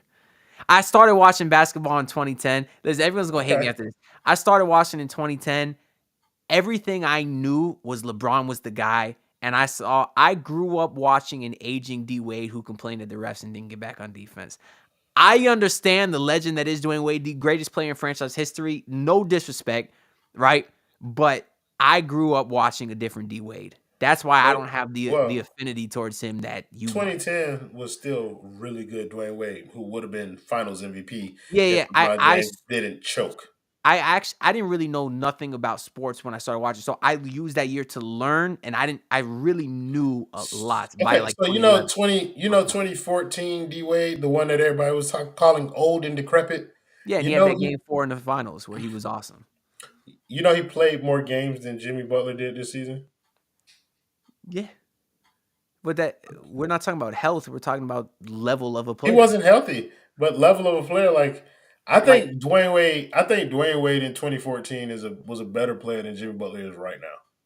no. Because listen, I'm saying, yeah, you remember that legendary D Wade game 4 versus the Spurs? What do you have, Mm-hmm. bro? Like 26 points? Mm-hmm. Like we're talking about Jimmy Butler legendary games as like 56. Like there's levels to this.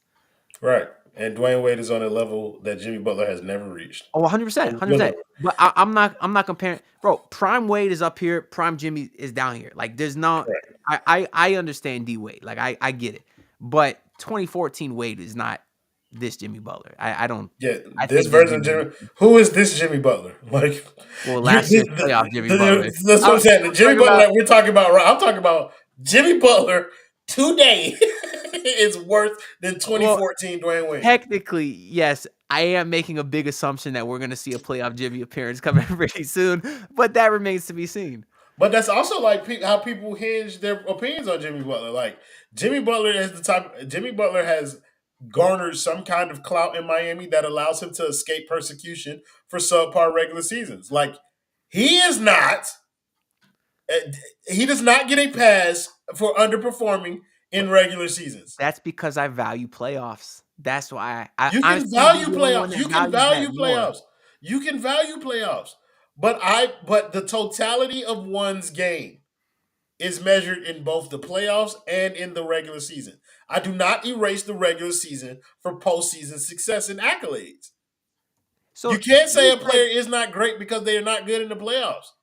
you said that you would trade Paul George for Jimmy Butler, but Jimmy Butler's the better player. So why would you do Yeah. that then? Because I'm tired of watching Jimmy Butler half-ass basketball seasons. Just in case anyone's a little confused here. I know it's in the name total, but it's the whole of something. Well, Just in like I case said, I would anyone was trade him. I confused. would trade him because I know that Paul George is going to play when he plays. Okay, but you make the same argument all the time. I would trade Jimmy. Why does Jimmy get a pass for this? Why does Jimmy get this? He hasn't won nothing. He's done a hell of a lot more than Paul George. With Miami. So you think that Paul And George would be Paul George led a team to the Eastern Conference Finals. He gave the Miami Heat teams yeah, with before LeBron he James had pressure? fucking Before he hell. had pressure. That's No, my whole point. before he broke his fucking leg. Paul George was still got back to MVP form after the broken leg. That's why I didn't give him a pass for He that. was second in MVP voting when he Like was with OKC. yeah, like that's after the broken leg. Like I don't think that's Sure.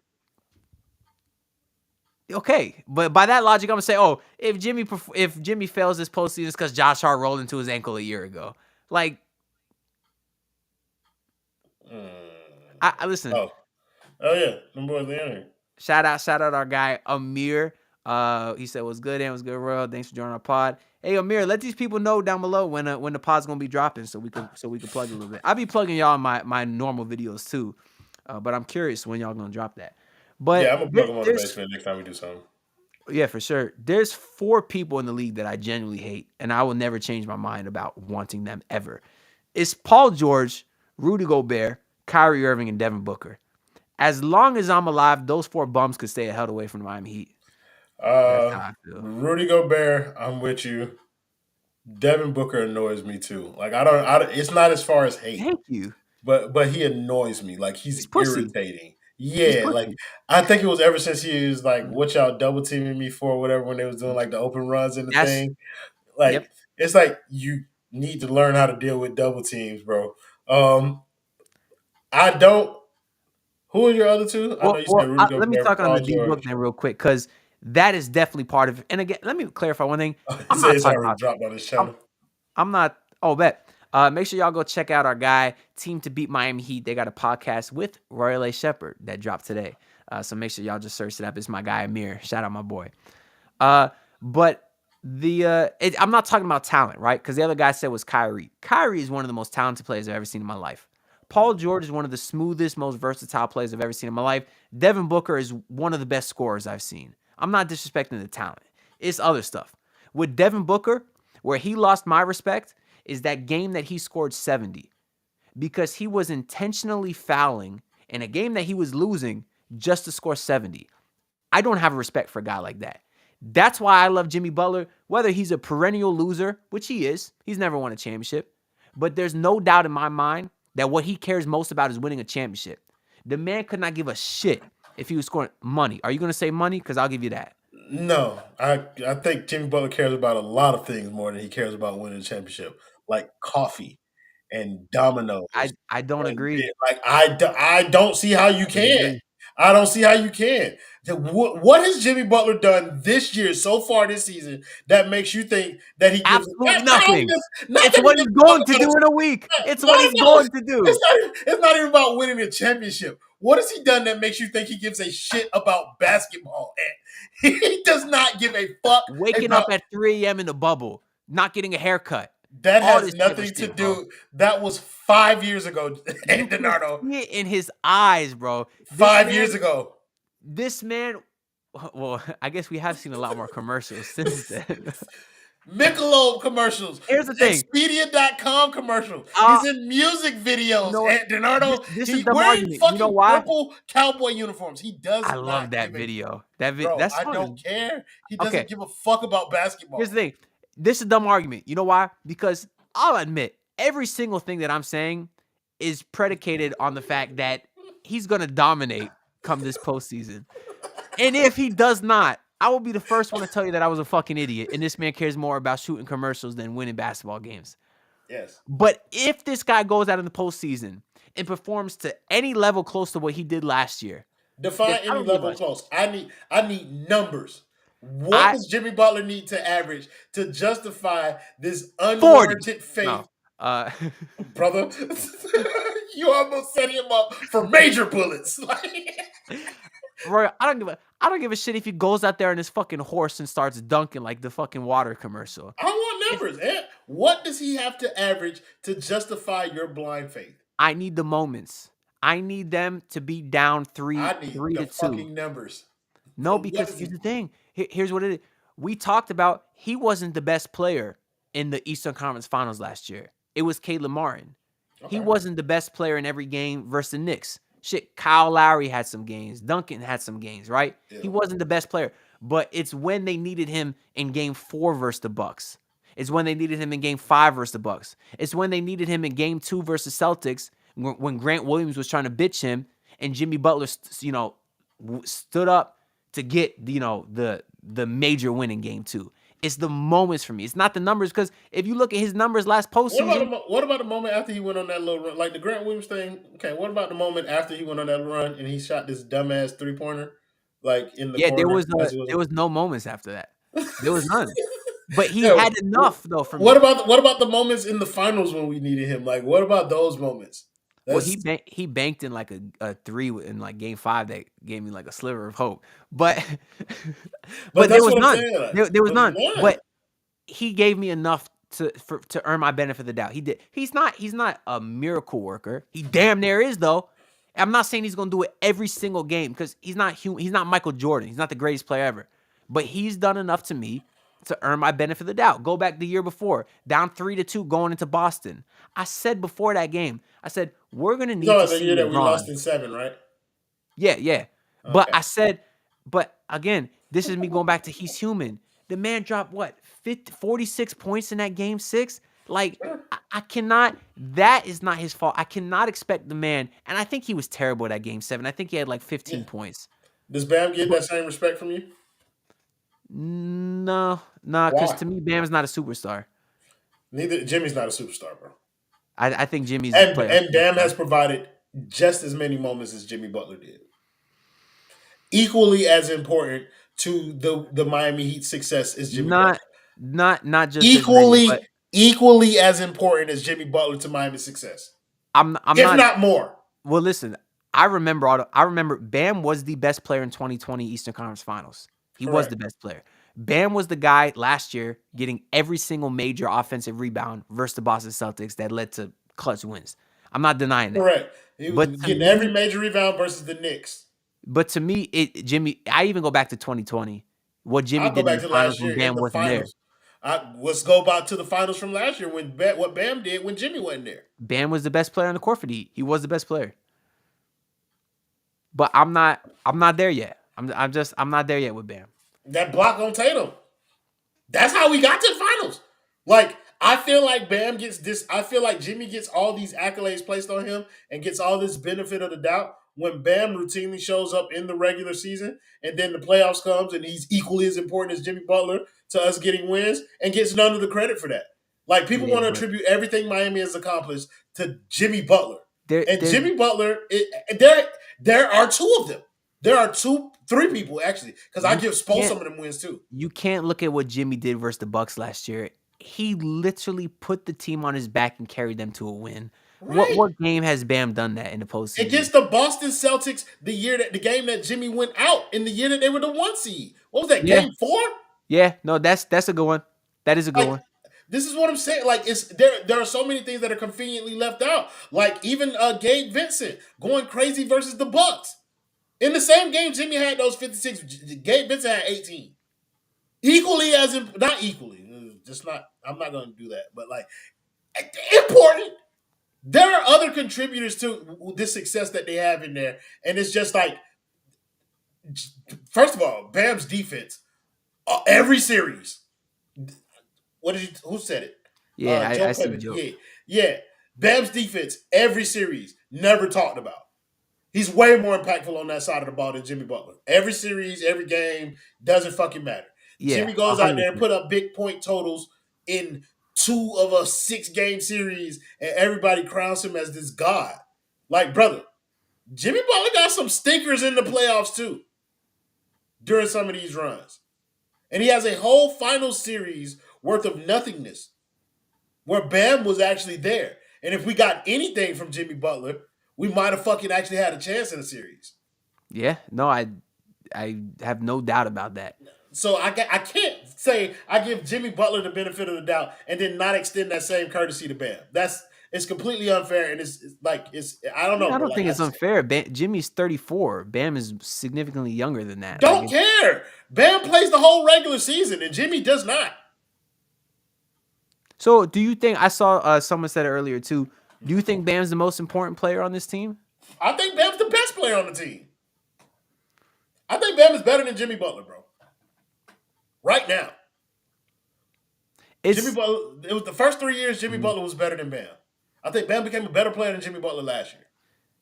It's something I need to think about. It really is. Yeah. Because I want like Joe Pepe to know too, I do not discredit Bam's defense. Bam is one of the top 15 players in the league because he's number 1 on the defensive side of the ball. And people seem to not give a shit about that. For that reason alone, he has to be top 15, borderline top 10, right? And this team is not going anywhere without Bam Adebayo for what he does defensively alone. Not to mention he's giving you almost 20 points a night too for the season. And you bring us some good points about the NBA Finals. Bam did not shy away versus that star matchup. I thought he had a great finals, and Jimmy Butler was nowhere to be found. So this is not a hard stance to have. It's something to think about. Yeah. It is. It's also like Bam had that finals while he had the hardest matchup on the court too. Yeah. Yeah. And that's why I've been really hesitant to give a firm opinion on what this Heat team should do and what it is because I want to see how this playoff run plays out. I think a lot of questions will be answered. No, I think we got the answers to that shit last year, and I don't think it should have been a question this year. I think we got every answer that we needed last year. I think we got the answer to the Tyler Herro thing last year. We did not need him. We came back with him this year anyway. I think we got the answer to the Jimmy Butler thing last year. Can Jimmy be the 1A on a championship team? No, he cannot. I think we got the answer on Bam's thing. Is there something left in the tank for Bam? Yes. Can Bam be a number 2 on the championship team? Probably not. We got answers last year. People chose to ignore the answer. Huh? Why don't you look at the Denver series as an outlier, though? Like, Jimmy was pretty good in every series prior to that. That's why I'm more hesitant to say that the Denver series is fact instead of saying it's an outlier. I would have called it an outlier if I saw Jimmy Butler routinely do something like if Jimmy Butler was a regular season player, or if Jimmy Butler like consistently showed up the games, like if he played like he gave a shit, like then I can say that's an outlier. But it feels like that the Denver series was a precursor to what we had to watch this year. I Like don't like to give excuses, but I could see this being the case when he what talking with needs the to ankles. score. Yeah, or the Josh Hart and him just being gassed in general because he's playing with a bunch of other undrafteds out there. Like I could see it. Not that Well, I shit, don't like to make Jimmy 100 Gas. excuses, but Okay, so Jimmy Gas by the finals, but he don't play in the first half of the season last year. yeah, that's why I would push back on that. That's Yeah, that's the thing. Like you can't tell me that he don't play in the regular season so that he can get ready for the playoffs, and then and he's then gassed when by we the get in the finals. playoffs, and then he's tired by the time we get to the Yeah. finals. So why the fuck was he missing games in the regular season? That's what I struggle with. That's the duality of a Heat fan, Royal. Like, and that's the thing. That's why I try to pride myself on being a realist. Because it would be easy for me here to sit here and make up some bullshit and say, oh, the Josh Hart and the ankle. Which who the hell knows if that impacted Jimmy? Because when Grant Williams pissed him off, he sure as hell looked like a damn superstar. But then Grant Williams packed his shit the next game, and Jimmy Butler was nowhere to be seen since. Game So seven, well, game seven in the game seven, even against Boston in game seven, like Jimmy was good in that game. And I think people tend to like use these things like injuries and shit like that when it's like, and there could be some validity to it, but it's hard for me to give it credence when I see him after the game where you supposedly tore his ankle. This is the reason Jimmy's not good. It's because his ankle's messed up. Well, his ankle was messed up during that entire Boston series. So if you give him praise for any moments in that Boston series, that means you ignored the ankle in that scenario yeah, when he's playing well, and you choose to bring it up when he's not when he's playing poorly. I'm not going to do that. If I'm not going to give him the ankle injury when he's playing good, then I'm not going to give it to him when he's playing bad. Bam cannot be an A1 Kel. I'm sorry. That's not him. I think at one point we were all on it like, maybe, maybe that no ceiling shit. Like some of us bought into it, but like you need to let that go, bro. I don't think Bam's game is diverse enough offensively to be like a go-to guy for scoring. he's asked too much defensively too, I'd say. But Yeah, just to clarify, I share the same sentiment Royal put on Twitter earlier. Bam's a Hall of Famer. Like we yeah, are yeah, yeah, not, yeah. yeah, we are not disrespecting Bam Adebayo at all. As our guy Amir said, Royal has 90 kids. Remember this shit. Look good. All the players in that era. All those dudes played 80 games all the freaking time. Michael Jordan, for example, played 82. And then that bum Michael Jordan had to retire twice because he was so fucking tired. And they talking Yeah. about, oh, if Well, Michael Jordan didn't Jordan. retire, he would have won 8 straight. Bullshit. That motherfucker came back the second year and lost to the fucking Magic. So I don't want to hear that shit. LeBron's the greatest player of all fucking time, and I'm tired of hearing all this shit about Jordan. We done with the Okay. 90s. So one, Michael Jordan is still the greatest player of all time. Two, yes, I agree that there were. I give LeBron credit because the competition today. I am of the mindset that today's NBA talent and competition much better than it was in the '80s during the Michael Jordan era. But yeah, that's a point that's well founded. Like dudes took pride in playing most of the games in the season. So shout out Chet Holmgren, who played all 82 games this year. This is a Shout, disgusting comment. I'm sorry, Kel. So, Kel, listen. No, he I'm doesn't. sorry. Okay, so I call Rozier discount Dame. He can't nearly replicate what Dame would give you. Like, I think people have to take into account. We've coined the phrase the SPO boost over at the basement. Like, it's you have to account for a player playing under SPO. Like, you can't judge the way Dame Lillard plays for Doc Rivers and the way he's used in Milwaukee, and then compare that to what it would look like over here in Miami. Different scenarios. We don't know what it would have looked like. Buddy Hill played every game this season, playing less games while making 1,000 times more money. That's the Kawhi Leonard model, bro. It's the Kawhi Leonard bag. I'm gonna go grab me some water right quick, and I'm not leaving though. Go ahead. Let me speak more on the Rozier thing. I get what you're saying, Kel. It's not a terrible idea because in theory, both guys are decent isolation scorers. They're both capable of hitting a big time shot. Late game, clutch situation, it's close. Tight defense. You need a guy who can get a shot off. Terry Rozier can do that, right? But in the postseason, you see why some guys are superstars and why some guys aren't. And I just believe that Damian Lillard is several tiers above Terry Rozier. And as Roy was saying, if you saw him in the Heat system, imagine what he'd be doing. For all we know, Dame might be averaging 19 points a game with 9 or 10 assists because that's how Spo would use him. And Dame would be probably in MVP conversations if he was over here in Miami. He could be. Shit, Like, James Johnson was in All-Star conversations just because he was in Miami. Like, that's what I'm saying. Like, Tyler Herro legitimately had a chance to make an All-Star game when he was Sixth Man of the Year. Like, I don't think this is true though. I don't think. I mean, Terry Rosier's Rozier credit. he's more money for more years. Well, maybe not more money per year, but still for more years. Yeah. Oh, you don't think? What do you think the Terry Rozier move was about? Upgrading the talent? Yes. No. Yeah, but why wouldn't they just want to shed Lowry's contract and get some cheap bum in the offseason if it was about money? It's about splitting the difference. It's about so Kyle Lowry. The only reason they traded Kyle Lowry is because he became a problem with the media. Like, he was openly talking about his displeasure They with could have like traded him for another expiring contract though. Like they could Terry have traded. Rozier, They could have traded him for Kyrie Irving years ago. And I know you hate Kyrie Irving, but like, they could have traded him for Kyrie Irving years ago for the exact same thing that they got Terry Rozier.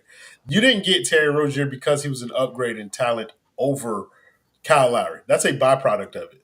You got Terry Rozier because you couldn't make a decision on how you wanted to move forward. So Terry Rozier isn't enough of an upgrade over Kyle Lowry to move the needle for you. So Miami didn't move the needle by getting Terry Rozier.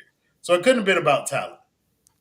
You had an expiring you can contract. get better without moving the needle though. Like, Yeah, but you can also get a better deal out there than Kyle Lowry. that's a different If, conversation. I saw he also mentioned DeJounte Murray. That's a different conversation. so why not go get DeJounte Murray? Well, if he had stated, "Oh, the Heat went for Terry Rozier instead of DeJounte because of tax," I think there's some credence to that. Yeah. But I do think solely just on a base level, I guess he's looking a little bit deeper than that, in which I get what he's I saying. think on a base level, they traded him because they knew they couldn't go put another trade deadline without making a move. Yeah, and I think they got better. We know they got better. No, they didn't. Trading Lowry for Terry Rozier did not make them a better team. No. Do they feel like a better team right now than when they had Kyle Absolutely Lowry? fucking not. But that's what I'm saying. Like, are they better? Is he a better player than Kyle Lowry? Yes, he's better than Kyle Lowry. The team is not better because he's here. It's still, he doesn't play defense. that's why I don't have a good fucking argument, because Kyle Lowry is a slow, fat piece of shit that can't fucking do nothing on a basketball court. Terry Rozier, shifty as hell, decent shooter, nice facilitator, and the team is in the same fucking spot. What? You have to disagree with me that the team is better? How? How can you disagree? How are they better? On paper, they are undoubtedly better. Yeah. No, they're not. They just paper. changed. They just got Terry Rozier for Kyle Lowry. Like, Kyle Lowry is a better. Kyle Lowry is not. Terry Rozier is a better player than Kyle Lowry. I am conceding that point. I am not going to deny that. I'm just saying injuries have nothing to do with it, bro. Listen, this is why tell me if you disagree with this, because I don't think you can. You'll find a way somehow. This is why the Heat are better on paper, because you lost Gabe Vincent, Max Strus, and people sleep on Victor Oladipo. I don't like that people forget that. You lost Victor Oladipo. I don't like people forgetting Gabe Vincent. So, everyone says Gabe and Max, whatever, but you lost Gabe, Max, and Vic, right? You replaced that, or those were the losses, the net losses. The net gains were Terry Rozier, right, Jaime Jaquez, and an significantly improved Nikola Jovic and Duncan Robinson. For me, Duncan Robinson isn't significantly improved. From last year. Come on. Okay, yeah, he's better than he was last year, worse than he was with the Heat before. Like, his best version of himself, the best version of Duncan Robinson is still the one that was hitting contested threes during the year that we went to the championship in the bubble. Okay, but I don't think that wasn't sustainable. Like, we're not expecting him to do 47% on high volume. He did it for 2 years. That it's still not sustainable. Like, we weren't expecting that. This is what I'm saying. Like I'm saying, like, Well, yeah, comparing okay, this year to last year, anyways, he is a okay, significantly better player than he was last year. Like for right. those 4 reasons alone, I think those offset the losses of, Gabe Vincent and Max Strus. Is it marginal? Perhaps, but it's still an upgrade at the end of the day. And yet here we are in a worse seeding than we were in last year. Yeah. 2 games better by record, but Two worse games seeding. better by record, but worse seeding. So essentially, still the same fucking team. Yes, but that's what I said on fucking paper. Do you know what the But term means? but also like, if you're saying this team better, then that means you expect them to go back to the finals. If they do not go to the finals, then they cannot be better. Here, on paper, Royal. It means in theory rather than in reality. You just said Tyler Herro is a better, or not Tyler, fuck Tyler Herro. You just said that, what's his name? Fucking Terry Rozier is a better player than Duncan Robinson, Yes, right? he is. And in theory, they're a better team. Or No, Kyle Lowry, whoever the fuck I said. In theory, they're a better team. in theory, they're the same team. Can you put up Kale's comment for me? Yeah, let me find that real quick here. It's the bottom. It's the last Okay, comment. okay. If Duncan and Rozier didn't get hurt, we would be the 5th seed or better. No, Kale. If we didn't lose to the fucking Washington Wizards, then we would be a 5th seed or better. If we didn't lose to the fucking Memphis Grizzlies without all of their starters, then we would be better. If we had to beat the fucking Pacers when we just played them, then we could have been the 5th seed. If we had just beat the fucking 76ers when we just played them, then we could have been the 5th seed. It is not about injuries, Kel. It's about Miami routinely letting opportunities to where they could have controlled their own destiny. They've routinely let that shit go. And yet, look, guys, back to the original conversation.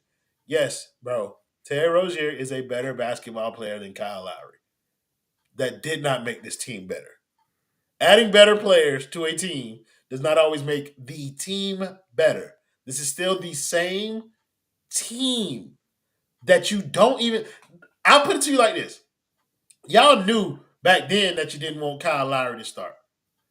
Y'all wanted Kyle Lowry to come off the bench, right? Yes.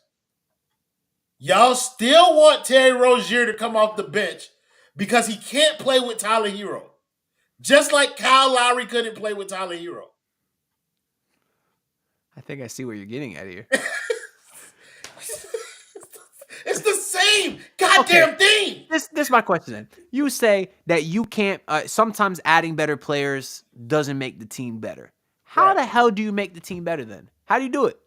Is it by changing the core? Is that what you need to change? You can't just change the ancillary pieces. You got to change the core.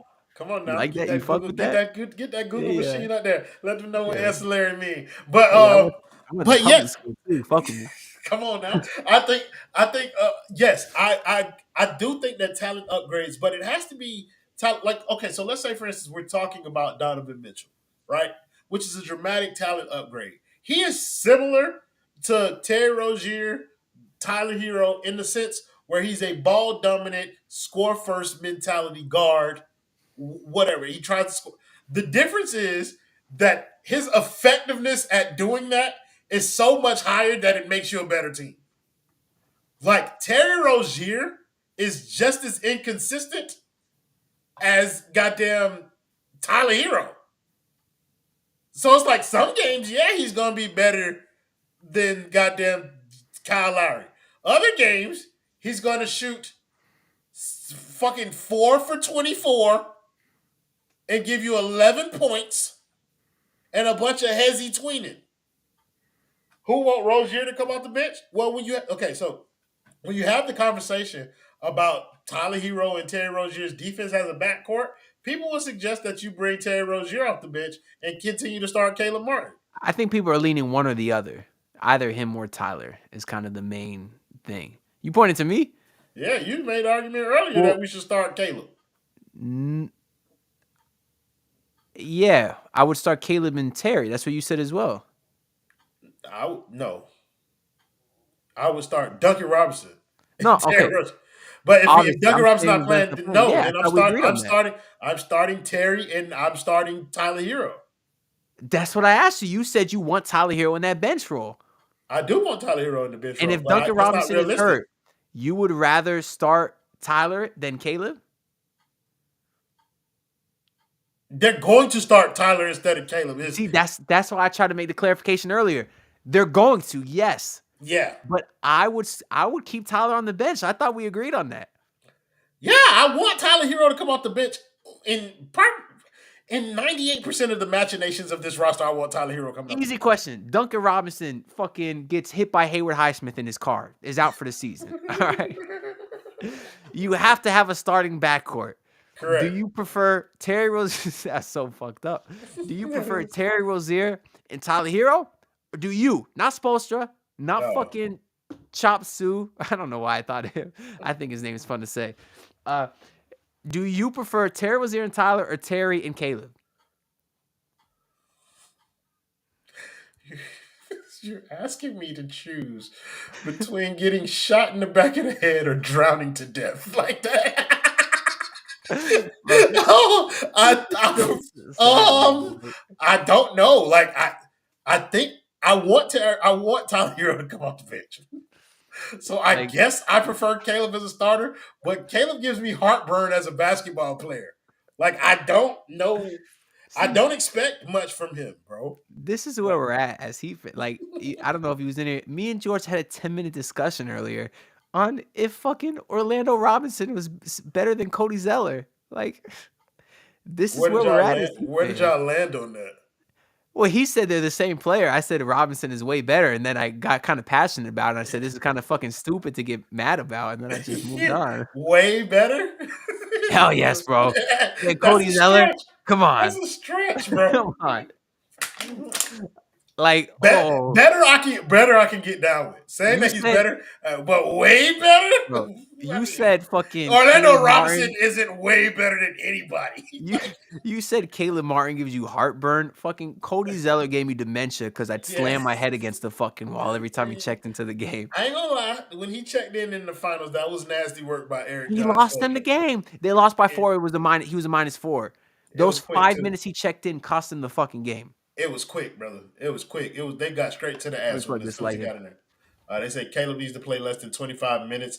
He's a role player, not the starter. I think Tyler Herro's a role player. Who's better, Zeller or Dedmon? Zeller. Somebody asked a question up top. I don't know. I can't put comments up, but it's RJG. I see Ed put a star by it, so he was gonna come by it. Yeah, can you see it? Yeah. He said, "Well, Roy, you think Jaime and Jovic makes the team better?" I want you to answer. Like, how, from what perspective? One for this season and going forward, because I think those might be different answers. Maybe. No, they're the same. I'd rather have Jovic this season and going forward. Again, like he provides a dynamic that Miami doesn't have otherwise. I think this season. The reason that I'm picking him for this season because I understand where you were going with that kind of Jaime probably had higher highs in this season because Jaime was on a run, a very good run where people was like, all right, we might have really stole some shit out this draft. And then he hit the rookie wall or whatever and just kind of like finished the season out kind of crawling but made some ground up towards the end.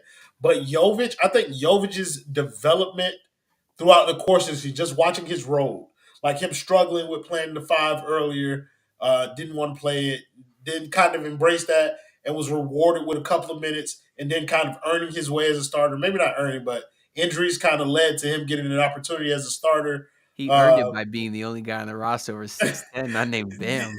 Well, he was that at the beginning of the season and was not playing. So, but he kind of earned his way into getting those minutes, and then he earned the role as a starter, and I believe he's earned himself like that position, not only this year, but moving forward. Like, I think next year he's penciled in as a starter, no questions asked by anybody.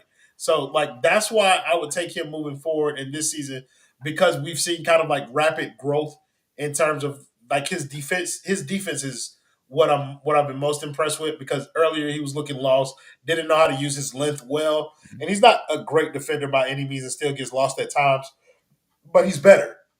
He's serviceable, and he's made some plays on the defensive side of the ball. So, like, I like Jovic. Not to say Jaime is a slouch or nothing, but I'm a Cam Whitmore guy. Just want to put that out there. I'm telling everybody, I'm a Cam Whitmore guy. I preferred Cam Whitmore to Jaime Jaquez. I still prefer Cam Whitmore to Jaime Jaquez because I think there's more upside there. But I'm not disappointed with what Jaime Jaquez has provided this team or the player that he is. I think Jaime Jaquez is going to be a really good player in this league, and I think he's going to be like solid for Miami for a long time if they don't trade his ass. Has your answer to this changed like during the season though? Because to me, this would have been. I agree with everything you said so far, but to me, 3 months ago, it would have been Jaime, no brainer. Yeah. But my answer flip flopped like recently. Like not, it's not even my flip flopping probably not even a month old. Because Okay, again, you yeah, remember we were it's probably talking. close to a month. Yeah, you again remember we were talking about. I was saying Jovic is for all the good shit that he had done. I was still talking about Jovic being out of the playoff rotation, like a couple of Yeah, weeks ago. Like out, not no, you're not playing. And I yeah, think it was that New Orleans Pelicans game kind of like turned me. The one where everybody got ejected and shit like that. But that game he was guarding Jonas Valanciunas, and I thought he did a good job, kind of guarding Jonas Valanciunas and allowing Bam to focus his energies on guarding Zion.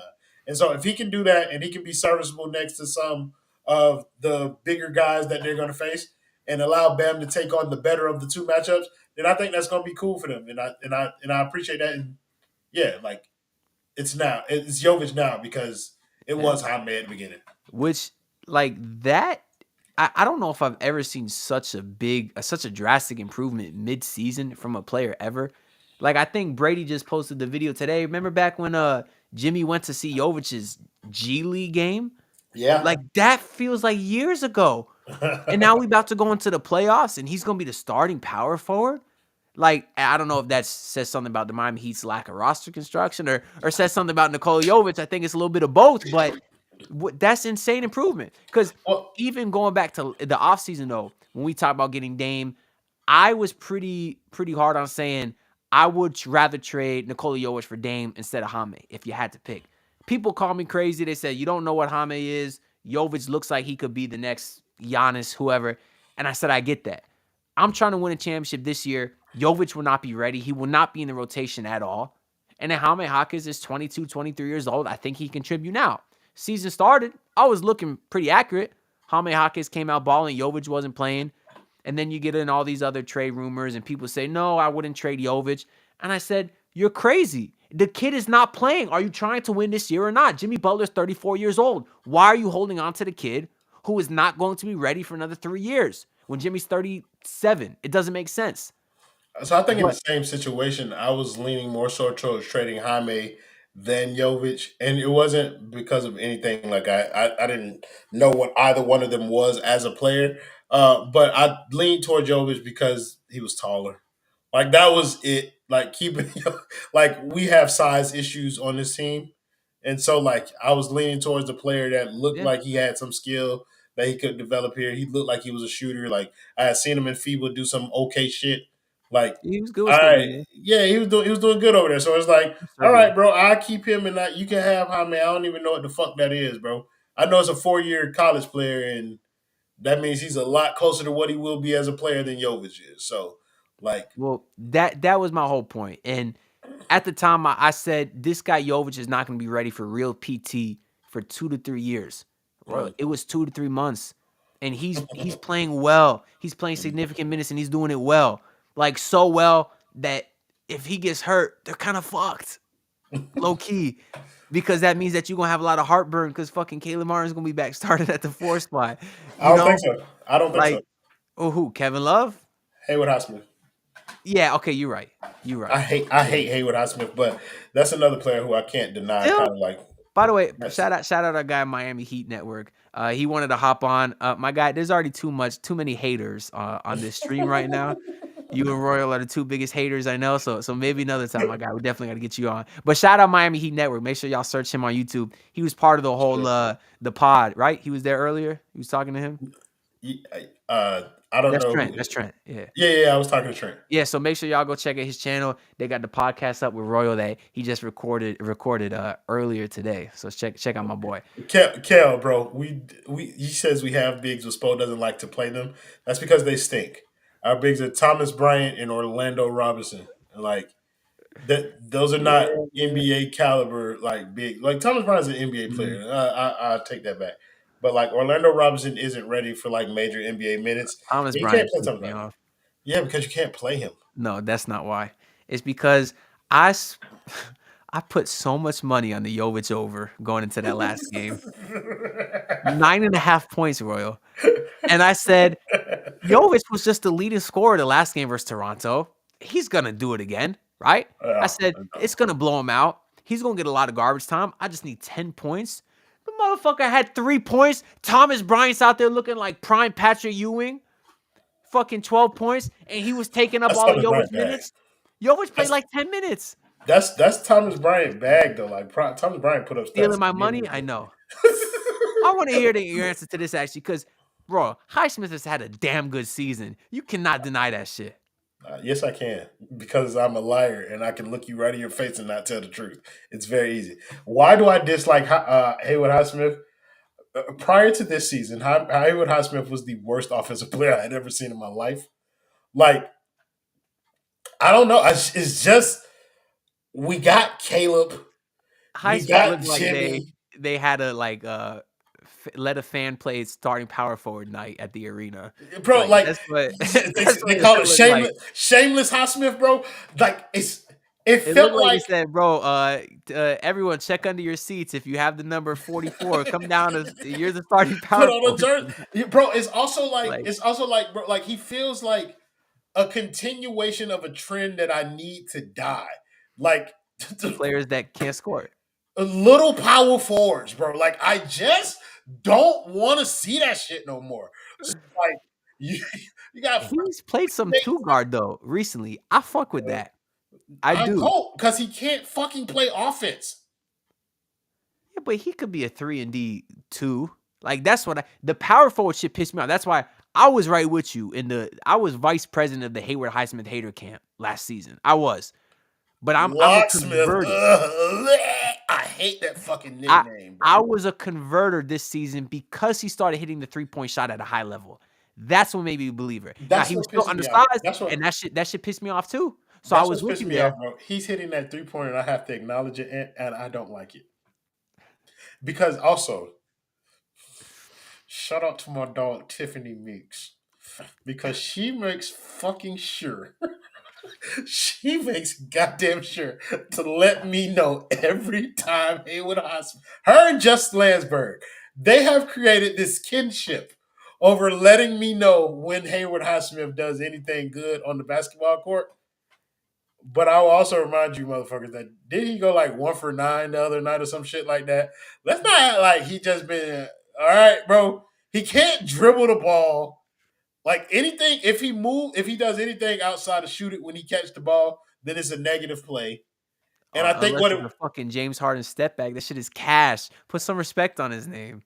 first of all, the nigga does this one time, and now y'all think that he's goddamn. Y'all think he a damn 2K player. Like the man, he's cool. Like he's fine. Like now, but he Royal has wasn't gotten to fine. such a point in his instead of fandom, haterdom, whatever you want to call it, where when I'm watching Highsmith play, I'm thinking of Royal. And I'm watching Highsmith hit step back threes, and I'm like, Royal probably just projectile vomited in his room. Royal Bro, probably just punched a hole in his wall. Royal probably just threw himself down the stairs. Like, so Hayward, like I never thought this though, bro, because like initially it was just like just throwing shit at the wall. Tyler Herro wasn't playing. I was like, oh, I'm missing something out of my life. I need a player who plays for the Miami Heat to hate with no with no barriers. And so that was Haywood Highsmith looking me right in my goddamn face, playing terrible fucking offense. And so like it's just it became and initially it was just like some bullshit. But now like it's become a thing. It's like Tyler Herro. I remember when me talking about Tyler Herro shooting transition threes was the thing. So then when like everybody to like your point, when everybody see Tyler Herro shoot a transition a three, first thing they want to do is see if he make it or miss it so that they can send me a tweet. Like, nothing gets a crowd pop like that Tyler Herro transition three, though. bro, I feel No- like everybody in the arena looks at my tweets and is waiting on my demise when he shoots it. I gotta be honest, that we agree with Hero on the most part. That I never had a problem with because I feel like he'd be making that shit more times than not. He Low don't. key, I feel He like be he'd be using making that that shit. shit. I The feel like Kyle I've Lowry never seen one, him make that it. used to piss me off. I prefer Kyle Lowry shooting pull-up jumpers to Tyler Herro. Yeah, because at least he'd fucking shoot it, right? Something. Something. So he said, but hey, can't disrespect the Heat's training facilities. If they could turn that guy into what Ant thinks a 3-and-D guy. Highsmith The not a develop- 3-and-D guy? Highsmith is the definition of a 3-and-D guy. What you mean what Relax. Ant thinks? Am I wrong? No, but relax, bro. We're not gonna give Hayward Highsmith too much. I over didn't at say work. I didn't say he was Tony fucking well, Tony Allen wasn't 3. He was straight No. D. He was I think he's like a poor man's Dorian Finney-Smith. Like I think Dorian Finney-Smith is a yeah. name that a lot Yeah, of Heat that's a fans good like. one. That's a Like good a one. lot of Heat fans like Dorian Finney-Smith, and I think he's a better version of Hayward Highsmith. That Yeah. being said, I don't want fucking Dorian Finney-Smith on the team either. Like if I can have him instead of Hayward, cool. But like I I don't don't know. want. I I love that fit next to it's Bam. just, I love that fit. it's so rough around the edges. Like I like Jovic better because there's a skill set there that is like the dribbling and all that. Yeah, exactly. Miami Heat Network. Dorian Finney-Smith is Well, trash. I didn't say And I he's prefer better him than to Jovic, Hayward. but I said I like the fit. Or I you know what? That's something I wanted at the trade deadline. Jovic has taken off since then. But back then, a few months ago, I wanted him. Right now, Dorian not as Finney-Smith. much. Yeah. Because they didn't have a I don't. starting four at the time. That's why. All of them are the same. So like, it's like Caleb, Jaime, fucking Shameless, Jimmy. Those 4 guys, like, there's a glut of like that kind of archetype. Like, they're not all the same. Specifically, like the defense varies in ways, but there's like offensively challenged guys who compete on the defensive I end. get what you're trying to say. That's an accurate Yeah, statement. I get what you're trying like, to say. and it's just like one of them is cool if it's Jimmy Butler. 2 of them and you're fucking pushing it. 4 of them and somebody needs to be fired. Like, and that's kind of where it is. I feel like That's what I was gonna mention. He's a Hayward very is the worst. yeah. Huh? He's a very poor man's version of OG Anunoby. He's He's very a poor. homeless man's version But of. I think there's a role for that on a team as a rotation player, not Yeah, a guy but who gets 30 minutes a night. But not 4 of them. yeah, I agree. Well, when did we start saying who the hell said they need 4 of them? I never said that. I said Highsmith's a good player. That's all I said. But not for my team. I judge everything in the context of like, what does it mean for my roster? So like when I say Hayward Highsmith sucks, it's not like I haven't seen him develop into something that could be a good NBA player. Not good. A solid. No. He could be an NBA player for somebody else's team. Well, for my Caleb's gonna be team, gone, he though. shouldn't be on the roster. With Caleb gone next year, does Highsmith have more of a role? I would say so. Yeah, but they got Jaime Jaquez.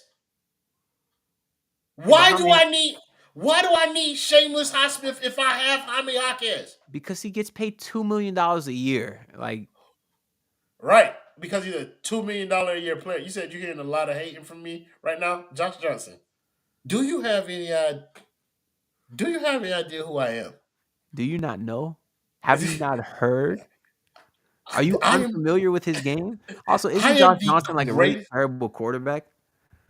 He used to play for the goddamn Buccaneers. He's Yeah. black. So shout out to that black man. He said, but first of all, I'm the GOAT of hero hate for sure. But like Heat hate, bro, I'm him, bro. Like I love this team. I just don't love the way that they're doing it now. Like I hate the way that they're doing it right now. I got to say, Royal Mhm. does hate Tyler Herro. I see what you did there. I But gotta yeah, make people. that on post game. That's a good one. I understand. I understand why people don't do that on post game. Do it here on your channel. Don't do it. I understand we why ain't people got captions over there. I don't care if he sees it.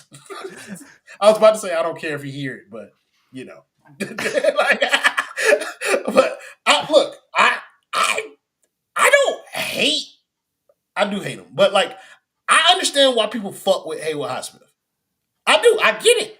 He reminds you of that old school Heat player. And I'm trying to go back to the old school Heat player like Dwayne Wade. Like, get me one of them. Don't get me another PJ Brown. I don't want that. I don't want Brian Grant. I don't want that. They didn't win me Real hot championship. take, Royal. Give me Dwayne Wade, not Haywood Highsmith. Come on, Excellent bro. analysis, Royal. But that's what I'm saying. Like, give me a player that give me a Michael Beasley-esque player as opposed So- to Haywood Highsmith. That reminds me of a comment I've had started here for a minute. I think this guy's gonna get too much of a bag. But what do you think about Malik Monk? I love Malik Monk if we could have got him for the minimum like the Lakers did when he went over Exactly. there. Yeah. But I think I don't know if he's going to get too much of a bag for because I think he's going to get paid by Sacramento. He's coming up. I believe he's a free agent. Yeah, he's coming off He is. a $9 million or $10 million a year, and I think he's going to get more. Yeah, but he's very important for what they did. Yeah, Like yeah, he's 100%. very important to their team. He's going to win Sixth Man of the Year. If anyone is not aware, like he's going to win. That's what I'm saying. I think if I had the option of paying Malik Monk $13 million or paying Tyler Herro 27, I'm paying Malik Monk. 1,000%. So like Bro, they do the same thing, except one of them can jump high. Like they do. And that's bro. I'd rather pay. Listen, people are gonna hate on this, and I get it's not the same. I'm not saying they're the same player, but I would rather pay Tim Hardaway Jr. $5 million than Tyler Herro, whatever the hell he's getting paid. Like they're not the same player, but if Tyler Herro is going to reduce to sort of this, what he was more of a 3-level scorer, better facilitator, I think, but and younger. But in a sense, they're both guys that you look to as your bucket getters. I think I'd rather have the guy Tim Hardaway Jr. on a much cheaper contract. Yeah, all Tim Hardaway do is shoot the ball. Like that's all he does. He doesn't pass. He doesn't all he does is shoot, and that's cool. I don't want people to misconstrue this like we saying like these players are better than Tyler Herro. It's just it feels a lot like some of these players have accepted kind of like their NBA fate. They've accepted the role that's best suited for them and their skill set in the league. And it doesn't feel like Tyler Herro has come to that same realization as of yet. And it's not Tyler Herro's fault that he hasn't come to that. He's been groomed by this organization to believe that he is a starting caliber, all-star, all-NBA caliber player. The Miami Heat have groomed him to believe that. It's his fault for believing what the Miami Heat believe. 1,000 eyes. I also like PJ Brown. But right now, this team doesn't need a PJ Brown. That's my point about Haywood Highsmith. Like Haywood Highsmith is nice. This team does not need a Haywood Highsmith. Tyler Herro is getting paid $11 million more a season than Tim Hardaway. He's not worth it to me. That's all I'm saying. Again, Royal just said it. Tyler Herro is a better player. He's not $11 million better. He's not. People used talking about Donovan Mitchell ain't, what was it, like 3 first-round picks better than Tyler Herro? I was like, if you're looking at them as one for one, people. It's fine. Like 1 for 1, maybe not. Like, but in terms of like their impact on like what the Miami Heat do, I think what Donovan Mitchell could have provided to Miami, in addition to Jimmy and Bam, is worth 3 first-round picks compared to what Tyler Herro provides. Because I think he can play with them. I think Donovan Mitchell can help that become an actual trifecta, as opposed to like 2 of them being able to play at a time, or 1 of them being able to play and another one not being able to play well. Like I don't see places where Jimmy, Tyler, and Bam all play well together. Yeah, no, this is facts. Kel's saying that the Heat are contenders if they trade a Herro for Mitchell. No, he's not saying contenders. He's saying they're a championship team. Like, okay, well, yeah, they're a championship team. I agree. You don't? No, not anymore. Because you think Jimmy's fell off or what? This Because is Jimmy. I don't know. I don't let's know see what what I happens with believe. that. I don't want to get in that No, circle no, again I because don't, because we're going to keep doing this. If I allow y'all to keep doing this, but this is why I'm a hater, allow guys. y'all. If he keeps performing like fucking Michael Jordan This 2.0, see, that's why I but he keep doing did. it. He did. Though. Why are you ignoring 2021? He shit the bed in Don't give me 2021. that shit with 2021. That shit But pissed that's me what off I'm so saying. much. You Don't can't make me get into dismiss that. it. It happened. Just like all those great playoff runs happened. That That there's run never been a happened. more proven fluke than that season. You can Except for prove that was a fluke. the bubble was a fluke. How is that a bro? The bubble wasn't. How is that a fluke when No. go back to last season and what 4 teams were left standing? It was the same fucking 4 teams that were left in the bubble. The same fucking 4 teams. Meanwhile, Milwaukee's getting bounced early every other year outside of that 2021. That's why that shit was a fluke. How was it a fluke? Because there was a 5-month stoppage in play for players to regain health. Miami could wasn't say looking that. like At the Miami wasn't time, looking like a at the time. yes, Miami at wasn't the looking like a time, finals you're contender right. that year. I would have gave that to you at the time, but we can look at it in hindsight now. And when it's the Sure. same teams that are the last 4 standing, it wasn't a fluke. That's how you can tell. No, bro. No. It's just these are 4 great run franchises, bro. So Yeah. what do you think was the bigger fluke then? 2020 or 21?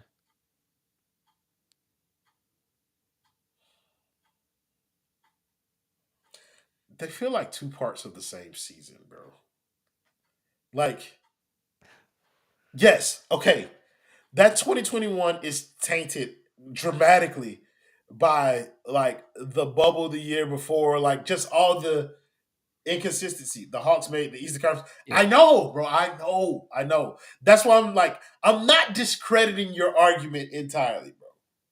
But I'm just saying, like, to act like that bubble run was normal, and like it wasn't, dog.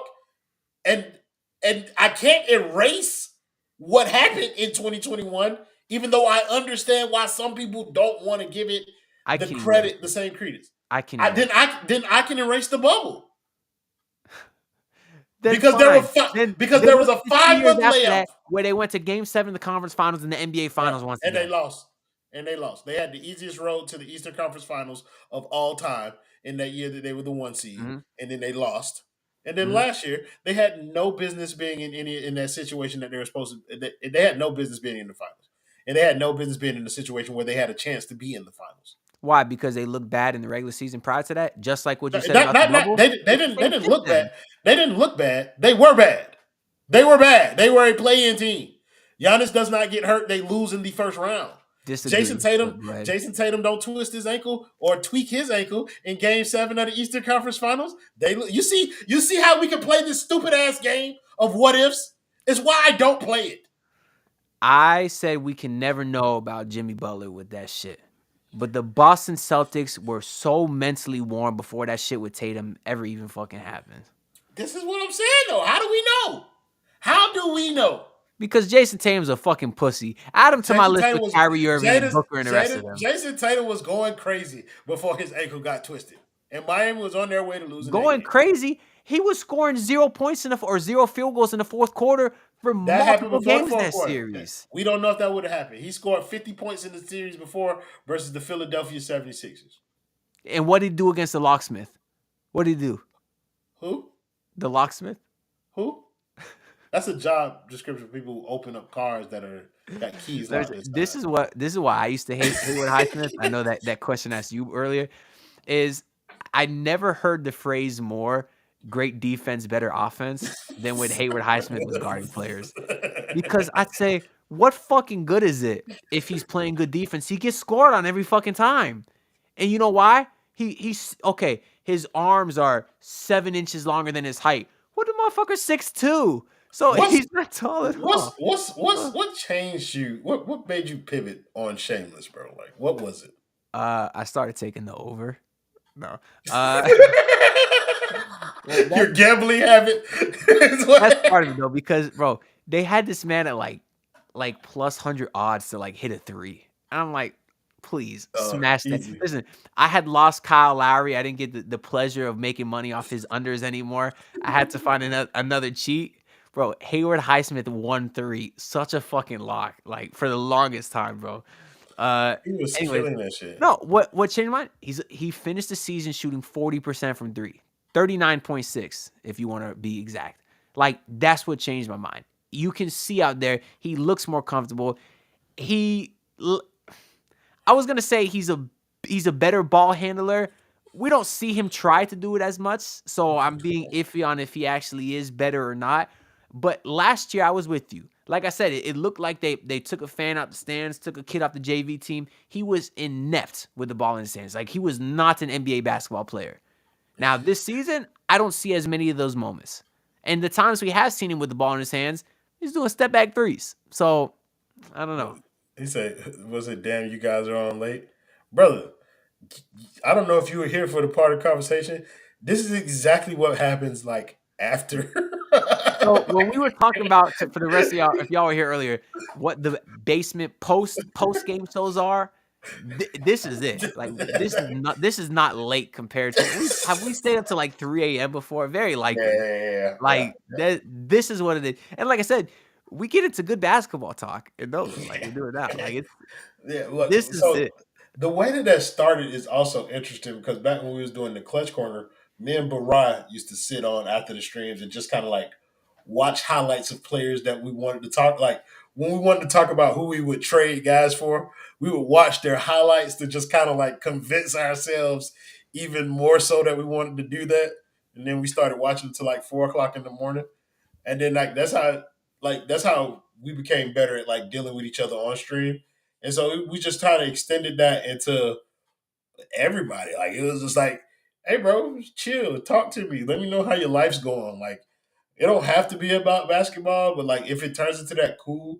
But it's just like trying to figure out who people are, like learning interesting tidbits of information about people and stuff like that. Like there's a fact about me that I do not allow people to tell, like that I do not allow them to tell y'all because I don't want anybody to know. But there's a fact that they learn in similar settings. Is this? It's in Do I regards know to what you're referencing? you know the fact. Oh, It's in regards to something that's on my chair. oh. Well, that's not a secret, is it? It is. Nobody knows. What's on your chair? Not not this one. Oh, okay. If That's what you I thought you were go, talking about. That's why I was confused. I was like, what's the no, big deal no, about that? no. You got to go behind that a couple of times. Oh, okay. Like there's something You've on showed my, that before. not on stream. Nobody knows. I've never even said it. Don't I have a gif of you like holding it? Or is that not what I'm thinking of? No, you're talking about the Tyler Herro jersey. That is what I'm talking about. That's not what you're talking about? There are jerseys on this chair that are not Miami Heat jerseys. Oh, Roy, I don't know what you're referencing then. Yes, you do, Ed. I'll put it in the private chat. Is there? I don't know where the fuck is the private chat on this shit? It's right next to the comment section. It says private chat Oh, up okay, here. okay, yeah, I see it. Oh, so I can just type it to you? Yeah. Yeah, for everyone else watching, I thought he was referencing the Tyler Herro jersey. He hates. I have a gif of him. Tyler, it must have been like the one time in his career Tyler scored 40. He pulled up the stream going like this with the Tyler Herro jersey. I might have that favorited in my photos. Let me see if I got it here real quick. But that to me is like yeah, look, I got it right here. So anytime this man pulls up on the timeline talking shit about Tyler, but look at my name in there. Look at my name. Audio. Second string hero is a bucket. So you're right. He stayed true to form there. But, so look at the private chat. Oh, okay. I see that. Yeah, well, Yeah. why is that I don't remember. You probably told me. I didn't remember if you had it there or not. That's cool that you keep that there though. And it's just like people can look for it now, which is cool, but I don't think they'll ever figure it out. Why is that a secret though? It's not. It's just I like the narrative surrounding my basketball knowledge. Oh, I follow you. Okay. Yeah, you fat lazy piece of shit. yeah. Yeah. See, I'm the opposite. I like to cut out the Yeah, clips where I shoot 2 for 30. The motherfuckers don't know. I look like I'm hooping. I'm the opposite. I be getting a little cap cut, boom, scored 30 bro, points I've on seen your 45 highlight. shots. I seen your highlight tape, bro. I'd be like, okay, I can see why he believes he's the best hooper in the basement. No, I no, don't you know know. what? I don't know if y'all. I don't know if people on your channel know this, but Ant has routinely told every member of the basement that he's the best hooper in Royal, the I basement. am. I'm probably the only one who plays consistently. I literally play 6 times a week still. So whether it's 6 times a week, I'm probably the only one who plays consistently at Yeah, all. Am I but not? Bubba's 6'5". Like, Yeah, well, but he also stinks. Like, yeah, like he don't like. I think by default, like I do consider myself a good basketball player. I do, it's but like fine. even Like, with and regards to the basement, I think by default I'm the best. Who else plays? Maybe I'm wrong. That's why I'm asking you. I don't know. I don't know. consistently, I think you play Yeah. more than everybody. But like when I think about you being the best hooper in the basement, I think about like, all right, everybody, we got 3 months to kind of like work ourselves into Okay. Okay. whatever kind of And shape, then and then who? Who do I worry about? we're gonna do a one-on-one tournament. Mhm. So people that I believe that you have to worry about in terms of like Brian, Well, you said that I have to worry about or don't? that you do have to worry Okay. Well, about. I think Brian, he Brian is boxes, so I guess, and he's strong and athletic. I don't know what yeah, I don't he's a know his better athlete. measurables or nothing, but Brian is 6'2". so he's bigger. Okay, and he obviously He, is in shape because he is athletic. Yeah. yeah, yeah. So like I think Brian athletically is just kind of like I don't know if he beat you, but I know you get a game Also, out of that. I haven't like talked to Brian in quite some time. Right, right. See? He's a lot better. Okay, good. No, I know he's a lot. He likes my TikToks and stuff, but I just Oh meant yeah. like with regards to the basement, like everything Oh, good like there? yeah, he's still a member of the basement. Like Okay, okay, okay. he just he's like everybody else. Like he just don't want to talk about this team, Uh, so he won't. Like that's how it is. When oh, they're he good, hated talking Miami Heat basketball. when they're good again, like when Miami's good Yeah, again, or when yeah. they do something, everybody will just come right back. But like Uh, for now, everybody just like, no, you do it until mm. like. But Brian, I think you'd have some trouble with. Jess um, is. I need to see if she can still shoot the pill the same way. It's like riding a bike, man. If you give a shooter 3 months, That's what I'm saying. yeah, Like, and I'm not I putting seen her. no, I yeah, seen no her disrespect stats. on Like Jess. Jess She's is legit. damn near. She's She's legit. damn near 50% 3-point shooter. Like from stats, from statistics. Like Oh, I know. those. And I'm like Yeah, 50% body fat. She's probably like the, 3 that's what or I'm saying. So I think you'd have to worry about him. Maybe like I've talked to TJ. TJ, they're not really like that. did they And ever did he ever used to hoop though? Like I don't know if they used to back in the day and stopped. I they don't remember. hooped. They hooped, but not like in a setting where it was just like they more like go what you do now. Mm. Like open Well, gym, go right to now like the gym around, I'm pickup. and then Yeah, on open like a gym rec pickup. team Right. and shit like that. Like they'll do shit like that. Mhm. But like, so Brian, Jess, and me, like I think I'm probably the person that you're gonna have the most problems with. Like if I decide to play. Well, how long has it been since you've like played a game of pickup? See, oh wow. Years, years, brother, years. Like I can't even hold you. Like it'll take more than 3 months for me to be able to be like serviceable. Like, I think I can pick Well, up a ball right now. Like if I uh, think I can pick up a ball right now and like facilitate. Like so okay, go so outside. we're at a list of of 3. Three. You, Jess, no, it's 4. Or did you count Twan or no? No. So you, Me, just Jess, and, Brian. and Brian. Yeah. I'm smoking the fuck out of y'all. I'm sorry. I'm sorry.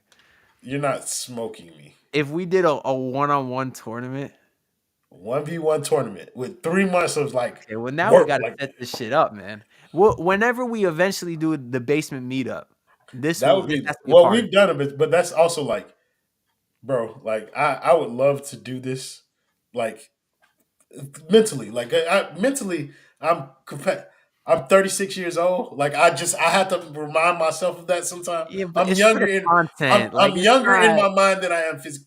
brother. Yeah. I can't get out there and not look serviceable. It's for the I'm Okay. not gonna be out there talking shit. Like you haven't hooped Nah, in nah, like nah, nah. 2 You years. gotta, This is your yeah, life. but you I gotta. ain't. Once this hit them Twitter streets, bro, my ass is grass with these people out here. All right, like these folks will be out here talking. If that's why it's like I would do like a charity, like when they was talking about having like a charity pickup game between like the networks and shit like that.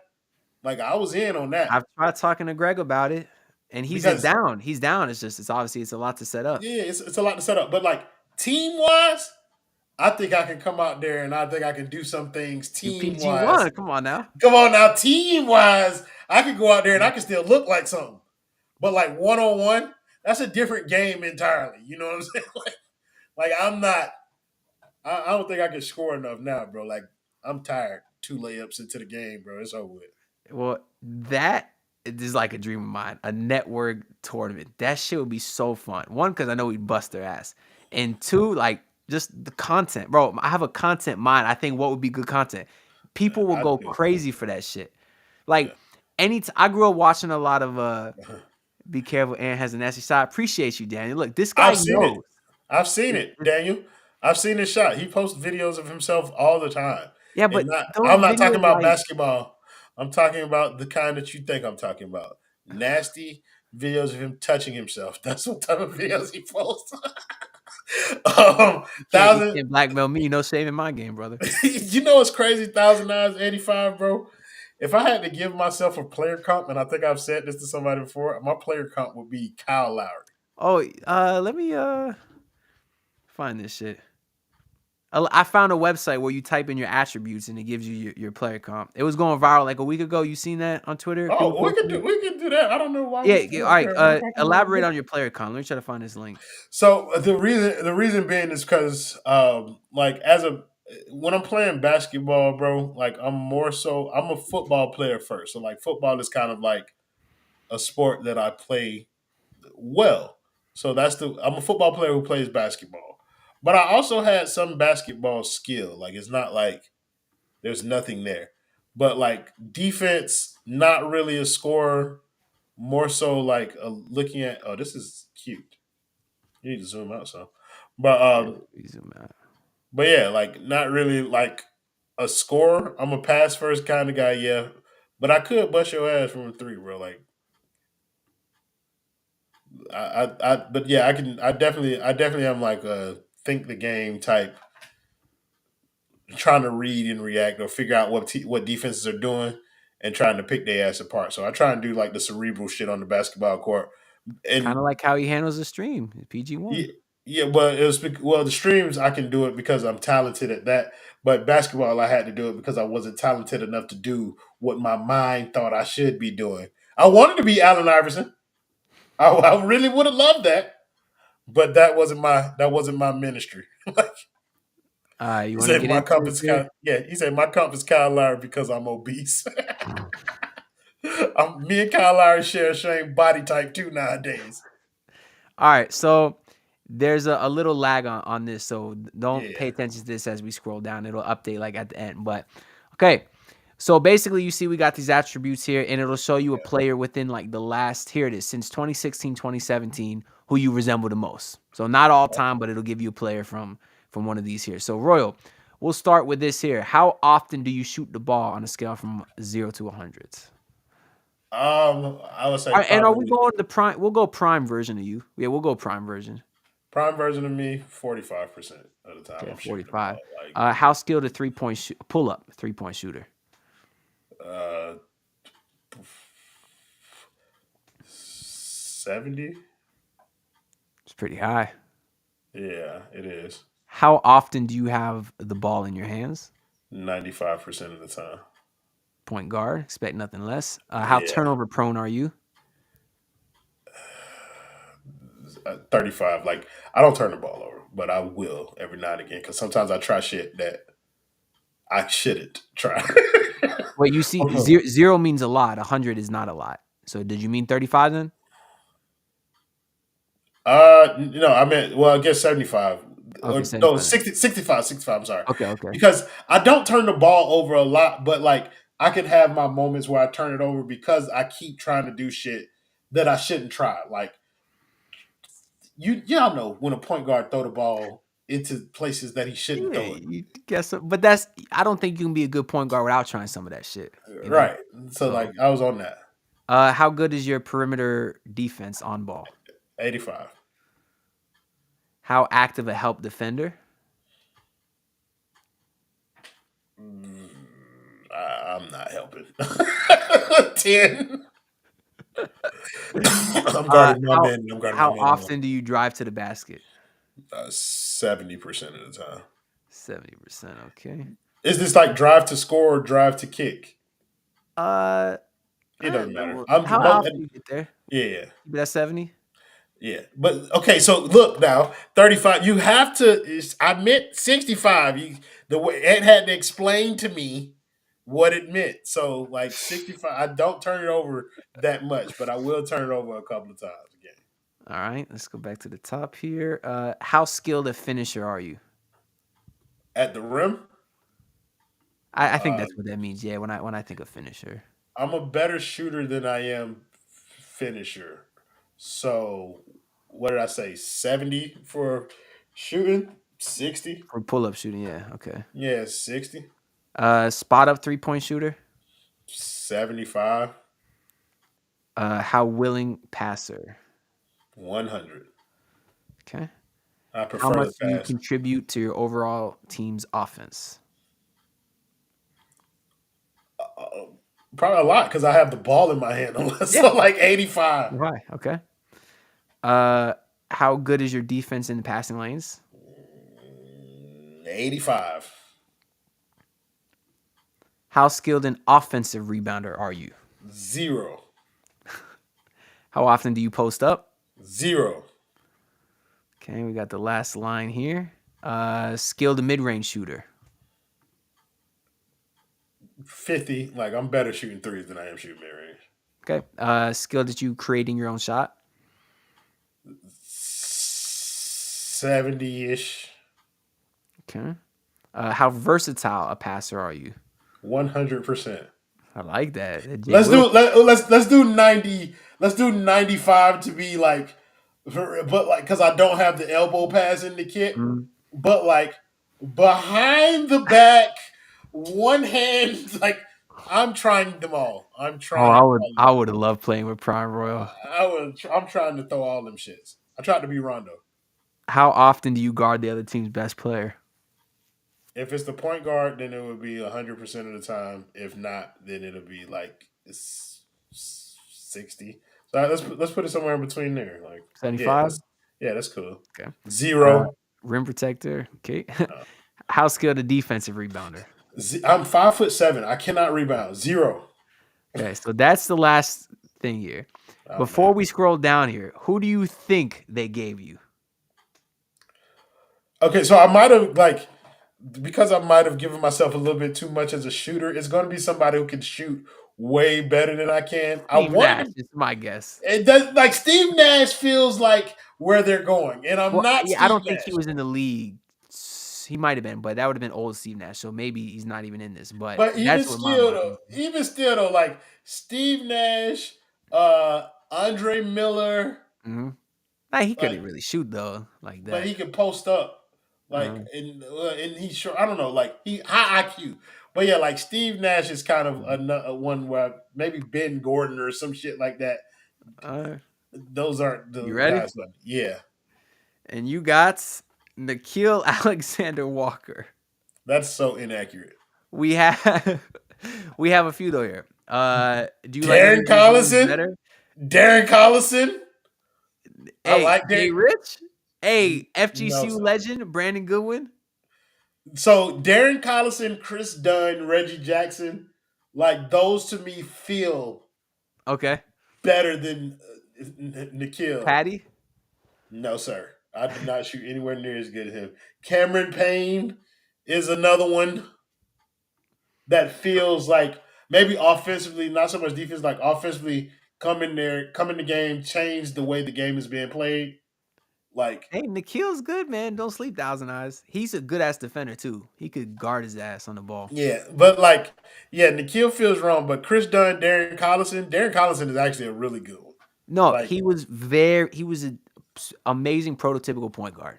yeah, He like was. I feel like those guys kind of like embody what I did as a point guard. Let's do you, Ant. Let's do All right. yours. Now, I've obviously done this before. I remember Yeah. who, by the way, if anyone's curious, the most average player in the NBA, KJ McDaniels, with Jalen fucking Brown at number 2, the That's highest wild. paid player in league history. That's wild. But we'll keep in mind that's 16-17, Jalen Brown. It's got years here. But I've done this before, so we'll see if it gives me the same person again. Let's see who it is at the end. Now, how often do you shoot the ball? I am not like Royal. I like to get those things up there. But I'm not one of, like, people enjoy playing with me, like, at the park. Like, I'm always one of the first or second people picked up. I'm not a ball People can like playing with a ball hog if it guarantees dumb that you're gonna people. get buckets. Usually they get saved for later on. But I like playing with ball hogs because I'm a passer. My goal is to get you to score. yeah. What I was gonna say too, I'm gonna put myself at 70 just because a lot of times I am not the best offensive player on the team, and I know that. And if Okay. I know I am not, I get the ball to the best player.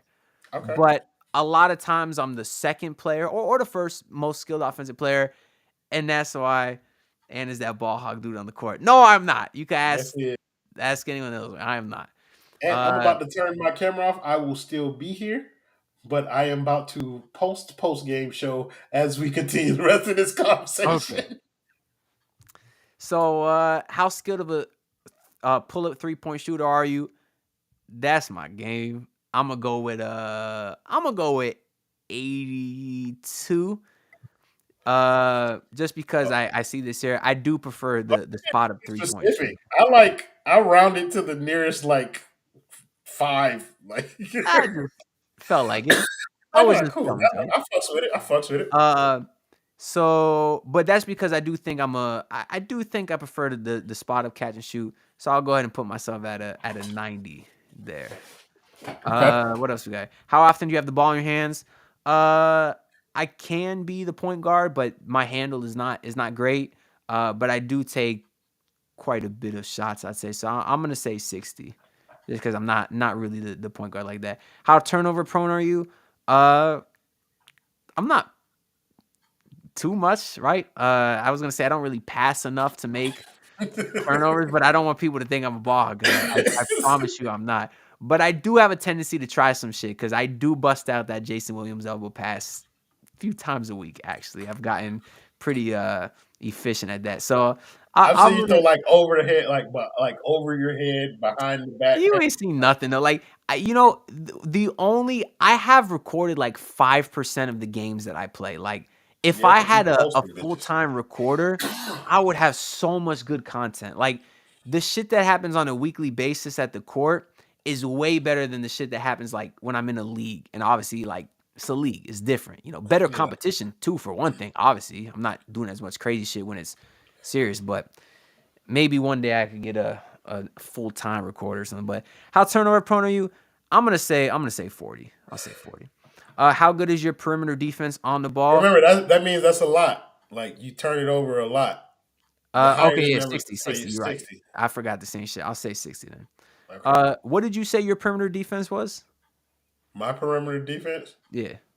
I think I was at like an 85, 90 okay. somewhere. Well, then mine is a 10. Mine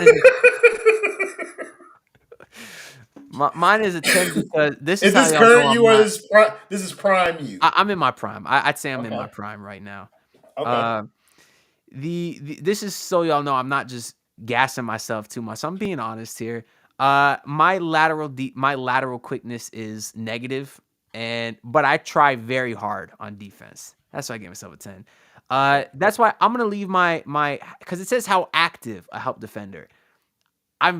The thing that I used to make up for my lack of athleticism is my IQ and my hustle. I feel like I have a lot of that, so I'll leave my active help defender at 60 just because I do help a lot. I know who to help off of, who to help on, but I'm just not very fast. That's why I'll say 60. Who did I get so far? Jabari Parker. That'll change. How often do you drive to the basket? I'm not just a shooter. Like I'm not the fucking Kyle Korver that sits in the corner. I could drive. I'll give myself a 65 there. How skilled a finisher are you? Probably about the same. Cause I can go left hand, right hand, reverse, but I'm not fucking Kyrie with it. We did this Here's pot of. a fun fact for you. Mm, I am a lefty basketball player. I shoot oh. left-handed, and my dominant hand when I play basketball is my left hand. Oh, but you're a righty in life? I'm ambidextrous, so I use both hands. I use them both for different things. So I like throw a football right-handed, but like I I bat baseball switch, but like I play basketball left-handed. Yeah, I've heard about people like that. That's interesting. Yeah. And I see your comment, Amir. Uh, you don't stay in Florida though, right? Let me know next time you're down in Florida. We'll film some content, man. Uh, okay. What do we got here? How willing, active passer are you? Now, I promise you, I'm a very willing passer. I'm gonna give myself a 60. I'm gonna give myself a 70 here because I like to make the right play. I feel like I play a good brand of basketball, so I'll give myself Okay. 70. How much do I contribute to the overall team's offense? Again, I'll say 70. A lot of times I won't be the best player on the court, but there's often times where I am. How active is your defense in the passing lanes? 1. I'm not very fast at all. You need to be quick as shit to do that. Offensive rebounder. I try very hard, but I can't jump high for shit. So we'll leave these at a 15. The offensive rebounder. But see, this is why it's hard for me to get a player comp. I am a post god. So yes, I can fucking shoot, but I promise you, I grew up fucking watching Hakeem Olajuwon highlights on the fucking daily, and I copy that shit. How often do I post up? That's a 90. That's why I don't know any NBA players that shoot threes like me, but can also post up with footwork. It doesn't exist. Mid range, I'm not as good. I typically stay behind the arc, so we'll go 65. Skill that you're creating your own shot. Again, not great handle, but out of the post and certain things I can do it. I'll go 60. Versatile or passer. I'm not doing no crazy shit, but I got an elbow pass. I think that's good enough for 65. How often do you guard the other team's best player? 3. How skilled a rim protector are you? 0. I think I average 2 blocks a year. And how skilled the defensive rebounder are you? Again, I what did I put for offensive? 15. 15. Yeah, I'll go 15. I try very hard, but I'm not very athletic. Do you have any guesses, Royal, for who my player comp is? With a 3-point shot, I think you made a very good point about the 3-point shot and the post game being an odd combination to have as a player. Um, so no, I don't. Maybe Kawhi Leonard, but you don't play good enough defense. Like that's a player who can. So you're an offensive. Let's go Jordan Poole. There wasn't a question for handle on here. I guess that's why I made that face because I don't have. If there, I'll tell you this. If there was a question for handle, I would have put it at like a 10. To be honest. If we're talking, somebody said Sean Livingston. Sean Livingston couldn't shoot threes. Joe Ingles is another good one. Andre Miller is the one that I like. But like ball handling, if we're talking about prime, like so, my prime is not now, nor was it in my 20s. In my time, if we're talking about basketball prime, my basketball prime was probably when I was about 19ish. Is when I was like the best version of myself. But yeah, like I like Andre Miller, bro. All right, let's see who I got. I got Luke Luke Kennard. Kennard. That's not bad though. Now, the name that I got last time that I actually like a lot more, and I don't see him here, is Bohan Bogdanovic. That name I liked a lot. The one from Kennard? Atlanta. No. That's Bogdan. The one that's on the Knicks now. That was on Detroit. Yeah, I don't know the difference between them. Like they are the same Well, human beings. one's a 2 guard, one can play the 4. That's why I kind of like the one that could play the 4 because he could post up a little bit. Yeah, I know Luke that. I know them like Kennard, in my head. yeah, Luke Kennard is more of just a spot up guy. I like the Gallinari one better just because I feel like he's a little bit more of a versatile offensive scorer. Joe Johnson, that there could not be someone more opposite than that. I can't get away from it. I don't like Niang. But Gorgeous Niang. Yeah, no, I don't like that. But that's why I You promise got I'm Luke not. Kennard twice on the list. I'm. That's wild. If you I'm scroll down, he's like second to the last one. shit. I'm Malik not. Monk. I'm not one of those white guys that was yeah, that's what I'm saying, Thousand Eyes. I'm not one of those white guys that just like is the stereotypical catch. No, I if there was like an attribute for versatility on offense, I would put it at like a 90. I would, because I do drive quite a bit. I'm very, very good with my left hand in the post, jump hook left hand, right hand, post fade left shoulder, right shoulder, drop step left foot, right foot, everything. So yeah, I don't like Luke Kennard. I like Gallinari more, but the guy that I got last time, Bohan, I think is a little bit better. The guy that I say though, all time, as much as I hate him, is Paul Pierce. That's just because I look at a guy that was never the most athletic player, but he could find a way to get his shot in many different ways, and Yeah, that's he know how to why get. I He give know how it to to him. get to his. He knows how to get to his spot. And Exactly. He knows how to get to his spots. And by the way, Amir, he said, "What site is this?" Uh, I had the link sent to someone else, but Google NBA Pickup Comparison Finder, and you should be able to find it. But yeah, that makes some good content. Yeah, I would love to be Jaime Jaquez. Like, I would absolutely love to be, to answer Joe Pepe's question. Oh, I would love to be Jaime Jaquez. Like, bro, today I hit a couple nice moves today. And both times I said Jaime Jaquez after I scored. But yeah, today, I'm like the guy at the pickup game who, when he goes up for a layup, it looks like he's trying to be Kyrie, but I'm just passing the ball out of that shit. Like, I'm not. I'm going. I can be like scotch ass free at the rim, and if I feel like somebody is remotely close to me, I am passing it. Like, and it's not even a question, bro. Like, I am passing that shit. right, I'm more not. like Highsmith. Yeah, bro. With no dribble moves, yeah, he's shameless. He said, You "What do you coach. mean, Thousand Eye? You question my power game?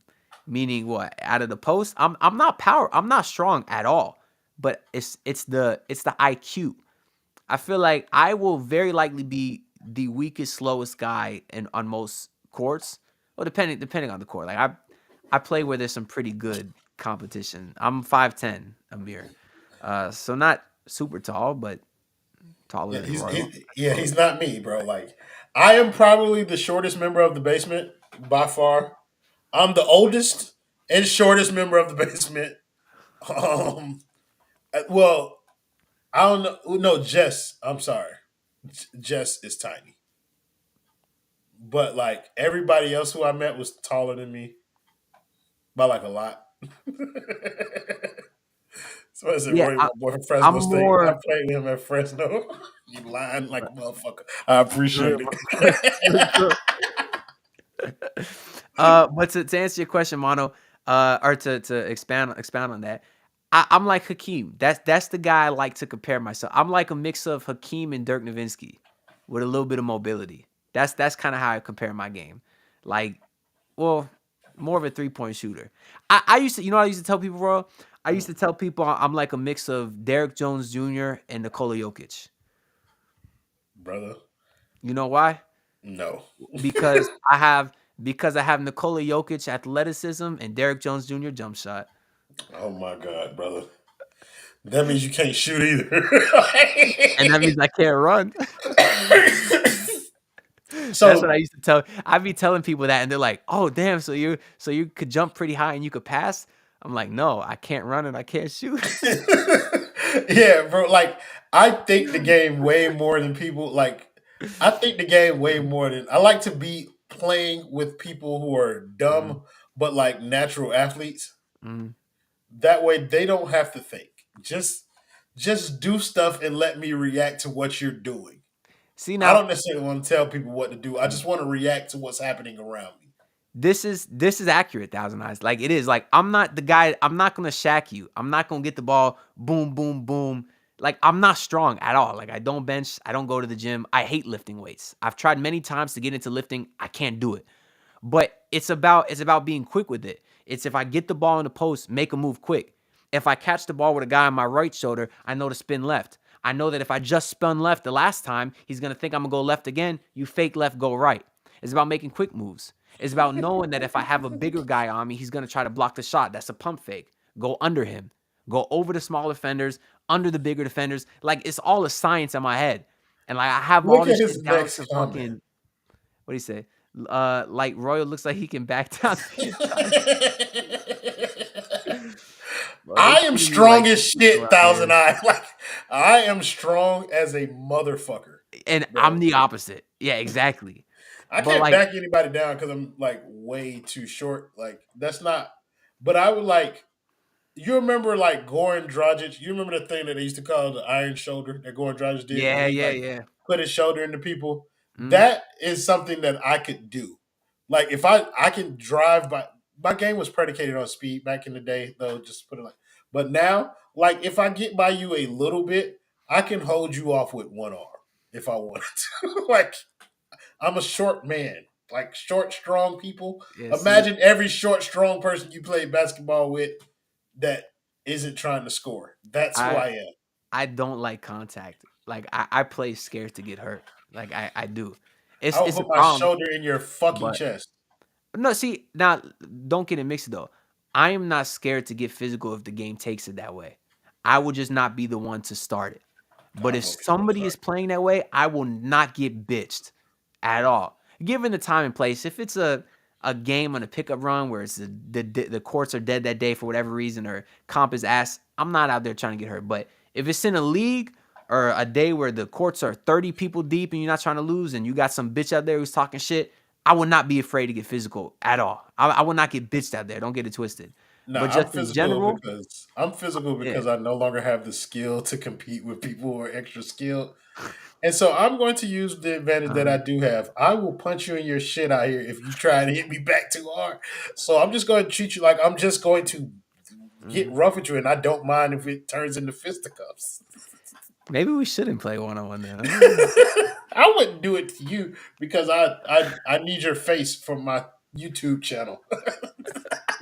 Bro, but for real, like I want to teach a clinic to kids on like post game, bro. Like I'm obsessed with it. Like I love this shit, Teaching bro. people how to play in the post. Yes, bro. Like I promise you, I used to spend like times like past midnight making like 10 in a row over left shoulder fadeaways, 10 in a row over right shoulder fadeaways from 5 feet out, from 10 feet out, then going down to the block, drop step, left foot, right foot. Like I love that shit, bro. So That's why Kareem Abdul-Jabbar basketball moves you. Hakeem, not Kareem, Hakeem. That's But why. what you're describing is Kareem Abdul-Jabbar's career. Oh, I'm not talking sky hooks. I'm talking like fucking, That's a post move. jump hooks. I do jump hooks. I actually did hit a sky hook today too, but I'm That's not. Sky That Hook. would be like That's Sky. Somebody said Roy, you sounded like he about 5'7", 270. No, I'm not that big. Like How's I'm Ant gonna defend against Royals power game? Uh, Power back. I don't know. I guess I'm just gonna have to get the ball, make it, take it, and hopefully not miss. Right? Yeah, I mean, Hit the deep shot. I'm not gonna try and back Ant down. I'm not a post player. Ant's taller than me. So my goal, if we were to play, just the scouting report is Mhm. nothing. It doesn't matter because I can't probably accomplish it. My goal is to drive left every time that Ant is trying to guard me, and then to put my shoulder into his chest once I get to the rim, The iron move shoulder. him, move him out the way, I pulled and a make a chair, layup. baby. Yeah, you can't pull the chair. I'm going forward. I'm not backing down. Like I'm trying to drive past you, Yeah, but if facing you're you. trying to lower the shoulder and I back away, you're gonna lose your balance. No, I'm not. I have a low center of gravity, and I'm 5'10", 5'7". Like I'm not tall. Like so, All right. like So if you move, I'm still dribbling the ball, so I'm not going to travel. And if you move, I'm just going to lay it up. so Now, what you're uh, going to do is you're going to try and guard me left. Let's stop him from going left. that is what I Forgetting would do. forgetting that I am a right-handed man, Mhm. and I'm just going to do the same thing to the other side. I'll force you to shoot. I can shoot. You could shoot. Can you still? Remains to be seen. What did you say earlier? It's like riding a bike. Yeah, That's that's what. true. That's I did say you that. feel me? Like you know what I mean. That ball is going in that hole a couple of times, but like I don't know. Like Sometimes I doubt my ability to be able to move fast. Mhm. Like in my head, I can see this clearly, Anthony DiNardo. Mhm. But we can get So out there on that court, and my body's not going to be doing anything like what my head envisioned. So how do we set this up, or at least how feasible is it? Because the cross network thing, obviously that's not as feasible. Maybe one day. I know there were some tensions at first, but things have started to lessen up over the last year or so. And I Yeah, think as we continue to grow our brand and get more established, I think maybe one day that could be possible. Just I'll be not anytime particularly fucking, soon, I'll be fucking 40 by then, I'd and it's say. not happening. Uh, But It's not happening when I'm 40. how do we get a basement one going? When are you in town? When do we set When this I'm up? in Because the Broward, people want to it's see it. gonna be a while. It's gonna be a while before I'm in Broward. Like it's not particularly difficult. It's a 5 hour trip for me, and like Mhm. most of the people, if we go to Miami, then we can get a couple of other guys. Like I know Harrison would come, even like for what it's worth. You know what I'm saying? Like we got a pretty good Well, crowd. He plays, or he said he used to at least. Yeah, he will. Like, but Harrison's my age too, bro. Like we're old guys. We don't want to fucking go out Yes, there by the way. and run around. Mhm. Is it winners? Oh, make it take it. Yeah, Yeah, yeah, yeah, yeah. yeah. That's yeah. Like I'm not gonna play no full court game and like no. We're talking half court, probably to 7. But so there's like so I'm Raymond Felton with Russell Westbrook aggression and Mike Williams passing tendencies. Raymond Felton with Russell Westbrook's aggression. Is he talking about the receiver, or is he talking about Mikey Williams, the high school kid?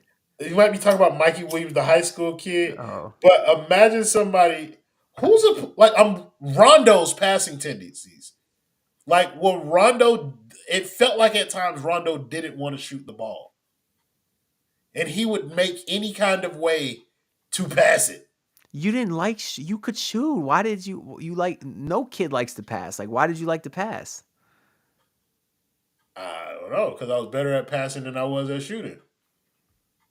Like I played quarterback for a little bit in Little League, Hey, and because go ahead. no, I was just gonna say, message me, Amir. Let's set it up. That would be dope. Maybe we can get some more basement people too. Obviously, Yeah, Roto like might not be able to make it, but message it's me, a Amir. bunch of guys down there who will probably come out there and do it. Like, and to be honest with you, bro, if we got like enough people from like both networks to do it, like I can make plans to kind of be there. It's not really much of a trip. Like I can Well, take. we We'll are work. going to set up a basement thing one day or Yeah, another yeah. eventually. But But I like the pass because like I felt like in terms of like flashy plays on a basketball court, like you remember I'm pre Steph Curry mm, in terms of age. So like the 3 pointer was cool, but that's more of a specialist thing. And if I'm going to be a specialist, then I'm a better passer than I am a shooter. And I can see like everything. You know what I mean? Like that's how I felt when I was on the court. Like I felt like I could see everything and everybody. So if you dive to the rim and nobody else don't see you, if I got the ball, that ball gonna be in your mint white chocolate. Oh, yeah, you meant Jason Jason Williams. Williams. Yeah. No. I'm not Jason Williams like in terms of like the flashiness. I'm more of an effective passer that catches people by surprise.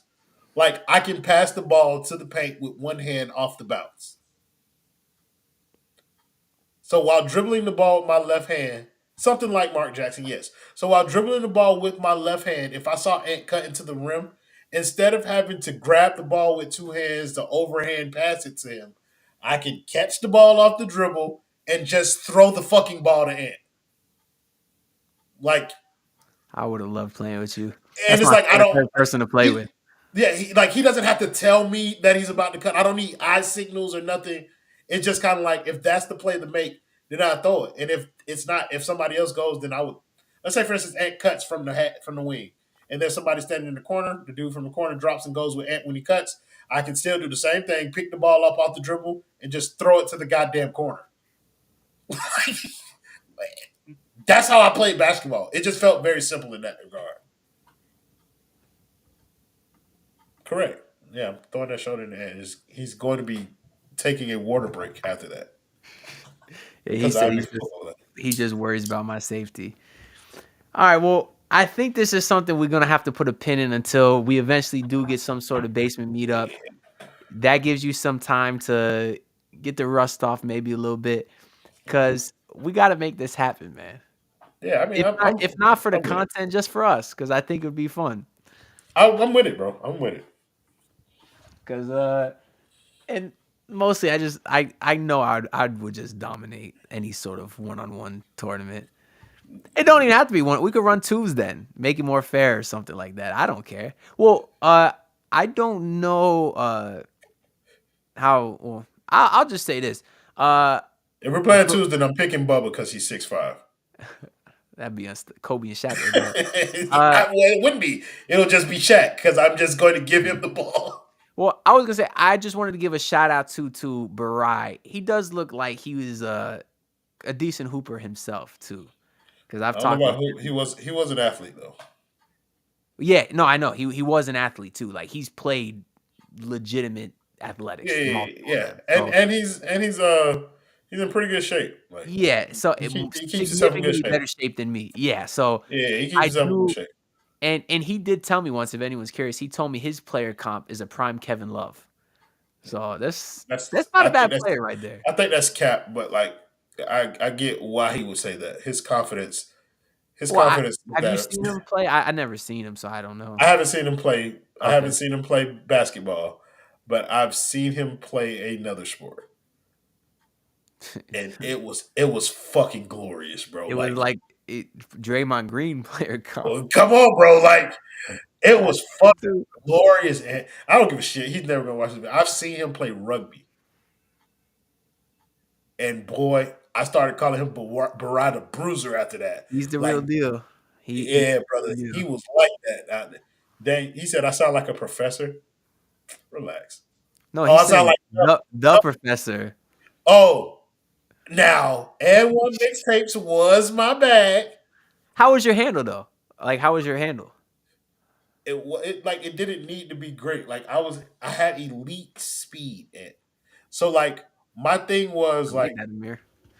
yeah, as a player, like you give me the ball, bro. Like I only need 2 moves in 1 step. I get 2 moves in 1 step. I'm by your motherfucking ass. Let me turn this camera back on. But yeah, I need like 2 moves in 1 step, bro. Cross. If you go either way, I'm blowing by your ass. So the Timmy 2-step, kind of. Yeah, like the Tim Hardaway, that was my crossover, bro. Was it or Texas 2-step? What they call? I think the Texas The Tim Hardaway crossover, bro, is what I use, bro. didn't it have the 2-step Tex. What's that shit called? I don't know what Whatever. the Timmy 2-tap or some shit like Yeah, that. I don't shit like that. either way, bro. Back. It's a right to left crossover, bro. To be The honest, UTEP 2-step. That was it. it's a right to left crossover, bro. Mhm. That's what I got. Back, and I'm out of here. Edwin, so you over here cheating on the basement with Ant Channel? The road to 38,000. I thought that was Irwin? yeah, Oh, Irwin got and OG, bro. What's up, my guy? Listen, bro. Irwin been over here for a minute. Irwin been over bro. here since the road to like 2K.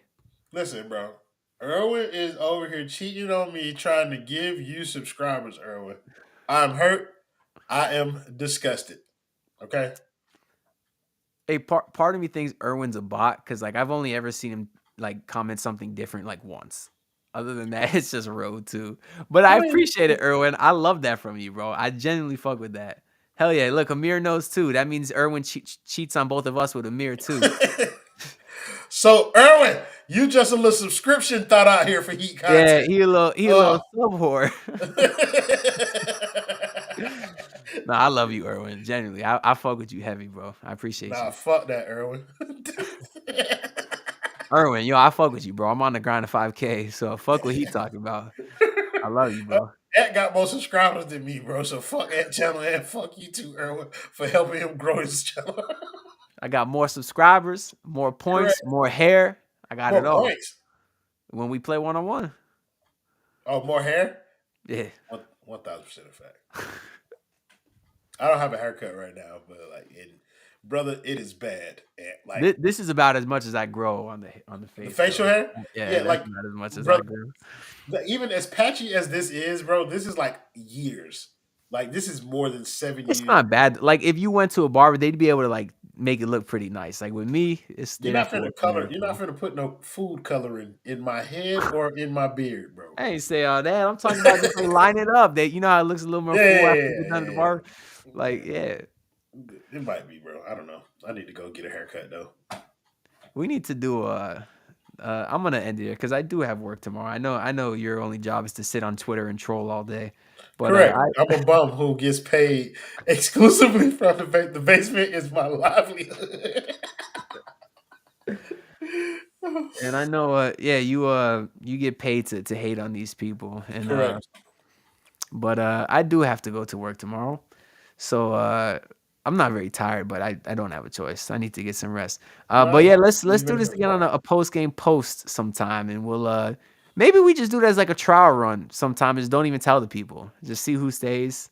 Maybe Who we fucks with it. do. Maybe we do the basement show on like the basement, Mhm. and then we come to your channel and do the post game show since it's your idea, Well, I and would then love just that. Yeah, bring the audience over here. Like let's. But I told you that's what we should do. We should do the post game. yeah. I want to Sounds like put let's some do that. put some more planning into it to try to get something like a little Yeah, bit different over here, like some of the weird gimmicks or games or stuff like that. So probably like an off season thing to work on and bring it for next season. Because I had all kind of plans of fun shit to do last off season, like going to courts and doing like promo and playing games with people there. Like, give me your thoughts. Like just going up to people in public and all kind of shit like that. But when the Dame stuff happened, there was so much to talk about with that. I didn't have time, and that was what's bringing in the and views. that was growing the channel. Yeah, so That's I said it's a bit more welcoming here than the basement. That's because we at Ant House. that's You come right. to my house. You come to my house. You talk to me with respect. Don't you? Don't come in here criticizing what I'm doing. I would tell you to get the fuck out. Like, Yeah. Appreciate you, thousand. 1,000 eyes. Appreciate you, Yeah, Amir. Everyone else watching. Like I said, I got all kinds of plans to bring this shit back. We just got to see what kind of off season we got in store because there's a lot of fun shit I was gonna do. But I'm the end of stream here. I don't got no outro video. I don't think here. I play the haven't video, Ant. haven't had this time. All right, appreciate y'all tuning in. Take it easy, one. Everyone have a good night.